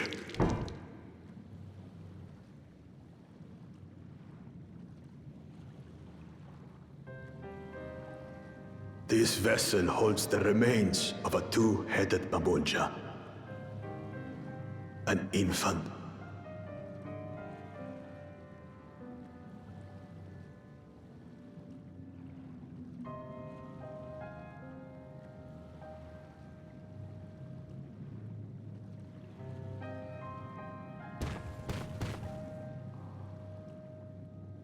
We converted the ruins into a cenotaph, so the souls of these children wouldn't return as vengeful spirits.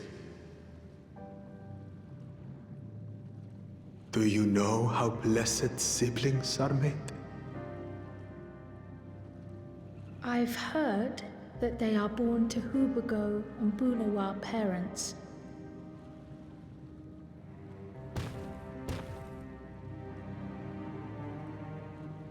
Such unions between clans were originally arranged to stop infighting.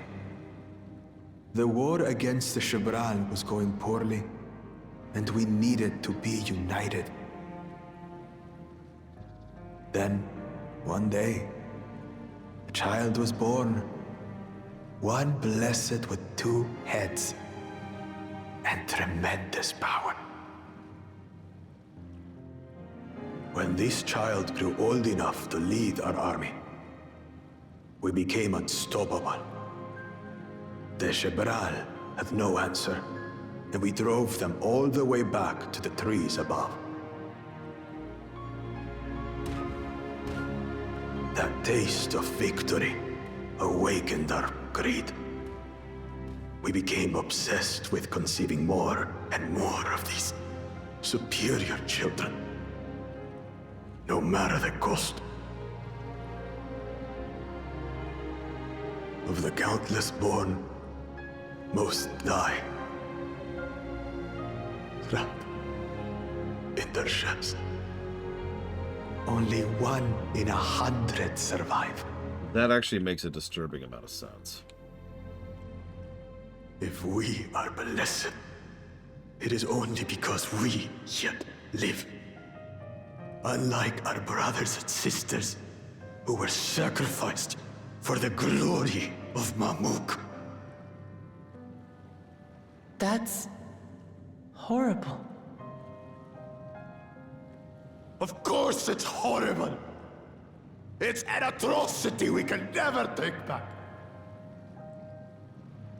Those children died so that we could live. So we had to succeed, no matter what. To fail would mean it was all for nothing. Nothing. But I did fail. I squandered their sacrifice.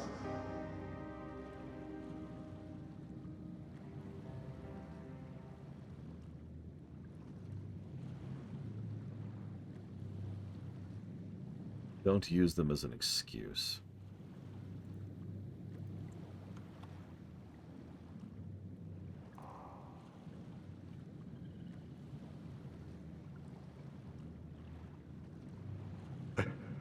I should never have been born.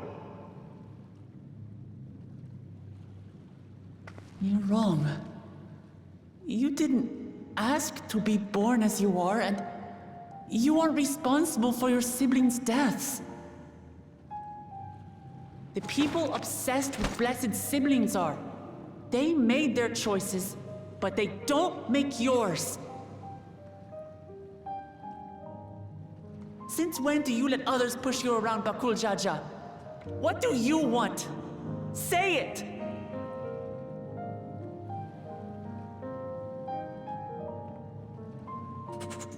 I want it to end. I don't want any more to die.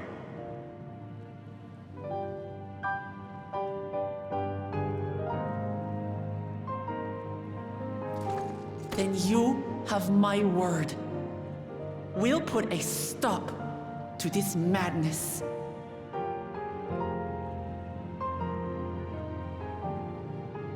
Blessed siblings are revered by their supporters as a means to achieve dominance in Taral.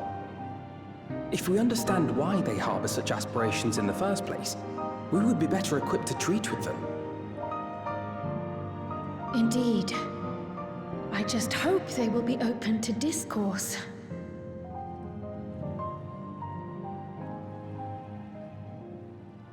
Take me with you. Those fanatics treat my words as gospel. No. There will be trouble if your father finds out you're still here. Moshutural Zuj. There we will gather the people, and ask anything the Third Promise wishes to know. Then take one of my scales. One that blends the Hubico and Bunewa coloring. It'll serve as proof that you have our trust. People will do as you say if you show it to them.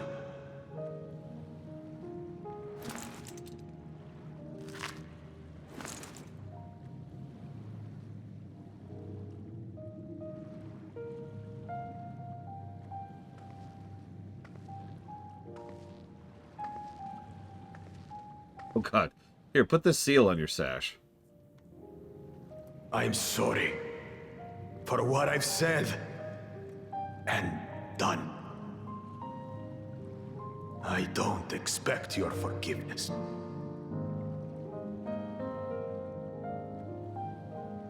You had your reasons. I'm glad I could know them.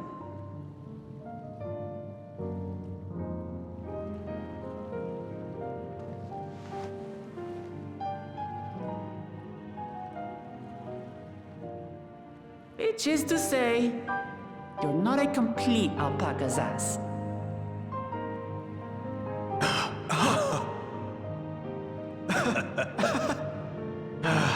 Thanks, Wuklamat. Well, maybe it's for the best. Hatred is exhausting, after all.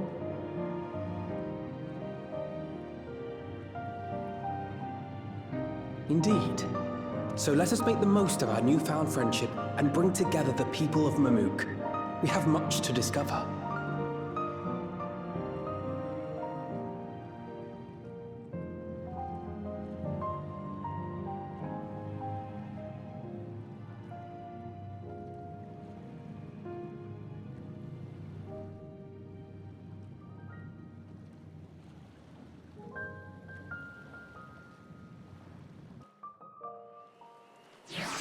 I mean, that's kind of how that works, isn't it, Loke?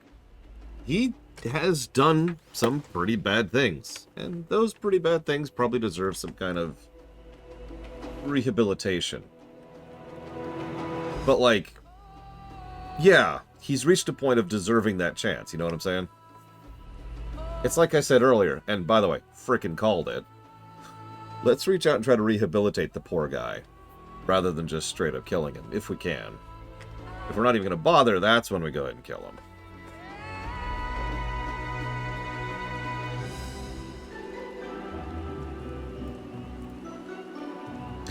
Before we join the others, can we talk for a moment?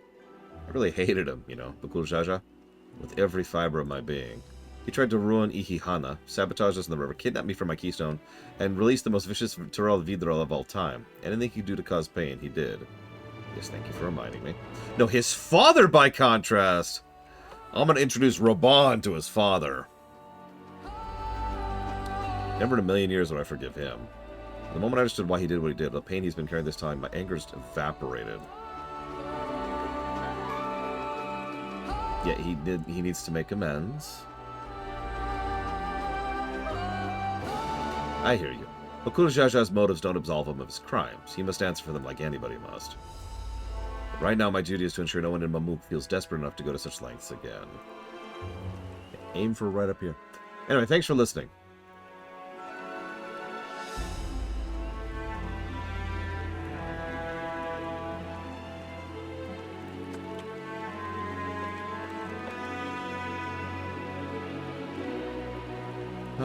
F's for functional.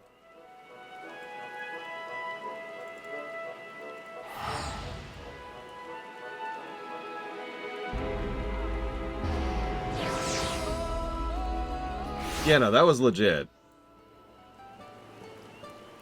That was an easy multi-positive cutscene.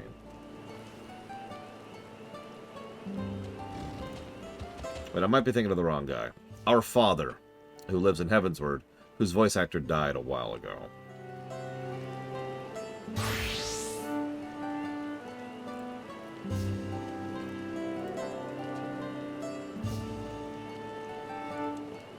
Bakul Jaja's scale represents his faith in us. Fotem, that's it.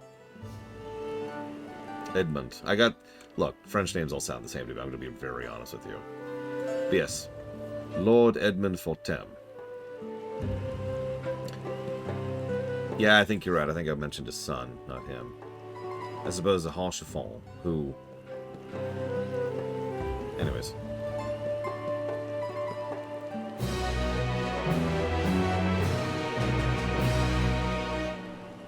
We haven't a moment to lose. According to Milaja, Moksuturo Zuj is an abandoned settlement northwest of the city. It should afford us the privacy we require. We must work quickly, lest the real Zhao discover our intentions. Fortunately, Bakul Jaja thought to give us additional scales so we might cover more ground in less time. Breaking up the party! That's all we do this expansion! Everyone should take one and get going. Use them together as many people as you can.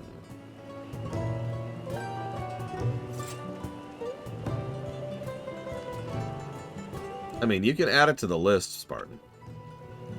Lord, let's retrace our steps. Maybe this time we can convince folks to lend an ear. Oh yeah, that's another little niggle there. If there's more than 10 nominations, I have to chop it down to 10. Unless there's like a really good reason to have more than 10. You're probably thinking, but why, Lord? Because the I don't know why I'm starting with F. Because the program I use to tabulate all of the ranked choice voting only allows you to put 10 entries per category. Like, unless anyone knows a better service, I am all ears on that front. It's been a huge hassle for me for years. And I know I could do it manually, and no, I absolutely do not have the time to. Can I tell you to move along? Can't be seen with the likes of you. Hey, check this out. A blessed scale in outsider's hands. What business do you have with me? Nothing fancy. So Bakula Jaja sent you to call an assembly. I'm not sure what to make of this, but I shall go at once.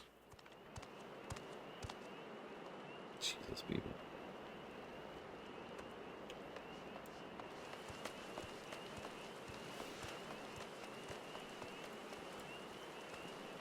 Look, I've already made a new friend. That's not the word I'd use, but sure.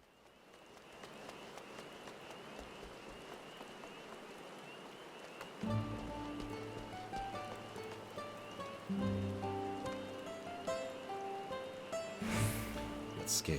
Well, if the Blessed trusts you, then so will I. What does it require of me? Your soul!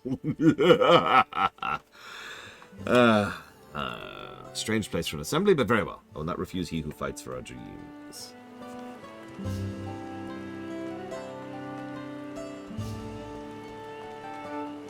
Yeah, no kidding, so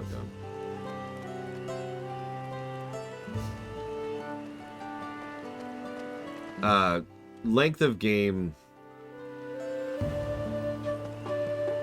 Length of to game time priority. New formula. Money put towards it times people who donated equals priority. There's no addition in the formulas. But yes, more people and more money increases priority. And I charge priority, which is a function of length. We actually changed our prices again just last week. We managed to gather some good folk. Wonderful. The esteemed Bakul Jaja will be pleased. This fellow here will be coming to the place as well.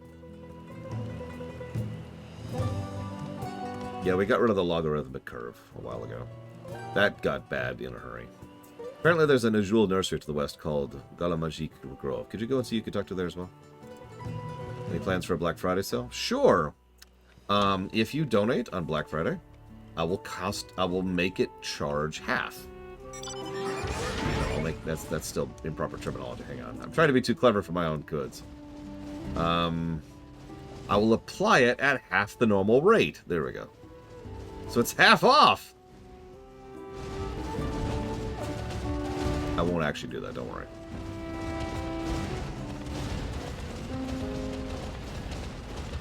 By the way, some of you have probably been paying attention, noticing the gameplay negatives has been slowly creeping up. I've been double-checking my notes for the other expansions. And seeing, you know, what's going on where and how and blah, blah, blah, blah, blah, and just tracking stuff. Some of those are question marks. Like, I'm not sure about backtracking so far. I'm not sure about camera issues so far. I'm not sure about quest design so far.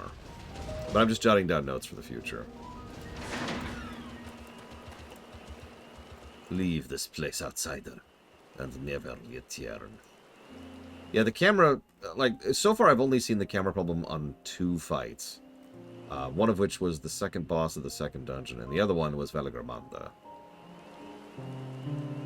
Yeah, there's your banana leaves, by the way.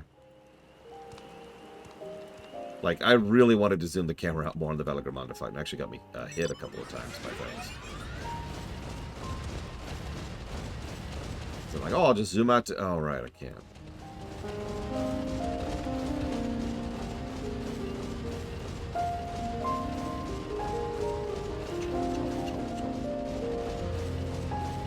Obvious story pluses are obvious. Let's see, anything else I haven't mentioned somewhere? I did give a plus to the Bakul Jaja fight, because of course I did. Also spelled his name wrong.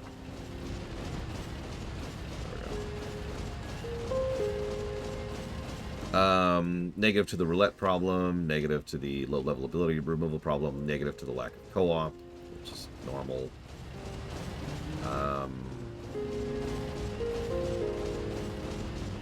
No, I remember that too, Maverick. You can either use console commands, or you can have a macro, or you can have an add-on, which basically just played the macro, to make the camera actually go out to max range. And then they finally just made that default. WoW does that a lot. It bakes add-on functionality into default functionality.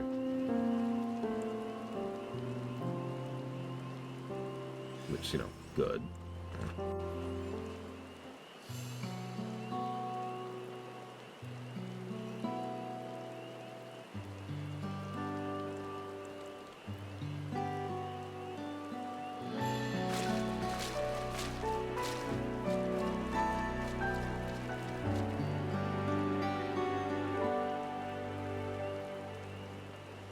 Where's Luke Lamont?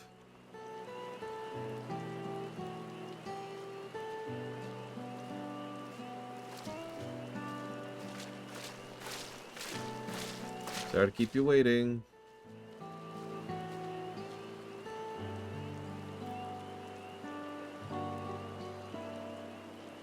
You invited the second promise as well. Yeah, dude. They're gonna roll together. If I have to grab them and smash them together like 2 frickin' Transformers, they're gonna roll together. You know, I remind you, this is right as a competition. Whatever advantage you're about to share with me, you ought to utilize to your own benefit. I've barely made headway in communicating with the locals. At this rate, you lead the race to the Golden City. I need your help. To complete the feat? No, Mamook has a problem I can't solve on my own, and you're the most clever person I know.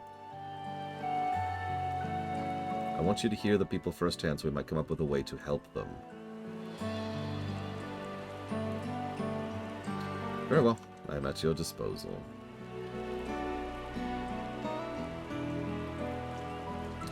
Hey everyone, thank you for gathering on such short notice. I am Mook Lamat, 3rd Province of Tuliolo. Promise? I thought you served Bakul Jaja. You deceived us. Well, no, they did not.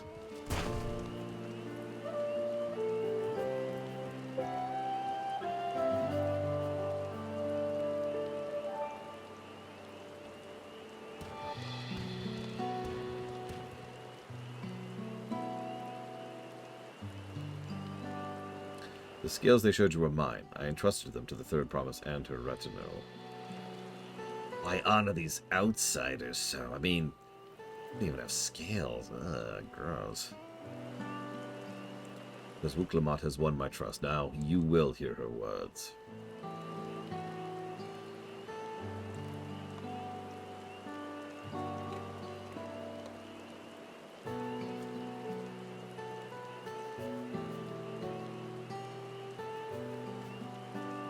Well, Jaja shared with me the truths about the blessed siblings, about the price you pay to conceive them. As an outsider to your community, it is not my place to judge you or your culture. Culture is born of the experience of its people, of their lives and their land. But it breaks my heart to know that yours has brought you so much suffering.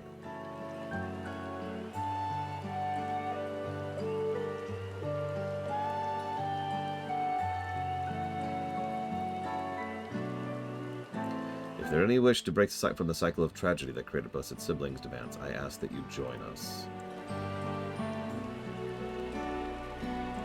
Please, I don't want any more of our children to die. You think we want this? We have no choice.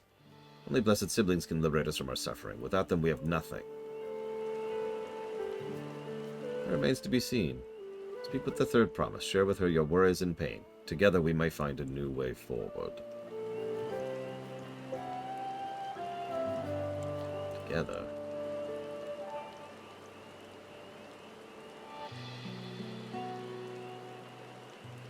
Alright, I will speak with her.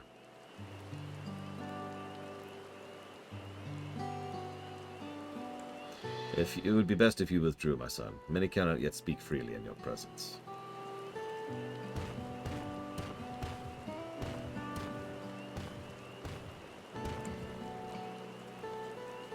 Let's keep an eye out for Zarilja. He wouldn't take kindly to this sort of gathering.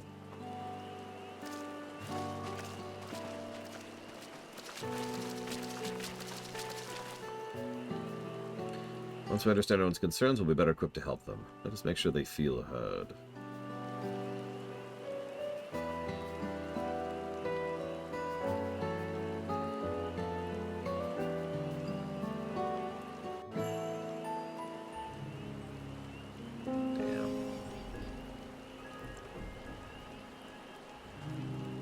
I'm glad Koana agreed to help us. He's always been good at solving complicated problems. Me, not so much, but I'll support Mamuk's people however I can. By combining our strengths, we'll discover a new source of hope. We got this. Action gained. Imperator. Which I believe, yep, is here. Action gained. A sub from Grand Spectre. Thank you very much, Grand Spectre, for the sub. As always. And as always, you can put that towards up to 3 things to increase future priority.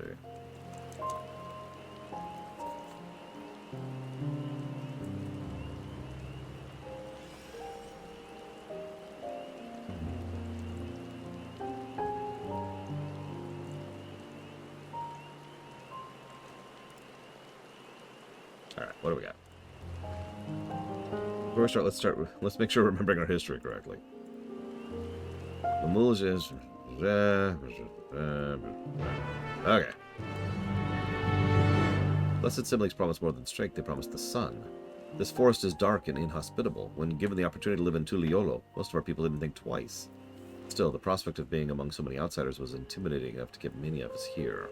Blessed Siblings are meant to deliver us from this accursed forest, to lead us to the fertile land above, where we might take a place from Mamulja to abide in peace. You guys have so much undeveloped land. I'm sorry to bang on that point in specific, but do you know how many places don't have spare land to share? You guys have a surplus of land, a surfeit everywhere. There's just land. Go up, get some. Christ. This land was once rich with ore, but the Yakui did not stop digging till all the veins were spent.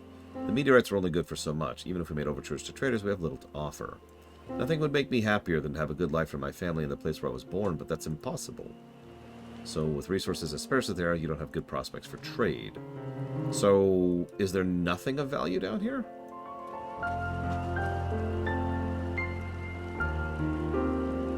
Huh.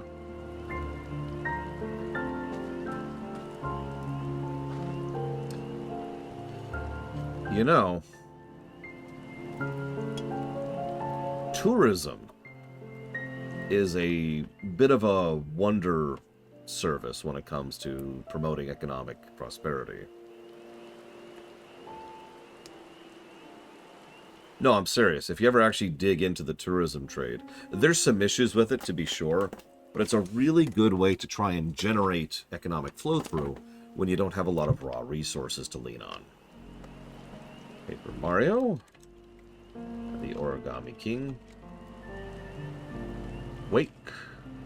And Ikenfell. You got it, Grand Spectre. Thank you again. Seriously, set up some, like, just places to chill down here. Get some tours going on, you know? Actually have the living places up top, where it's more prosperous and bountiful. And have people who work down here. For the tourists, right? So those who have known only open skies and bountiful land cannot comprehend our plight. Yeah, Greece... What's funny is the reason I found out about the tourism thing is I was looking up the economy of Greece in specific. Because their economy is actually fascinating and how much they have completely bungled it over the years. And that led me down the rabbit hole of tourism as a primary export. To thrive, we must take what we lack by force, and for that we need the might of the blessed siblings. There have to be other ways that...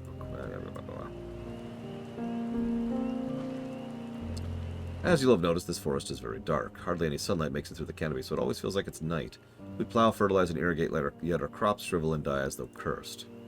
The only one that grows well is Najul, Jatika banana in Tirali. Try living off that and little else for a few centuries, see how you like it. A forest where nothing grows. Well, nothing edible grows. See, I was about to say, I'm thinking we need to open up tourist trade in general. Like, I'm thinking we need to try and do a better job of connecting here to here. We need to try and, you know. I mean, right now we've got a big-ass ocean, and they've mentioned many times that that crossing is a mean one. But we have a fairly large amount of tech at this point in time, and magic. I feel like that's the thing that we could turn into a solved issue if we worked on it enough.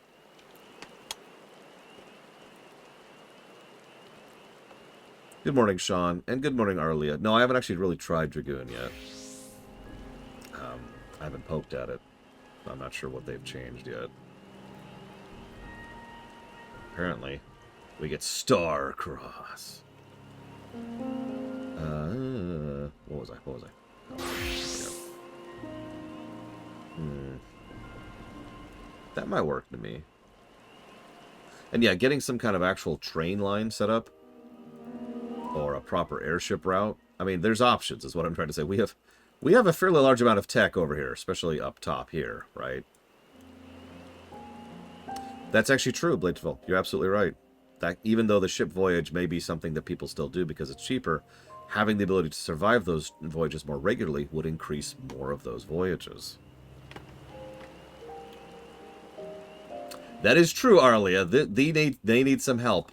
But exporting expertise, literally selling people's services in order to help other people set up things, that can bring money in, right? That could bring resources and prosperity into Garlemald and actually help them with the recovery effort. I'm not saying that's like a one and done kind of a solution, but I do think that could help. Anyways. Sorry. You got me talking about infrastructure and economics. I apologize. Let's go punch people. I think I'm starting to understand. Everyone had their own perspective, but all their concerns were about the forest itself. Dark, infertile, and cursed. Hearing that, it's little wonder that people here wish they had better land. And who better to get it for them than blessed siblings? It's hard to convince people to stay in place that can't provide what they need. You'd think the meteorites at least would have value, but apparently not. Hold on. Didn't Aaronville mention something about the meteorites? That the ether they emit makes the plants glow blue? A rather significant physiological effect, I would say. If we study these meteorites, we might discover other ways they influence the local flora. I noticed a curious amalgam of tree and meteorite just south of here. Determining precisely how they interact with one another may yield crucial insights. Everyone, I really appreciate you for sharing your thoughts. Thank you for your insight. We have a promising idea already. We just need a moment to investigate further, so please bear with us. We'll be right back.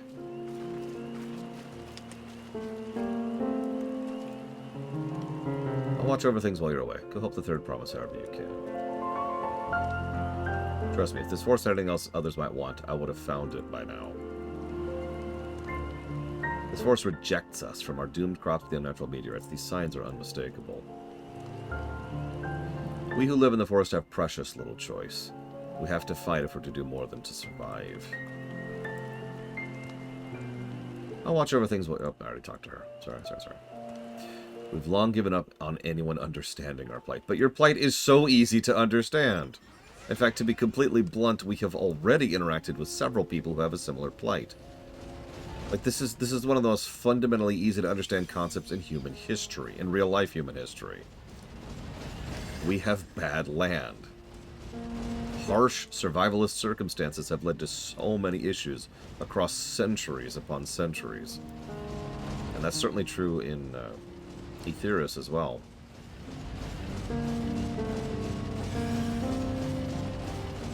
And yeah, that's another thing. These people have magical prowess and physical prowess. They have the ability to sell services. A lot of people think of exports purely in terms of goods, but services are a good as well. Services are something you can export. Like I was just hinting with regards to Cid and Nero. Plants that shrivel as though cursed. I think I can hazard a guess as to why.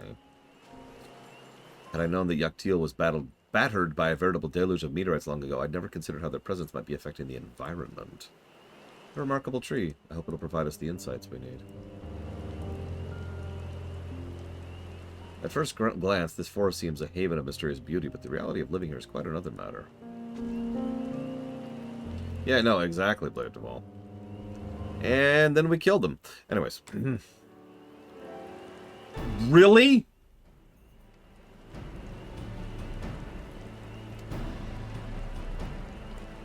It really is incredible how a tree could support such an enormous boulder. The meteorite's etheric emissions are palpable even from this distance. Seeing this again makes me feel more confident in sharing a theory of mine. I suspect the only plants with an etheric affinity to those meteorites can thrive in this forest. I think they are too, Plato. If so, the gargantuan trees they create will create a dense canopy that would necessitate possessing the same affinity, as well as the aforementioned jewel tree. Indeed, I would like to analyze samples of meteorite before drawing any definitive conclusions, however. I carry with me a few devices that'll aid in this endeavor, but maybe you and Kryl could lend your expertise as well.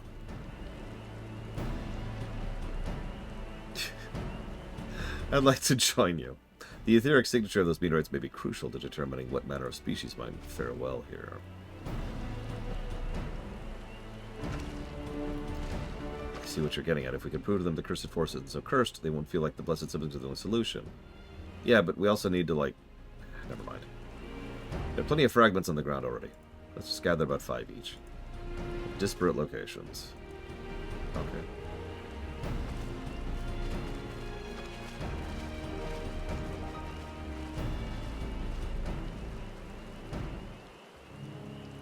And don't mistake me, I'm not trying to say that these people are stupid. What I'm trying to say is that these people have a solvable problem. Solvable problems are different than unsolvable problems. We've actually talked about that before. Obviously that has real-life connotations. But in fiction, sometimes there's no good answer, right? By contrast, I feel like these people's plight is something we can fix.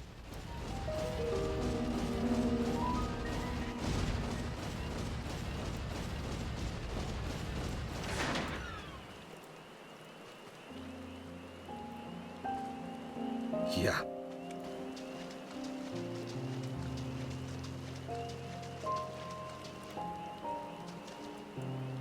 The Forsaken reproduction problem is actually a fascinating one, and I will talk about that when we get there in the WoW run.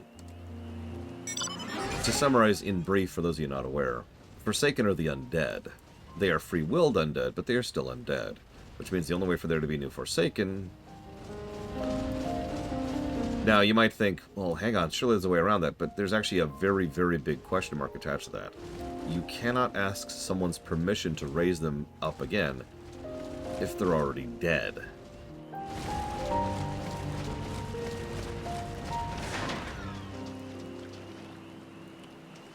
That's a good question, Rax.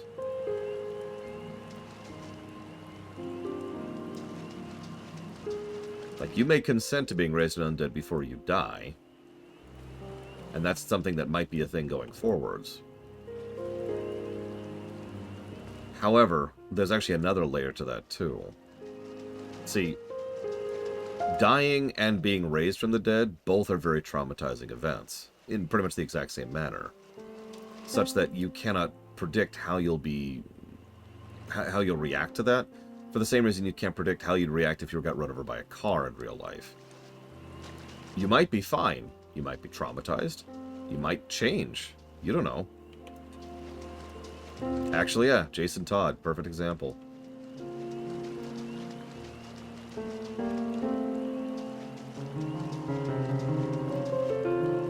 There's actually a lot of examples of Forsaken in WoW who are just pretty much exactly the same as they were before they died.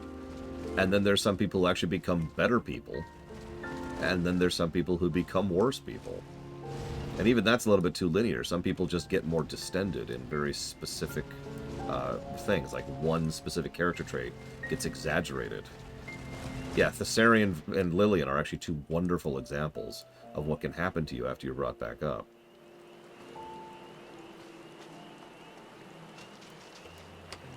Lillian is just such a great character.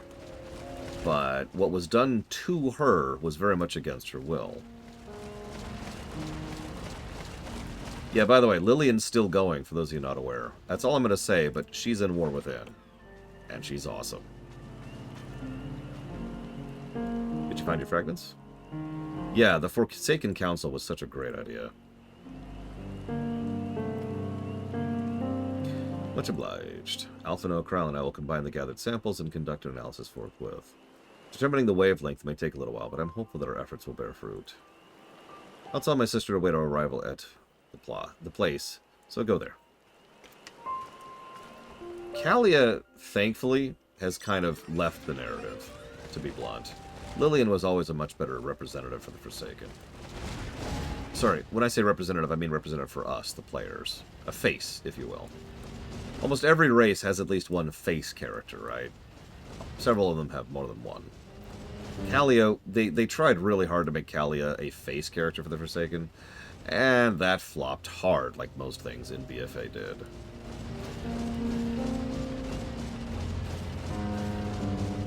I agree, Fife. I think they could have turned her into something interesting, and they didn't.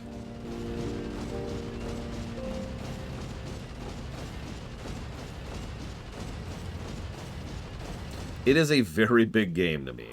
If it makes you feel any better, in a few weeks here, I'm going to be playing through all of it. Lillian Voss is one of my favorite WoW exclusive characters. Someone who wasn't a legacy character from previous Warcraft games. Along with Varrock Sarfang, to use another example.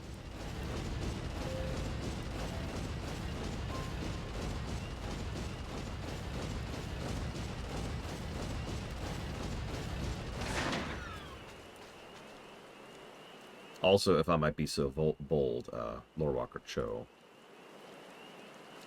Yep, Lillian was invented for Cataclysm, so she's actually pretty far into WoW's history.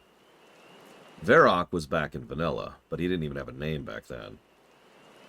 We've done all we can. The rest we must leave to Quana and the others. I don't know the first thing about the Charlayan device of his, but they can be of help to Mamook. I'm glad he has them. There's hope for this forest. I can feel it. Yeah, I've heard several people dislike the art style, and I can't say anything about that because I dislike anime as an art style, so I understand that. But there's no getting around that, right? Bane was in Warcraft 3 in one mission in Frozen Throne, so he was barely in Warcraft 3. By contrast, Varrock was not in Warcraft 3 at all. He was invented for WoW. Anyways,